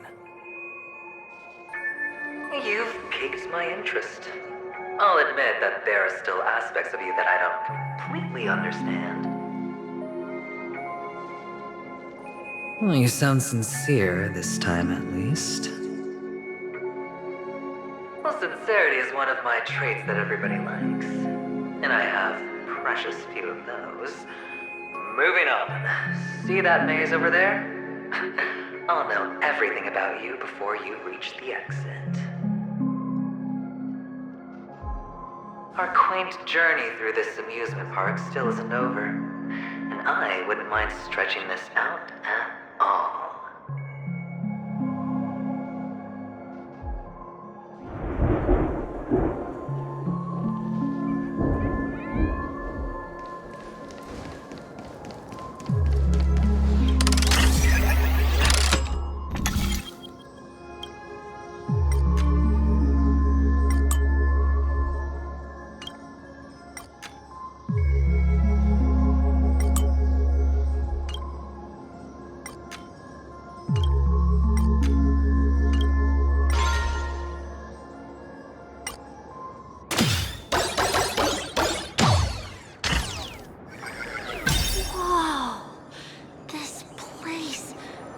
So tall! Even taller than the tallest rocks in the depth. There are so many flowers here. Big sis, this one's for you.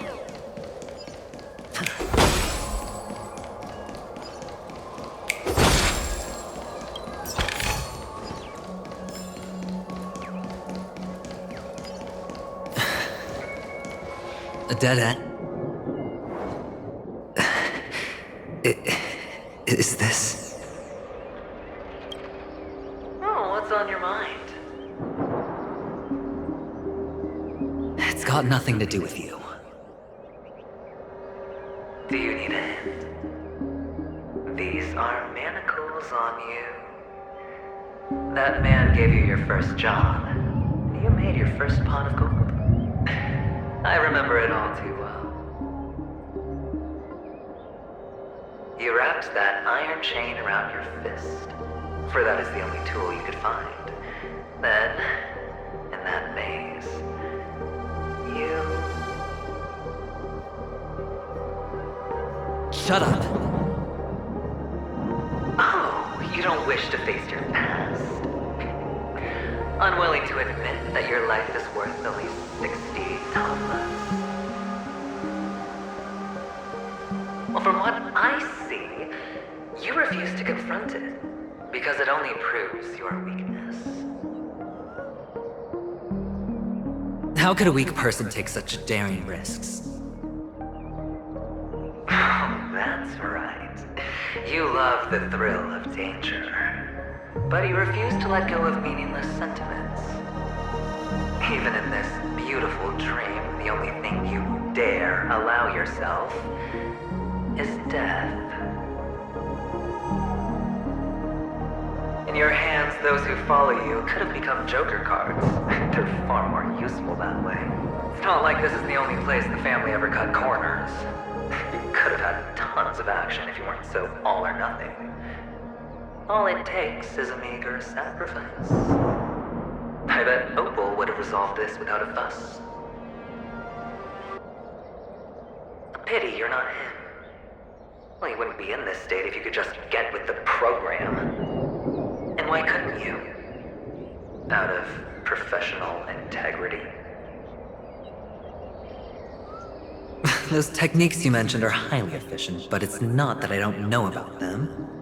It's more like I couldn't care less. Get it? What fun is it if the fight isn't fair? Fair? You assume your opponents would fight fair in the first place. The odds are obviously not in your favor, so how are you just breezing by? Did that masked fool's words awaken something in you? Well, she gave me an answer that could turn everything upside down. Everything? You mean it could make all the cards on the table just disappear?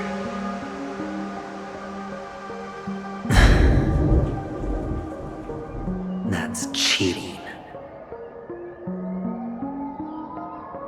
If these leaves could be brought back, would they bloom into new flowers?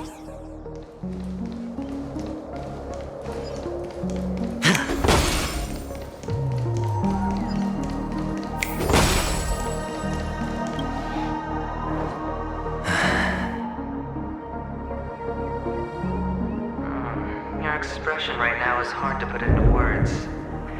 The lucky charm Mama left you is made from gold. Why did you never consider selling it?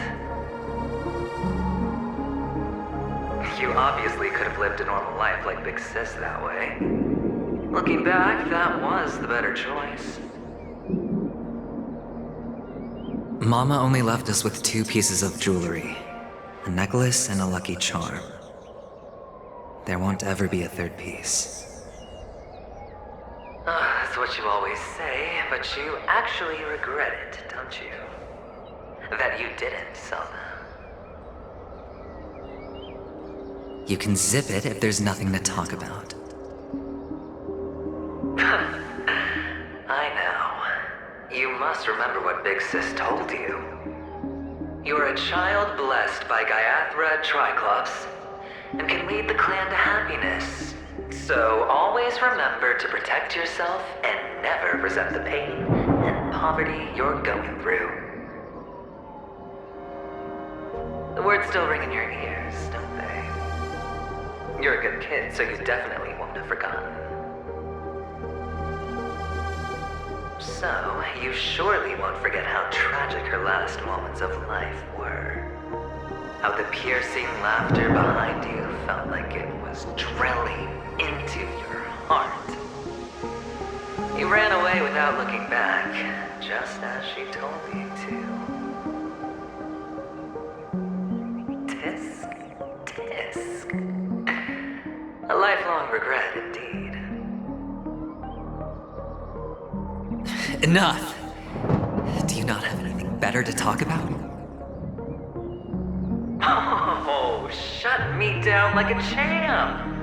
Well, I guess when it comes to mind games, this isn't exactly your first rodeo.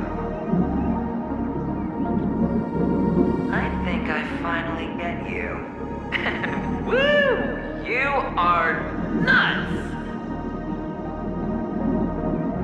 In the end, I'll ruin this beautiful dream and create the grandest death. Well, you stuck to that start to finish. Think about it. There's a Stellaron in play, the fabulous Robin loses her voice, 2 unsolved murders, cryptic messages from a masked fool, and a chance to go head-to-head with Sunday himself. The only thing to pique your interest is one word. The last word. A word that's right there at your fingertips. Death. But whose exactly?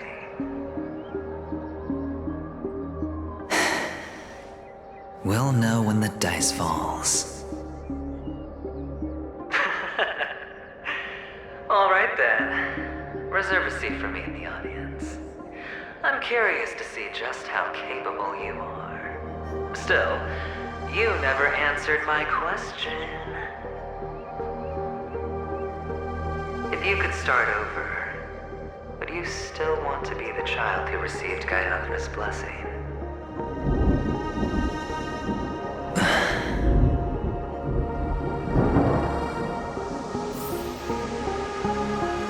It's so quiet this time. Is he finally gone? Or am I the one about to disappear?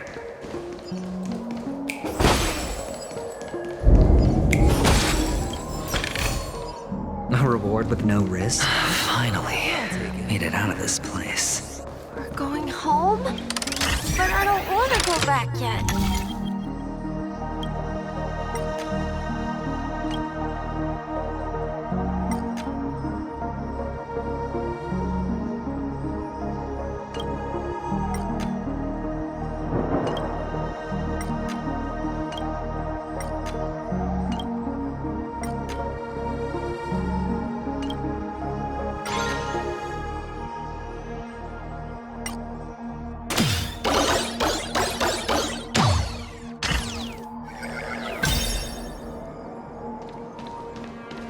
It's so fun here.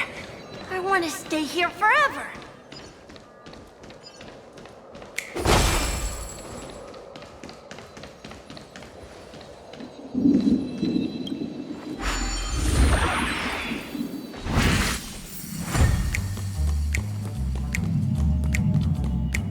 Brother Hanu, where are you going? There's only one place he can be going, whether it's in the past, present, or future.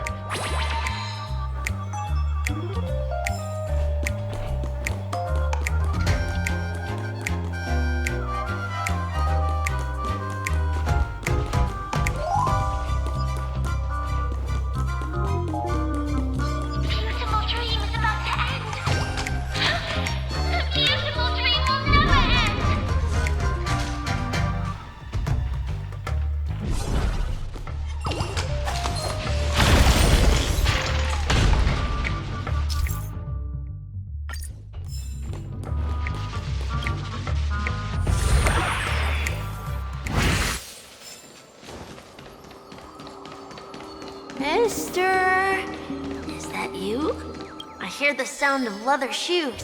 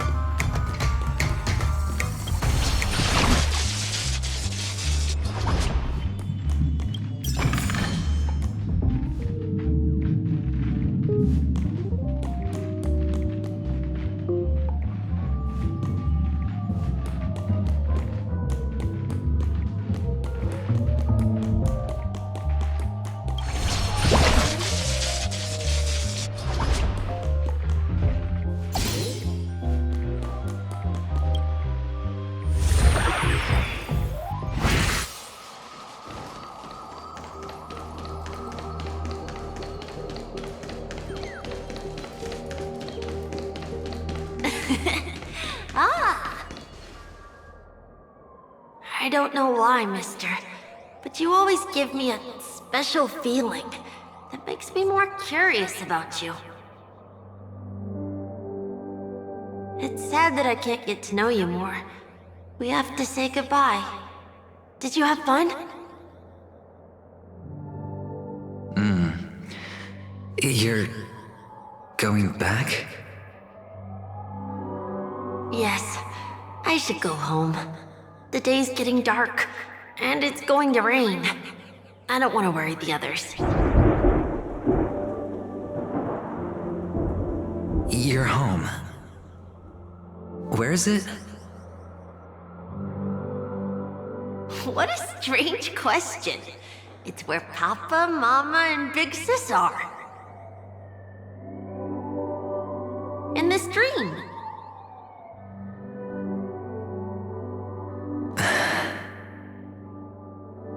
This amusement park. This beautiful dream. They really are peaceful. Everyone loves it. But, mister, why don't you like it? Because they're not here. Where are they then?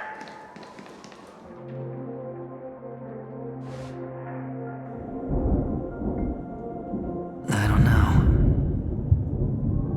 You do know. But there's no point pressing the issue.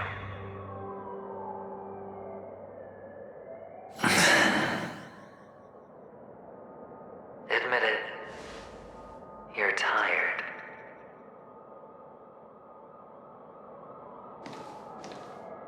We all are. Which is why we chose to stay here. Me and him. Your past and future. How long will you stay? Forever. We'll be with you forever in this dream. This is the greatest honor that we can offer to those who hurtle towards death.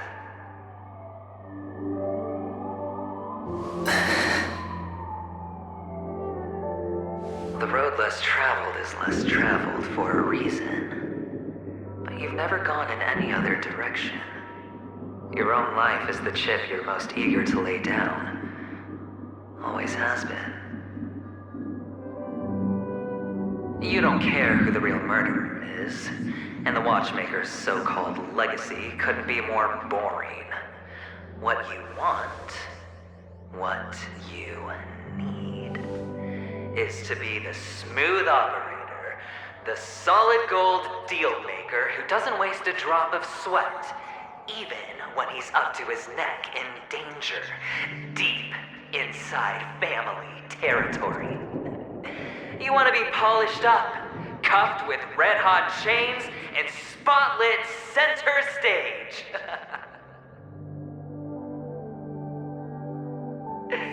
You'll be the closing act, the final sacrifice. I can do it. And it will be flawless. Of course you can. Your luck will help you at the right time. A Stellaron and an Emanator. It's that simple, no?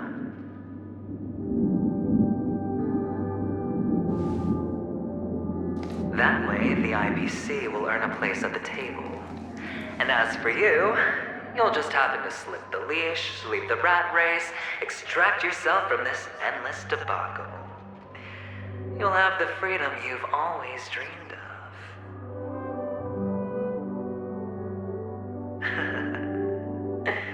This isn't the first time. You've been an escape artist from day one. This fiasco started with a death, and its curtains will fall on another death. Oh, so that's why Diamond chose you. He's just after Penacony. No matter the means, no matter the price. It's not personal.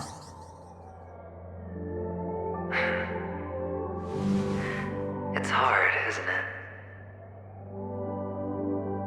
Well, don't get soft on me now. What, did you suddenly grow a conscience? Why, I was born from yourself. I'm well aware that climbing out of the hole you've dug is basically impossible. I can't stop you from doing what you want. We can't change where you want to go. Well, what's done can't be undone. All we can do is play the cards we're dealt and rake in as much time as possible. Yes. Alas, people won't make all the right choices in their lifetime. Though luck always seems like it's on your side. You will keep winning, having never lost before, but why you? Why must it be you? If all your luck is built on the pain of someone you love, on the loss of dozens more, if these windfalls, these jackpots, aren't a gift from Gaiathra, if all they are is a long string of meaningless deaths, then what did we do to deserve living in a world like that?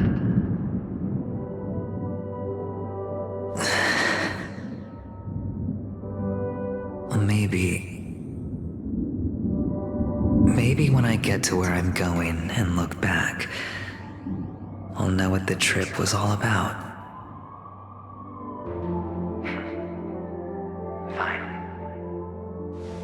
Time to make a move, my friend. I'll be waiting up ahead. Say goodbye to the kid before you shuffle off.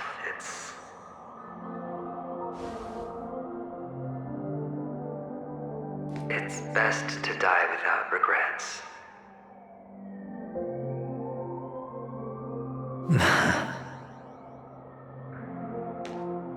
And now, only we are left. Can you take a photo for me? I want a memento. Sure. Come on.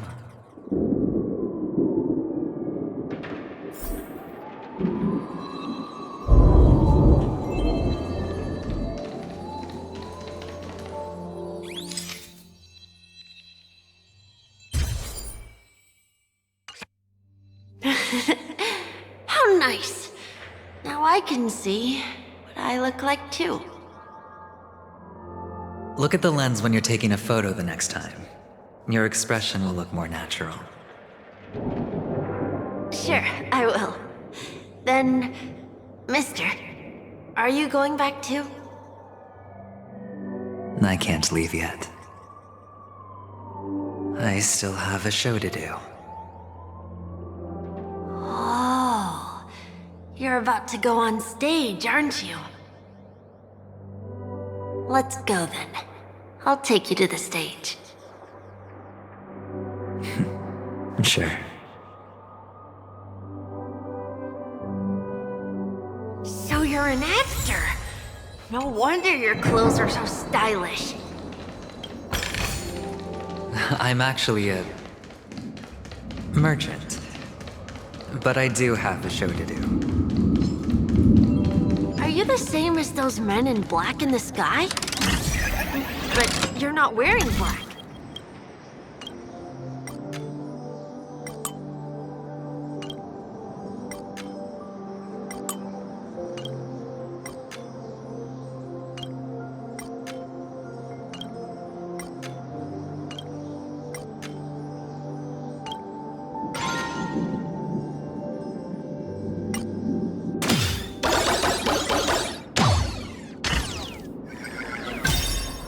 Only ordinary employees have to wear that. My position is much higher than theirs. Awesome! handsome. I hope I can become as good looking as you when I grow up. Of course you can. You'll be better.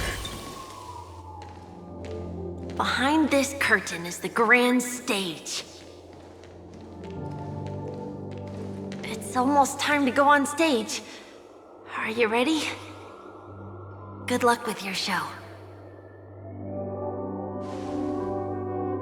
Thank you.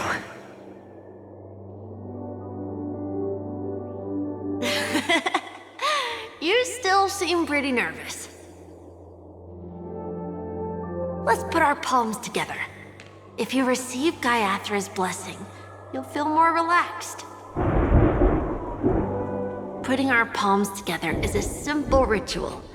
By putting our palms together and reciting the prayer to Mama Funga, she will bless us. If you're not familiar, I can guide you. It's all right. I know how to do it. Of course I know.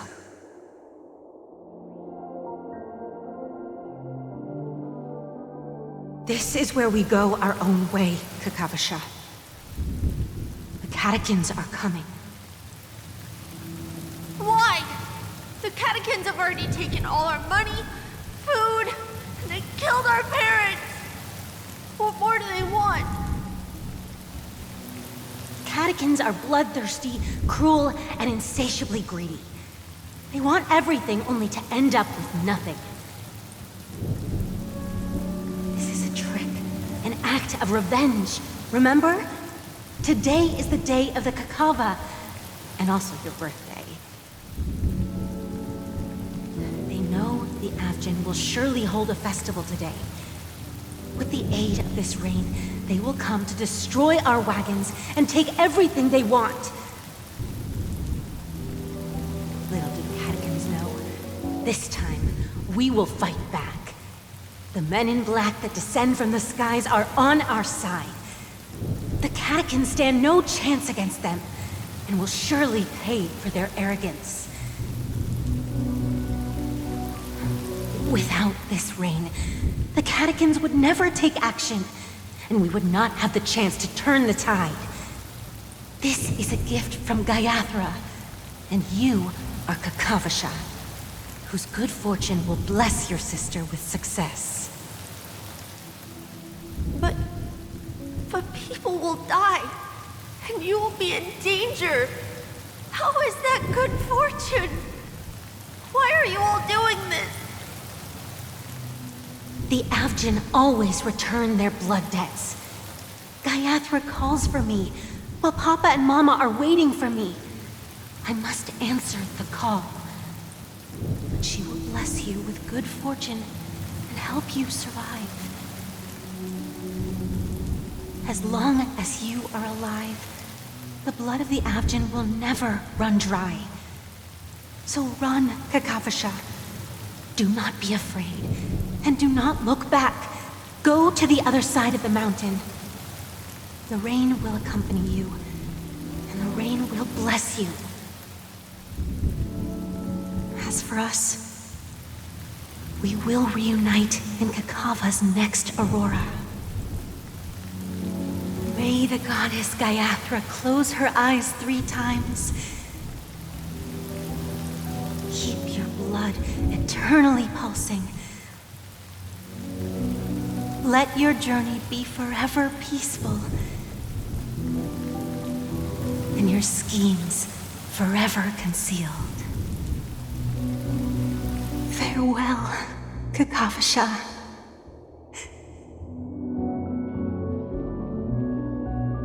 Newsflash from the Interastral Peace broadcast.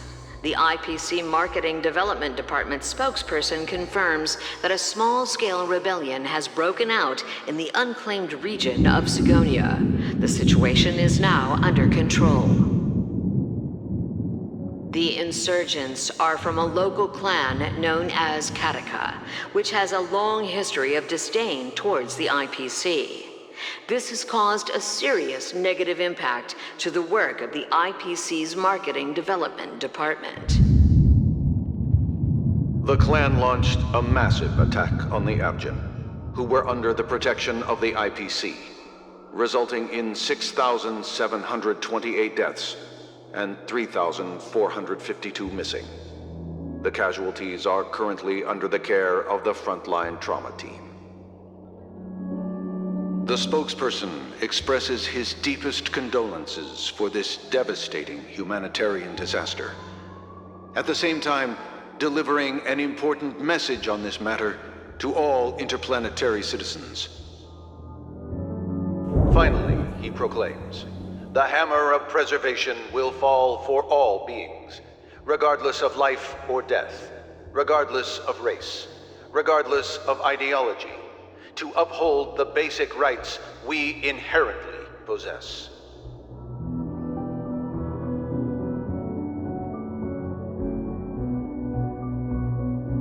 Kakavasha?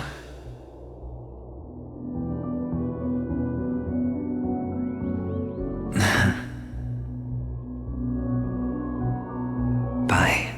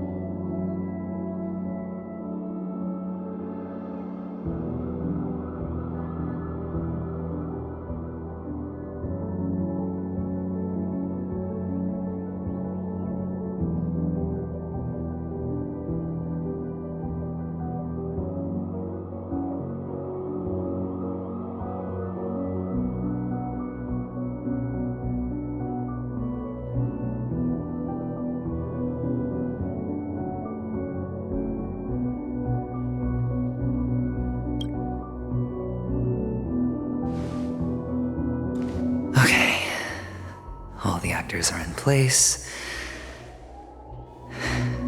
It's time for the show to begin.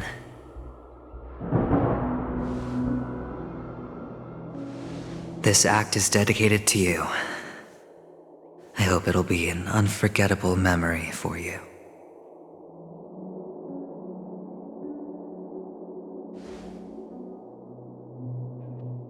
Kakavasha. By the way, before you go, I have a personal question. Do you truly want to destroy the world with your own hands?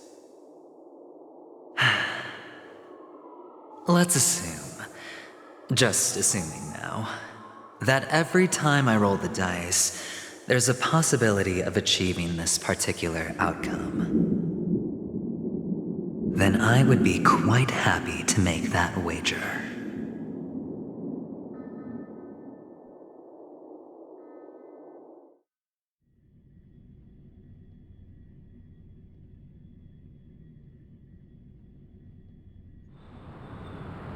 Is this Miss Acheron? Hello, I'm Himiko, the Astral Express's navigator. Hello, I'm March 7th. I'm sure he needs no introduction, as you definitely know him.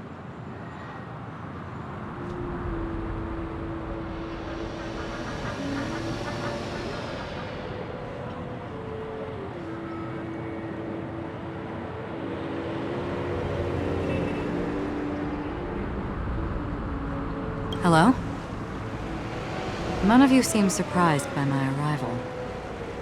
Since Welt has decided to travel with you, it means that he trusts you. And we trust his judgment. I envy your close friendships.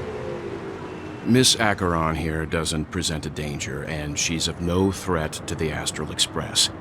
Aventurine's prior accusation was based on nothing more than his own subjectivity. Which is why, before we continue working together, he has a duty to explain himself. You want to create a situation where all three parties are present? There must be some deeper meaning behind Aventurine's actions. I suspect he's been aware of Penacony's secret from the beginning and has been continuously strategizing to unveil it. In that sense, the Astral Express's role in his plans would be imperative. In the worst-case scenario, he may use us to do something unexpected. Assuming things do escalate to that stage, having an extra ally is a good insurance policy. Penacony has numerous factions, and the state of affairs is significantly more intricate than that of Bellabog and the Xianzhou.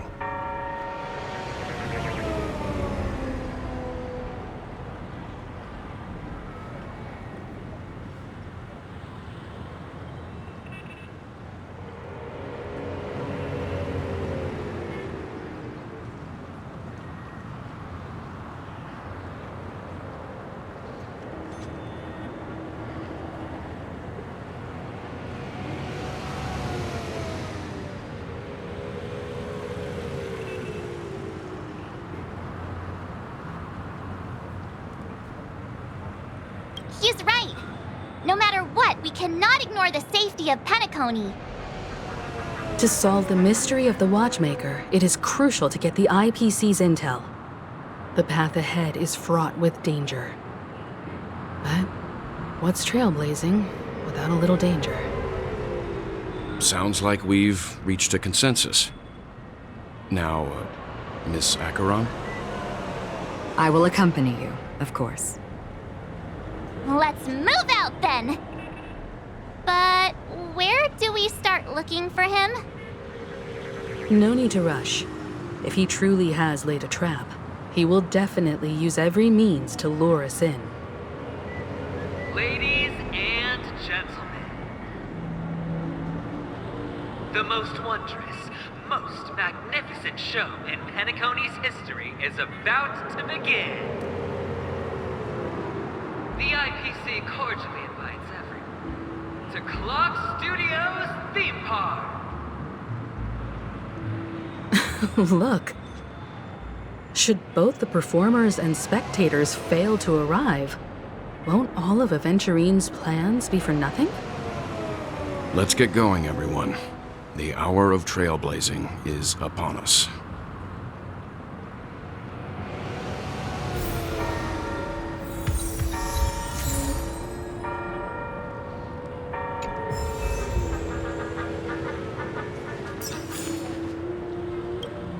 I have a bad feeling that something big's gonna go down.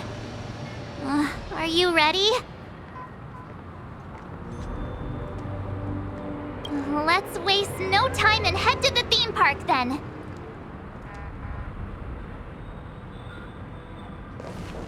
Mr. Yang.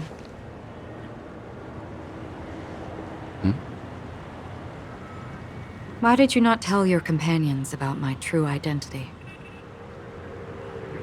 It's just like you said, an inability rather than an unwillingness. Plus, it's a long story, not something that can be summed up in a few words. But I chose to believe you, and my trust in you stems more from my own personal judgment. I also believe that if it were their choice to make, they would make the same one. Thank you. I'm grateful. To reciprocate, in the upcoming confrontation, if the odds aren't in the Astral Express's favor, I will stand with you, if my meager strength is required.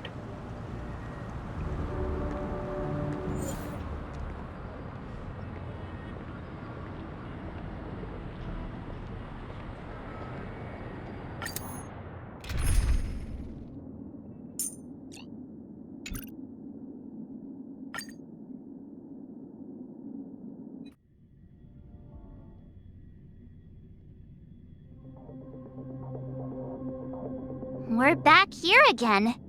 Aventurine actually chose a really conspicuous location. That guy's really taking it to a whole new level.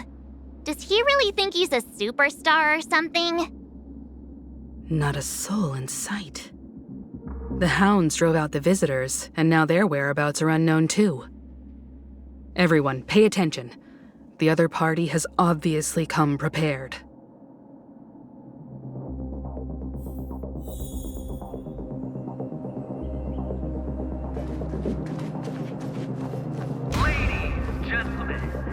Dream seekers, tycoons, esteemed guests of the Watchmaker and the family. Also not forgetting the nameless of the renowned Astral Express. Astral Express, you're late. And this, unsought guest. We've kept your appointment, Mr. Aventurine. It is customary to show yourself as well. Well, I will, naturally. But before that, I've got to introduce our guest of honor. Everyone, give it up for Mr. Stellaron!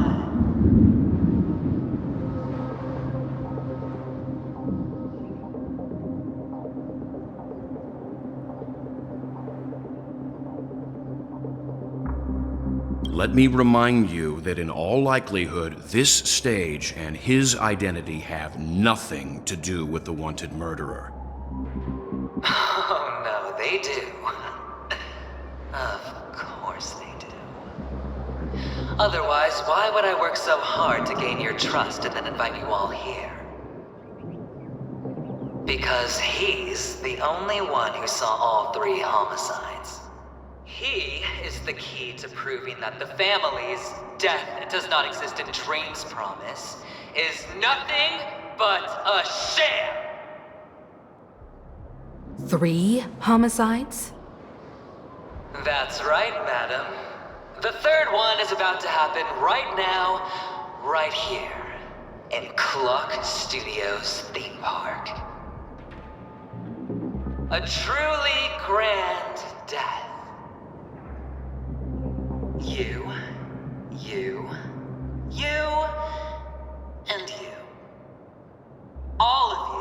are going to die. And it's all because of you, Mr. Stellar. You will become the personification of death.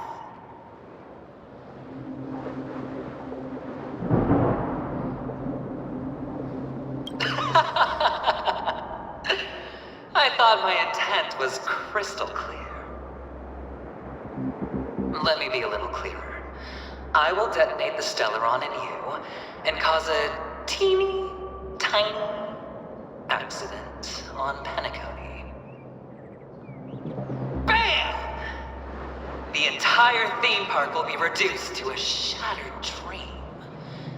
Then before the family can even react, I'll become the IPC fleet's navigator. Your bluff isn't fooling anyone. If you could really do that, you would have done so earlier. You wanna bet? Sure. I'll bet with you. I'm betting that it'll be a sweeping victory for me. By detonating an unprecedented explosion to prove that the vow of harmony is a complete and utter joke. You won't do it. Of course I can. It's just another gamble. I came from the wastelands of Sigonia. For just 60 red copper coins, people paid to brand me. Put me in chains. Place me in the gallows and bury me in the golden sands. But the sun could not kill me, and the quicksand sent me back to the embrace of the Guild and the IPC. Bear in mind, my victory wasn't just a stroke of luck. No. I've never been defeated. Have you ever heard the saying, sleep is the rehearsal of death? Why does life slumber? All because we are not ready for the final rest. Every night is practice for the end. You and I are escaping into our dreams for fear of death at this very moment.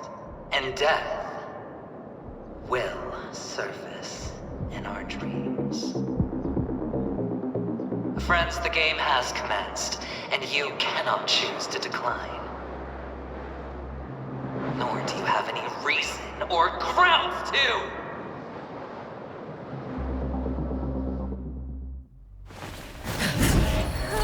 The dice are cast.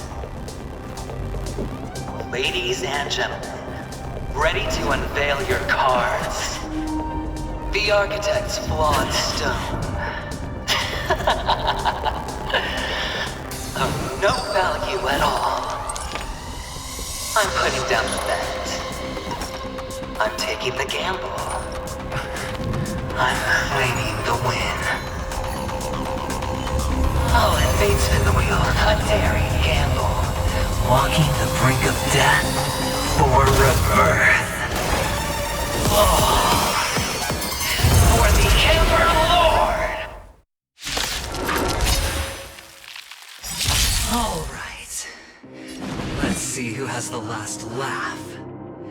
Let the game begin! Time for swordplay! Blade and flight! No manners, huh? Huh? You've got a keen eye. Final blade comes down from above.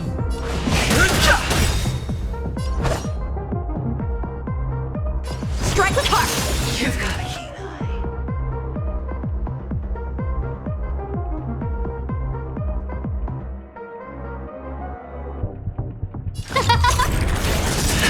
Commencing research! The truth of life is sanctuary, is but a vision.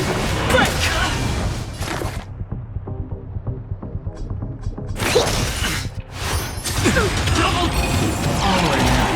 Everything is ordained by... Oh, stars, give these trailblazers your blessing! Who will it be?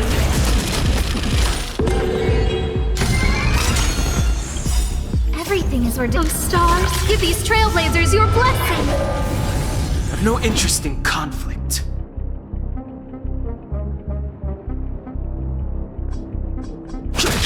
You're riding a lucky streak. Blade and fight! Who invited you? Swords descend!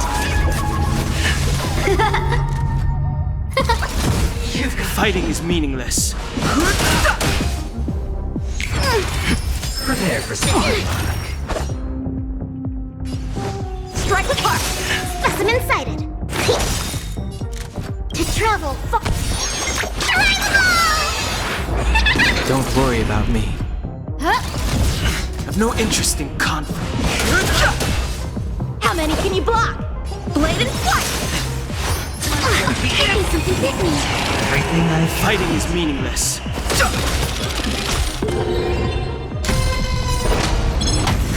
No manners, huh?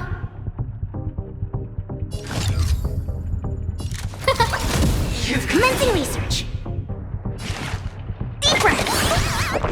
Time for swordplay. Strike apart.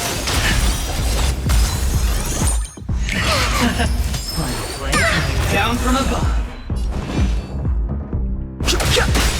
Who invited The you? truth of life is sanctuary. It's but a vision. Break!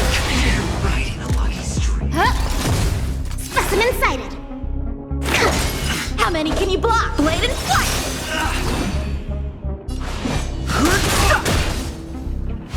Going all or nothing. Commencing research.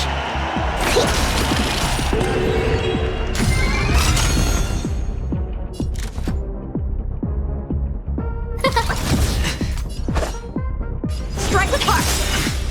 Practice is over. Swords descend.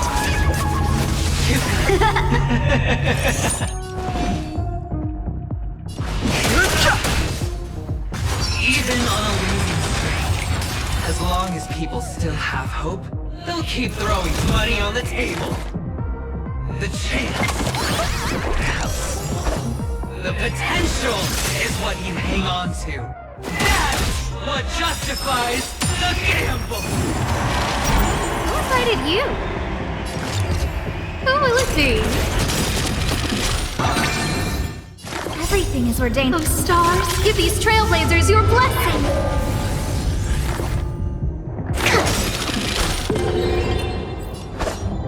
To travel far. Don't worry about me.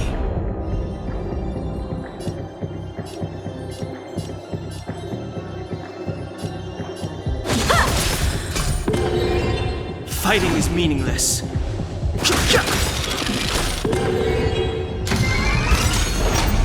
It's all or nothing! Can't see this one! Everything is ordained. Oh, stars, give these trailblazers your blessing.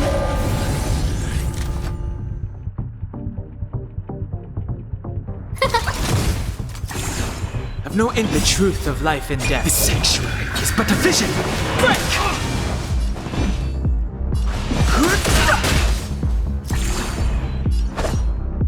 Strike apart. Deep breath. Down. Skills on floor!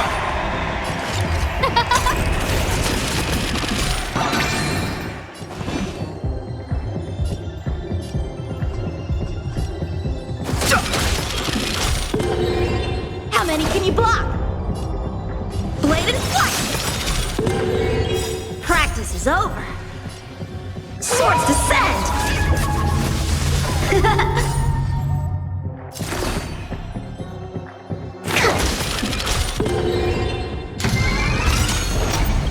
It's all or nothing! Everything is ordained by the stars. Oh, stars, give these trailblazers your blessing. Going all Who will it be? Fighting is meaningless. The truth of life, the sanctuary, is but a vision. Break! To travel far.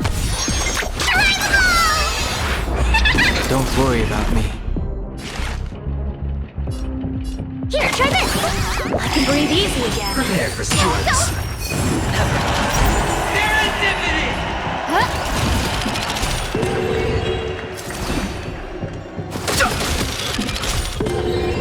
Time for swordplay! Specimen sighted! Deep breath! Don't worry about me. It's all or nothing! We can't see this!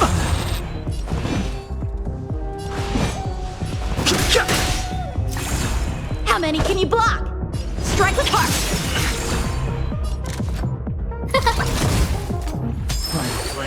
Down.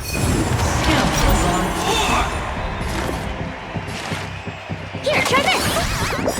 To travel far. Don't worry about me.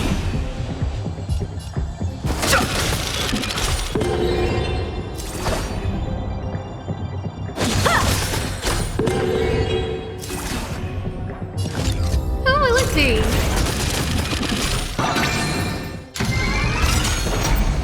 It's all or nothing! Everything is ordained by those stars. Give these trailblazers your blessing. Going all in. You've got to Fighting is meaningless. The truth of life and death. The sanctuary is but a vision. Break! Time for swordplay. Bladed flight. Swords descend.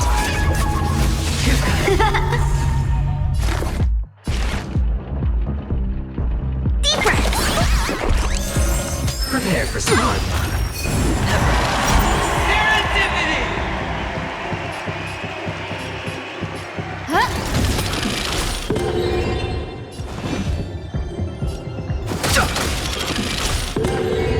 How many can you block? Strike with heart. Commencing research. Here, try this. I can breathe easy again. It's all or nothing! I think something bit me. Double dip!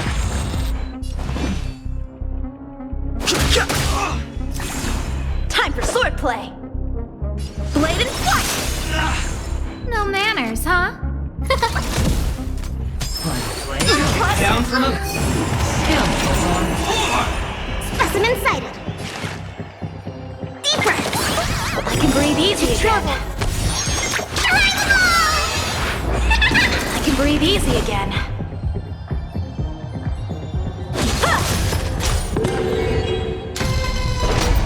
It's all or nothing! Going all in. Time for sword practice is over. Swords descend.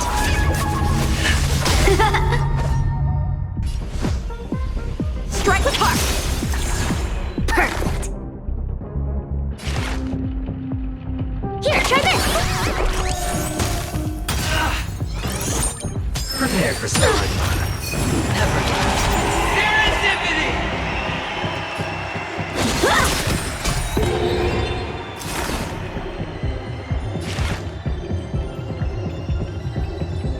Deep breath. I can breathe easy again. It's all or nothing! We can't see this! How many can you block? Bladed flight. Down. Commencing research. To travel. I can breathe easy again.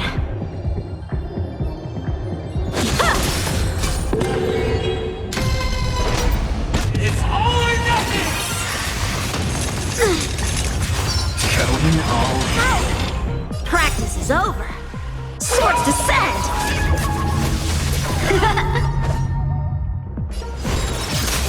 Everybody's like that. Down to the last player. So why can't I be happy too? Why can't I feel that free?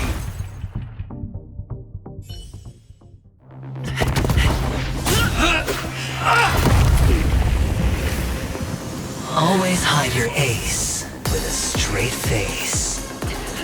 I'm starting to get a little impatient with you all.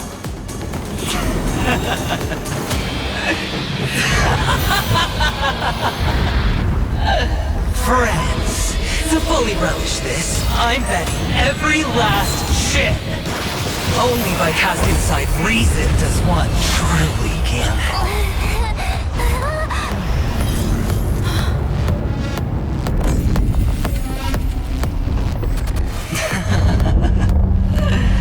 Emanator, I know you'll match my wager, right? You're leaving?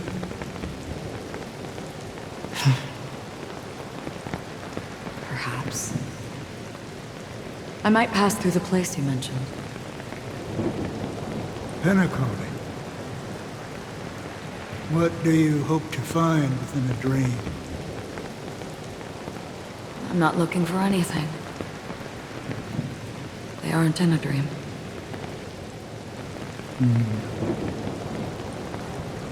I'm afraid the family will not open the doors for you. Why? Because the path you walk is not accepted by the Harmony. Even if that's not what I want.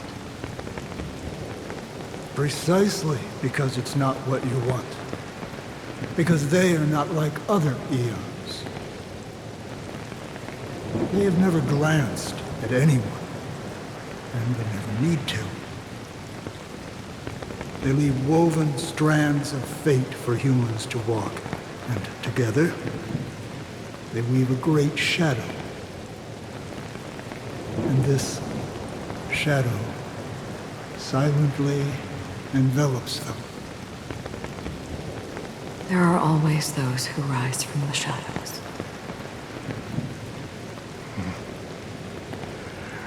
They mostly become a part of the shadow.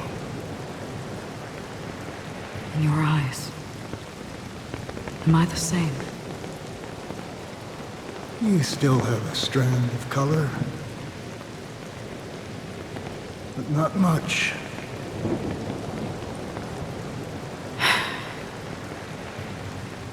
That is enough. Before they vanish completely,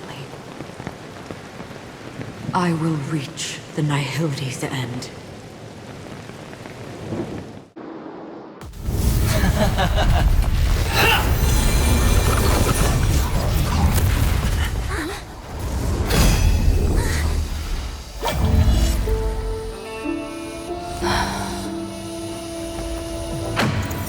I wish to mourn the departed, weeping like rain, to swell the crossing stream.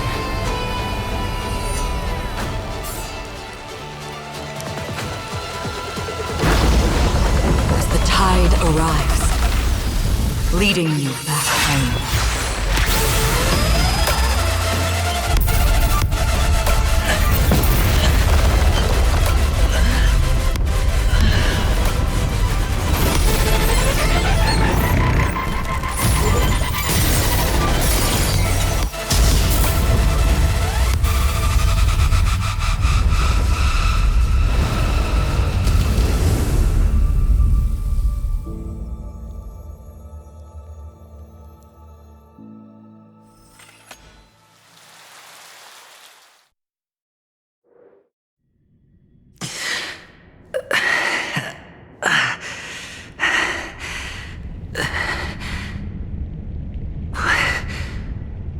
What is this place? A gigantic black hole. And see? Have I succeeded?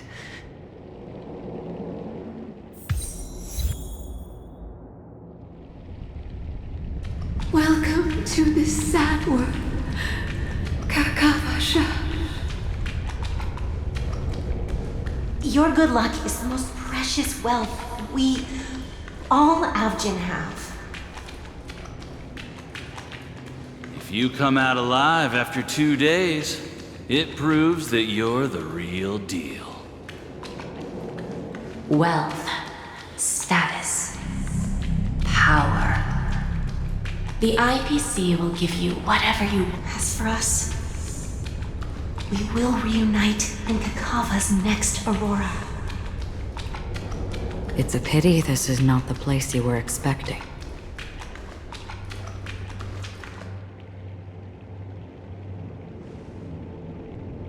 Melody. Is it? Perhaps to you, I am just an emanator who's hiding her identity. But the sleeping and shapeless never glance at anyone. They have no face, no form, and even less of a will to speak. The nihility envelops everyone equally. Only some who have gone under their shadow can go farther, tainting themselves with more nihility. That's all. That's all. My friend, you really leave me at a loss for words. So, is this my final destination? The land of the dead? This is all but a fleeting dream. One of the thousands of manifestations of IX. Under the watchful eye of nihility, we momentarily linger here before moving on to our own paths. It seems that my death has already been determined. Even if you wish for it, I can't promise you anything. Now that you've accomplished your goal, I think you can be a little more forthcoming. What do you mean? Your performance at the theme park was wonderful and grandiose. A simple yet practical technique that fooled almost everyone. No one would have ever thought that you would have gone to such lengths, even staking your life just to prove a fact that had seemingly been disproved long ago. Real death does not exist in Penacony's dreamscape. Why would I do this? Because this is the only way you can uncover a secret that is even more unspeakable than the serial murders. To use this dream death to get there. To that promised land people constantly seek in this grand gathering. Penacony. The legacy of the Watchmaker. The true land of exile. How did you find out? I never imagined that something I learned about unexpectedly would become the key to connecting everything. It's that person's identity, isn't it? I see you're in the know. Let's just say I'd put money on the possibility. The murder isn't nearly enough to disrupt business as usual. Even if there were 1 or 2 murders on Penacony, most people wouldn't be personally affected. And that won't create any waves. This dream of theirs isn't a boundless sea. It's a lonely island. The family used the Harmony to build a high wall and isolate them from the vast and treacherous ocean of the outside world. That barrier they built keeps death out, but it also keeps the secrets that are lost in that watery abyss from floating to the surface. In a beautiful dream, free of suffering, who would want to go fishing for those secrets? No one. Unless someone goes to the other side of the barrier and lives to tell the tale. Someone already has. I got the idea early on, chewing on that masked fool's little hint. If a mute isn't someone who cannot make a sound, then it has to be someone who cannot speak.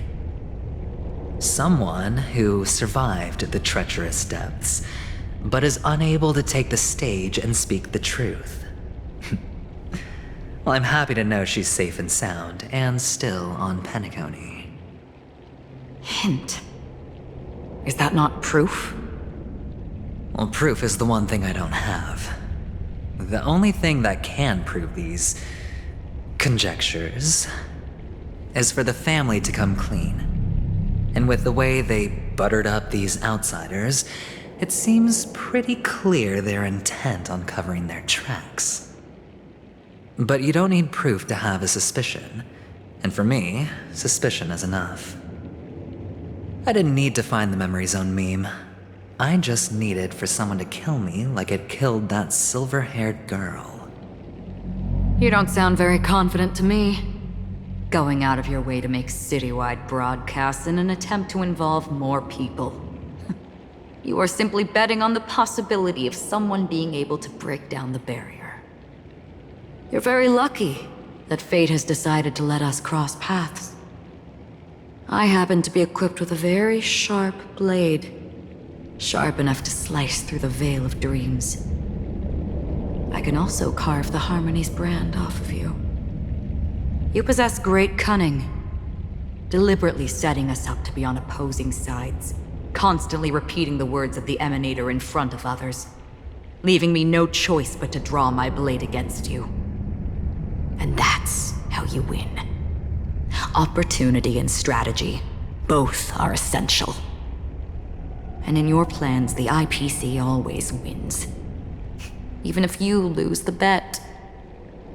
To the family, the life of an ambassador is still invaluable. Well, it's a huge gamble, isn't it? But allow me to point out a mistake. The IPC's success is not guaranteed. I, unfortunately, have no contingencies for such an important matter. Detonating a Stellaron. I can't do it. The Aventurine Stone is too broken to even safeguard my escape from the stage. If, at the end of the day, you did not unsheath your blade, I would have lost the bet. It is pointless to discuss what-ifs. You have won. Your prize is an entry ticket into that deep sea. And after this, whether you can return from the abyss is another gamble of yours. Have you never wavered? Wavered? Of course I have. But I can only bank on my own good fortune. Because other than that, I have nothing. Wake up from this dream and go to where you should be. Your gamble is not over yet.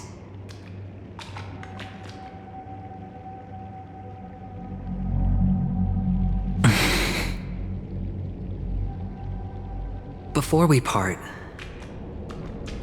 can you answer one more question? As someone who has traveled on that road, can you tell me, why are we born into this world? If it's just to die. I don't think this and never have. Nor do you. But the nihility envelops you and I. And everyone. And because of that, it's pointless.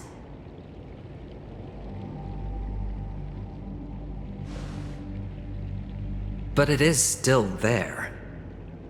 If the dice of fate are always weighted, then that is our destiny. Why, then, do we struggle against it? My answer might not be able to resolve your confusion, because it has been with you throughout your journey and is already a part of your life.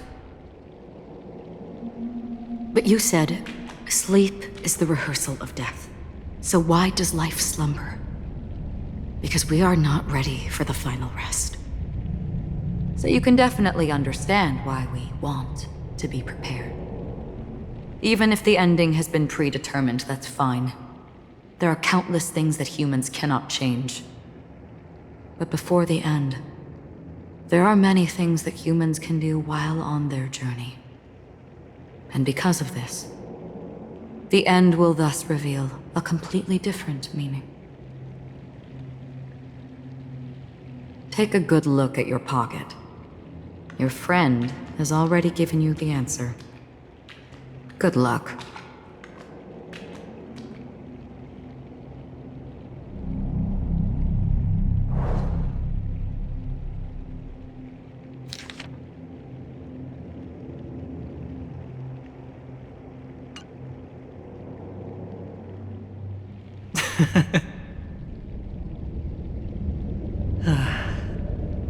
Then I shall get going.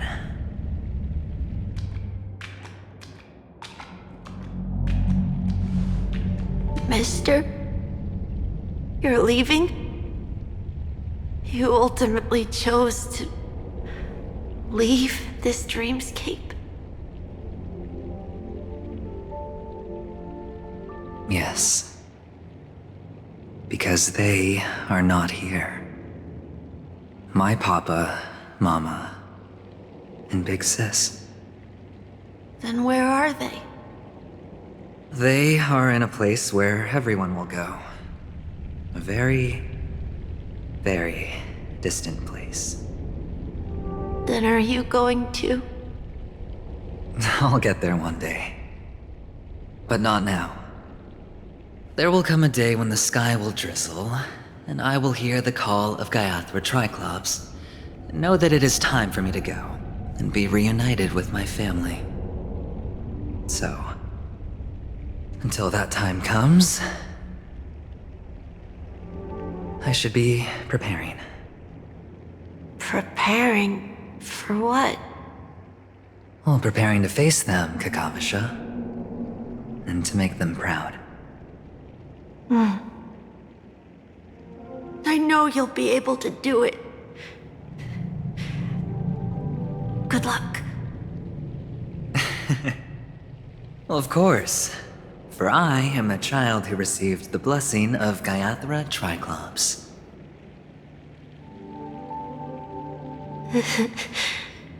But you still seem nervous. Well, I seem that way because I am nervous. You know what? Maybe you can help. What do you say? One last time? Put our palms together?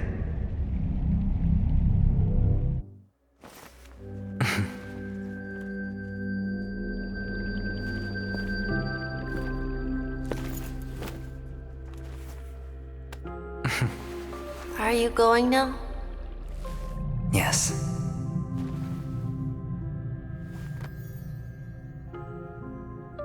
May the Mother Goddess thrice close her eyes for you, keeping your blood eternally pulsing. May your journey be forever peaceful, and your schemes forever concealed. Our paths will cross again beneath Kakava's shimmering auroras. Farewell, Kakavasha.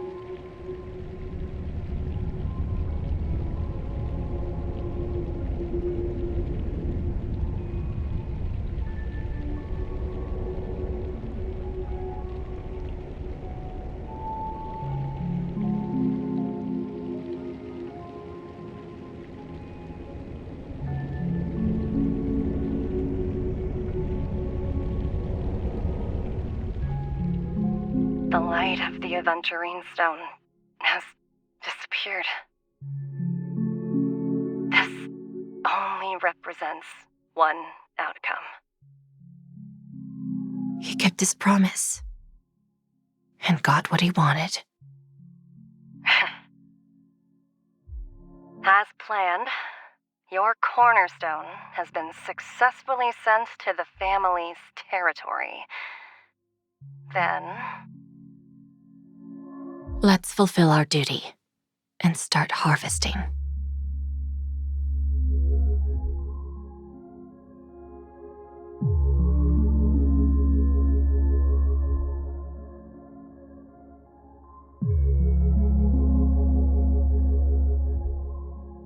I come for an audience. I come to fill wine. And I come to claim. I bestow poison in the guise of sweet dew. Come the toil of spring and yield a fall.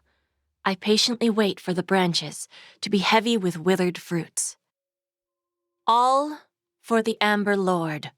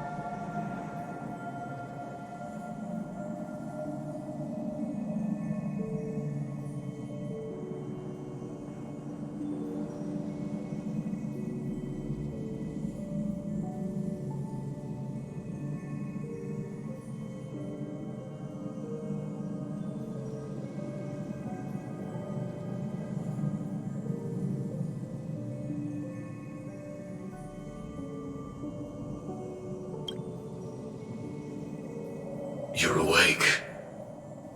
I've been waiting on you for quite a while.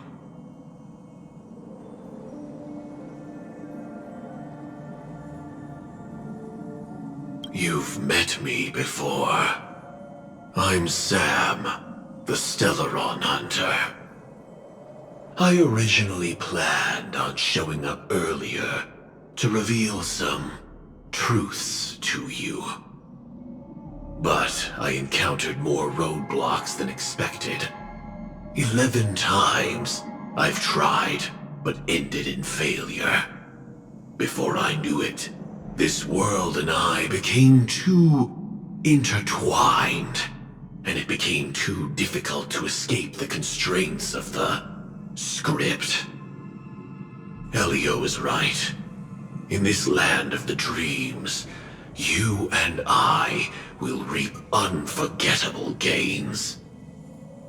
I don't know people's hearts as well as he and Kafka do.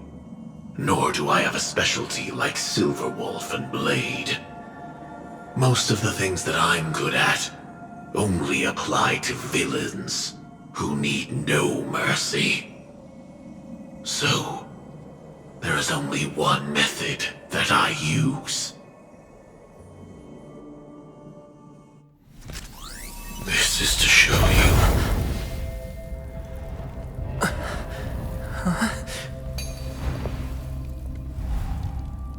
All that I am.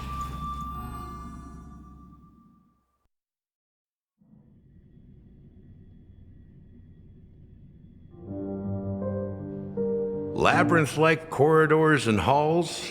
Traps everywhere? The owner of this mansion must be a bit paranoid. You are so funny, Mr. Security Officer.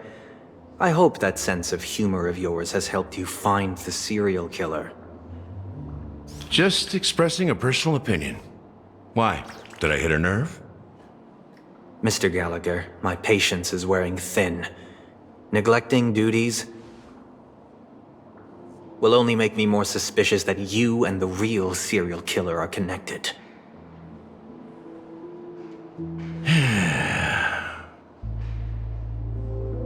Scoundrel, punk, drunk, hooligan.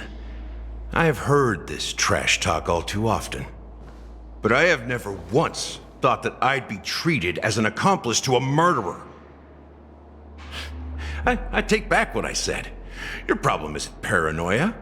You're just crazy, you know? Lunatic.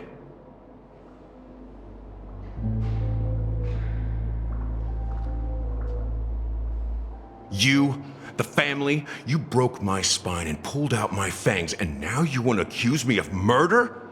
Ridiculous. Only idiots who've drunk too much Soul Glad will berate a stray dog in the streets. What exactly is making you say all this nonsense?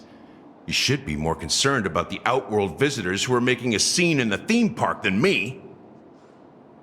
I don't need you to remind me. The moment that ambassador walked out the doors of the mansion, I knew what he was trying to do.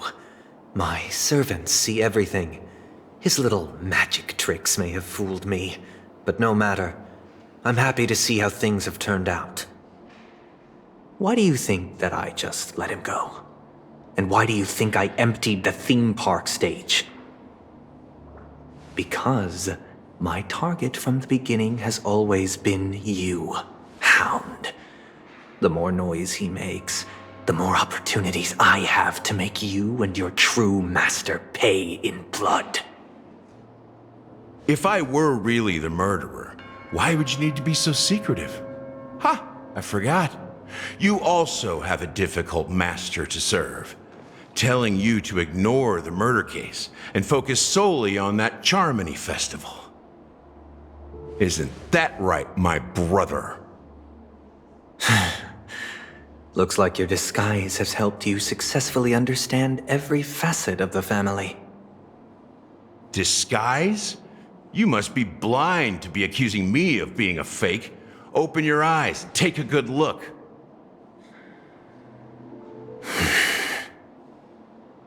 Indeed, every part of you is real. The brown hair, soft and curly like Benny's. The orange eyes, which make me miss the gaze of Sir Whitaker. That odd scar, the mark of Wolsey. And the gray vest, tie, hound emblem, bottle, the bartending, and your role as a security officer. These are all true traits. From all 52 loyal family members. When they are gathered, countless tiny truths are woven together into a lie. You collected a small piece of each of them and claimed them for yourself. Then you invented this facade, a complete Gallagher. Tell me I'm wrong, minion of the Enigmata.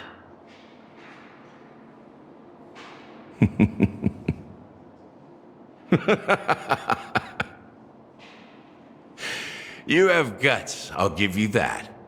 Not bad. I severely underestimated you. Admirable. But so what? Can this prove that I murdered your sister and that stowaway? This proves that you and the Memory Zone meme death are linked. And that's enough. Listen up. I don't care how you did it. I only care about one thing. The answer to a question.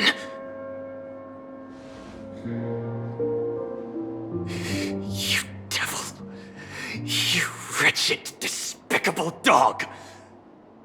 Why did you kill her?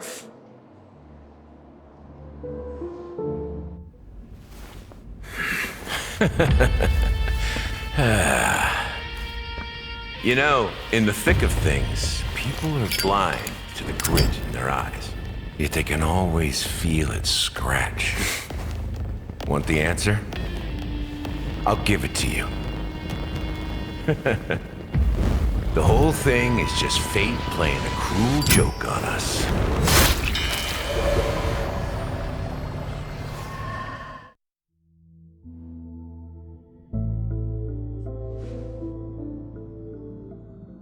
Newsflash! Penacony's Charmony Festival has entered its countdown phase. Accompanied by Clocky's TikToks, after 12 system hours, this grand celebration will commence with much fanfare.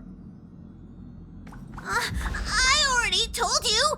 We can talk things out! I'm sorry, Fluffy. I really have something urgent to attend to, so I had no choice but to resort to asking this favor of you all. Since you already know what you're doing, I'll also have to remind you of its risks. Hey, partner, what's with the hostility?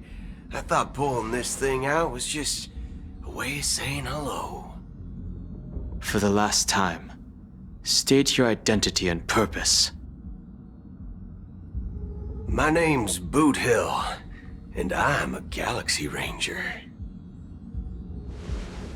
A Galaxy Ranger? You look like you seen a ghost. Did you think we all went extinct? Well, that's the price you pay for being off-grid for too long. The righteous heroes of the hunt would never hijack the Astral Express. I ain't hijacked anything. What, chatting with someone while holding a gun is considered a hijacking? It probably is. Pardon my frankness, but there are plenty of rumors in the cosmos regarding the Galaxy Ranger's current status, and none of them are pretty stories. I have a hard time believing you. Oh, this is hilarious. The tale that this bunch of fools spin is getting out of hand. There's even a bit about the Galaxy Rangers being turned into gibbons by Dr. Primitive, and they're in some valley screwing around on swings. Of course, I know you won't believe me, which is also why, similarly, I have a hard time believing that you're the real Nameless. See the bullets in this gun? 9mm, an eternal classic. I may need the Astral Express's help right now, but if you're an imposter just like that one, then this bullet might just end up in my head. I can't allow myself to be exposed to danger. That's just the way it goes, so you all have to first prove yourselves. Huh? Where are you going?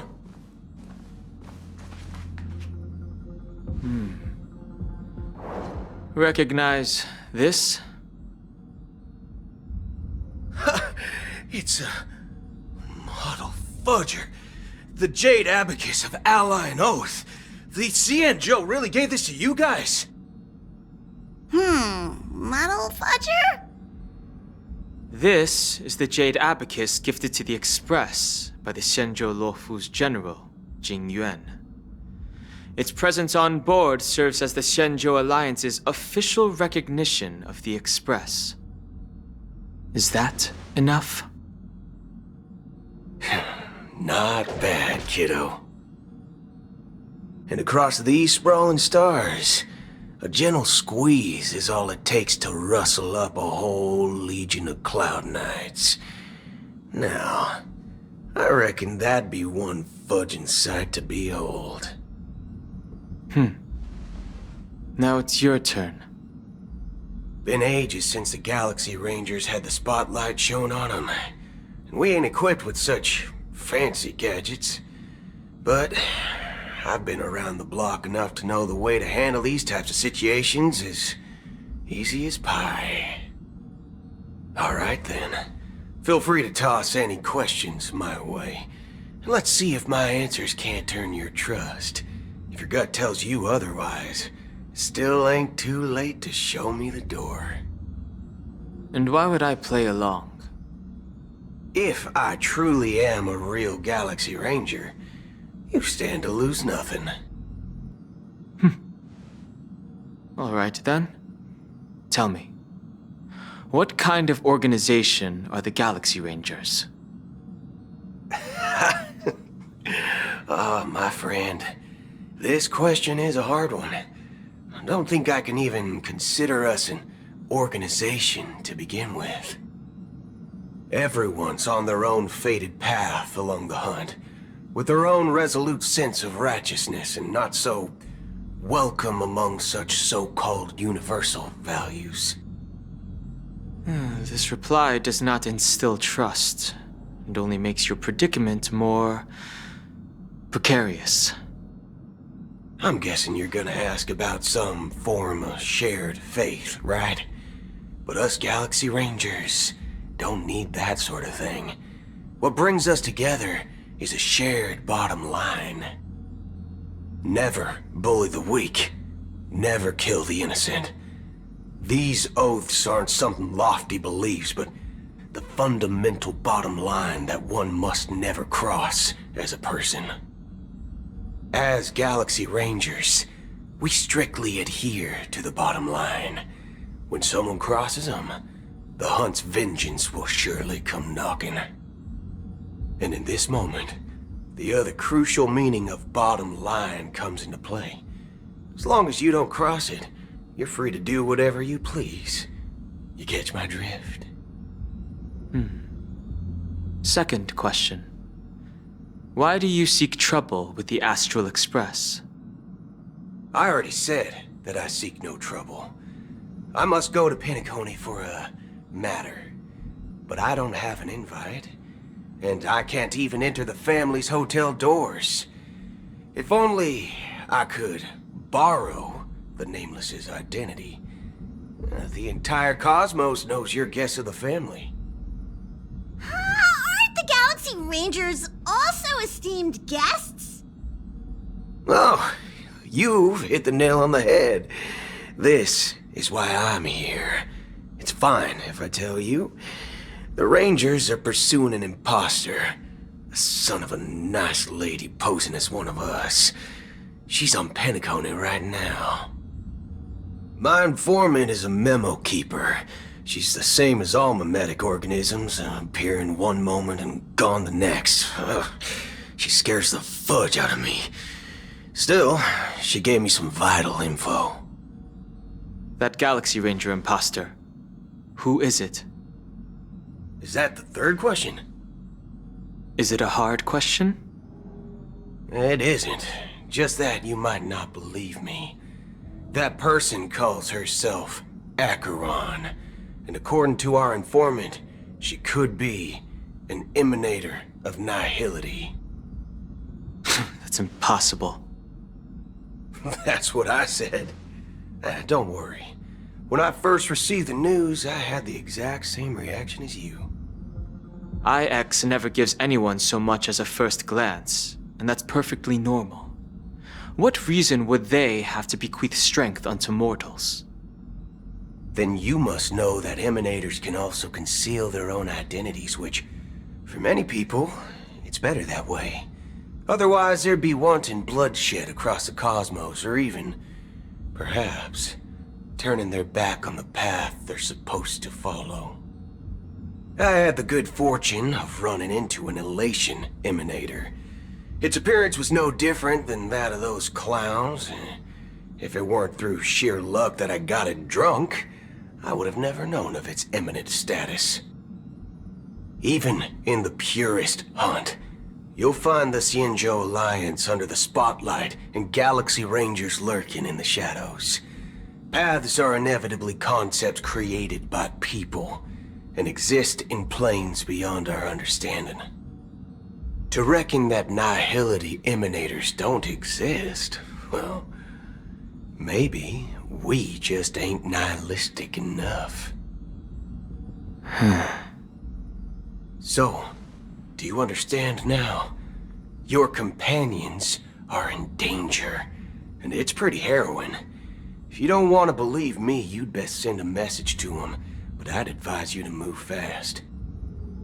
We don't know what's happening in the dreamscape or how much of what the memo keeper said is true. And that Acheron, who knows what she intends to do.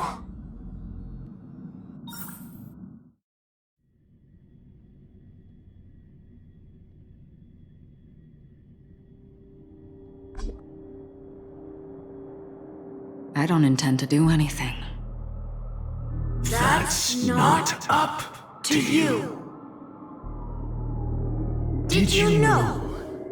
People who come to the land of dreams for the first time, they'll subconsciously stop to reaffirm that they're still walking on solid ground. And then they will unanimously raise their heads to gaze at the sky. Be it reality or dream, staring at the sky is instinctual for humanity. Since the day that the golden hour was completed, it's always been there, watching over every single night of decadence. But now this night sky has been mercilessly severed, dyed with the mist of nihility, and this whole event happened within the course of a single slash of a blade. A single slash of a blade isn't really accurate. It was actually 2 blades, just that the second one was faster. That's not the point. Many guests who weren't supposed to be invited have gathered at this banquet. Even if the harmony is all-embracing, I have no choice but to show some of them the door. For the sake of Penacony and the peace. The planet of festivities has no place for you, a puppet of nihility. Those who live in the shadows do not bear the right to tread the illuminated stage. Speaking of living in the shadows, there's probably not much difference between us. It's only polite to reveal your true self, at least when speaking to others. Penacony's Dream Master.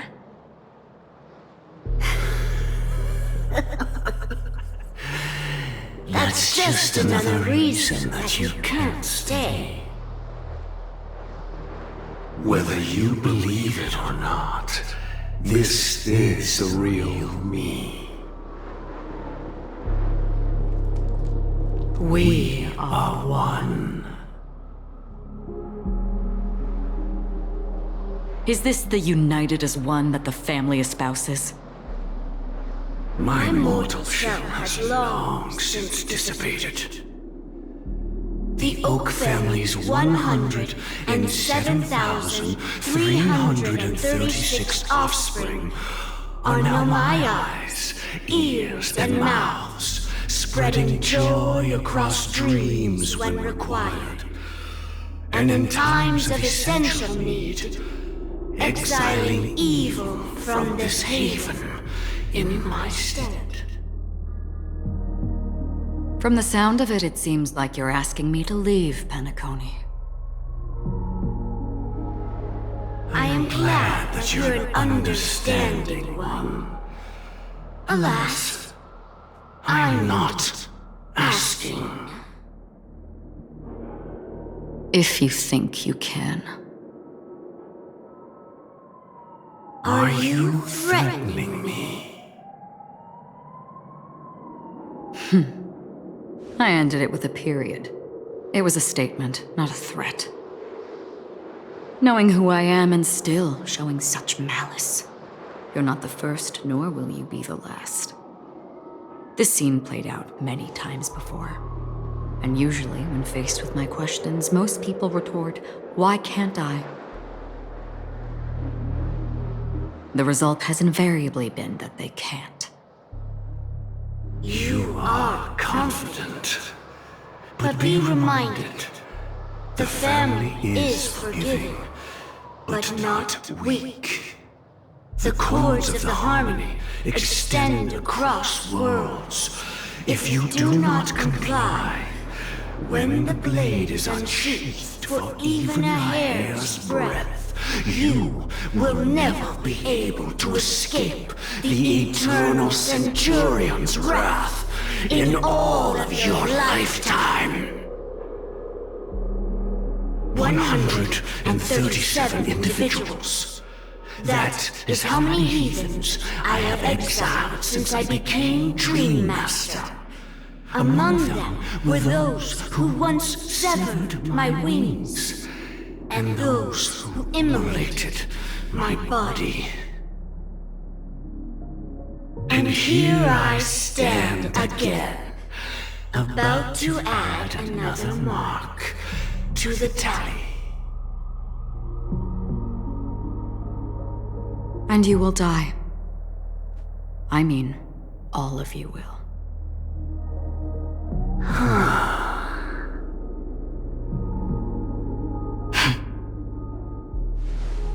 But that won't come to pass. I'll do as you ask. I'll leave. A wise choice. I wasn't aware there was a choice. To you, that surely is the only option. Please bear in mind, you and Penacony are of different worlds. Those born on the far bank cannot seek solace across the river. Leave and never return. The radiance of the planet of festivities is overwhelmingly bright, luring in tricksters, wrongdoers, and criminals. But even the harmony itself will never welcome the self-annihilator of nihility. And even more so, when this self-annihilator heralds the destruction of everything. Your strength is obviously a gift of the sleeping and shapeless, immeasurable and fathomless, like a tributary spawned from the abyss that brings death and sin to all. Acheron, a befitting name. Take it from someone on the other side of your so-called river. You know better than I do that Penacony has already deviated from the harmony. Whatever your intentions may be, I foresee only one outcome. Its future holds nothing but nihility. Just like all the worlds that have drowned in their shadow.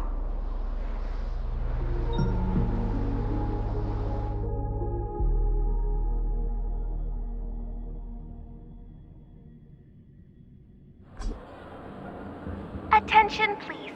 The unusual event that occurred moments ago was due to a technical malfunction at Clock Studios theme park. The family has promptly responded to secure the area, and we're happy to report that there have been no injuries. Oh, I swear that was no movie shoot. So many chips fell from the sky, and I even caught one of them. But it vanished in an instant before my very eyes. Excuse me. Are you talking about the Clock Studios theme park incident? Yeah, what about it? Oh, Miss Robin! Am I seeing things right? No need to worry. I apologize for any inconvenience caused to your delightful dream journey. What you just mentioned about the chips really piqued my interest. Would you mind providing more details about the incident? Oh, it was just those chips you normally see everywhere. The green ones? They fell from the sky as if it were raining. And then those chips simply disappeared. It appears to be the dream sim tech the Iris family has been developing. Huh? Miss Robin, you mean those chips were all part of a performance? But I really... Shh. This technology hasn't been made public yet. It was originally planned to debut at the Charmony Festival, but it seems it's been leaked. Can you help me keep this secret? The raining chips were supposed to be part of my act. Oh, I see! Then it all makes sense now. I'll do anything to help make the Charmony Festival a success! Thank you. As appreciation, I'd like to give you a token gift. Oh, this button is... Press it at just the right moment in the celebration, and there could be an unexpected treat in store for you. All right, it looks like there are other guests who are also confused. I'll have to excuse myself. Please, enjoy the dreamscape. So many people talk. Hey,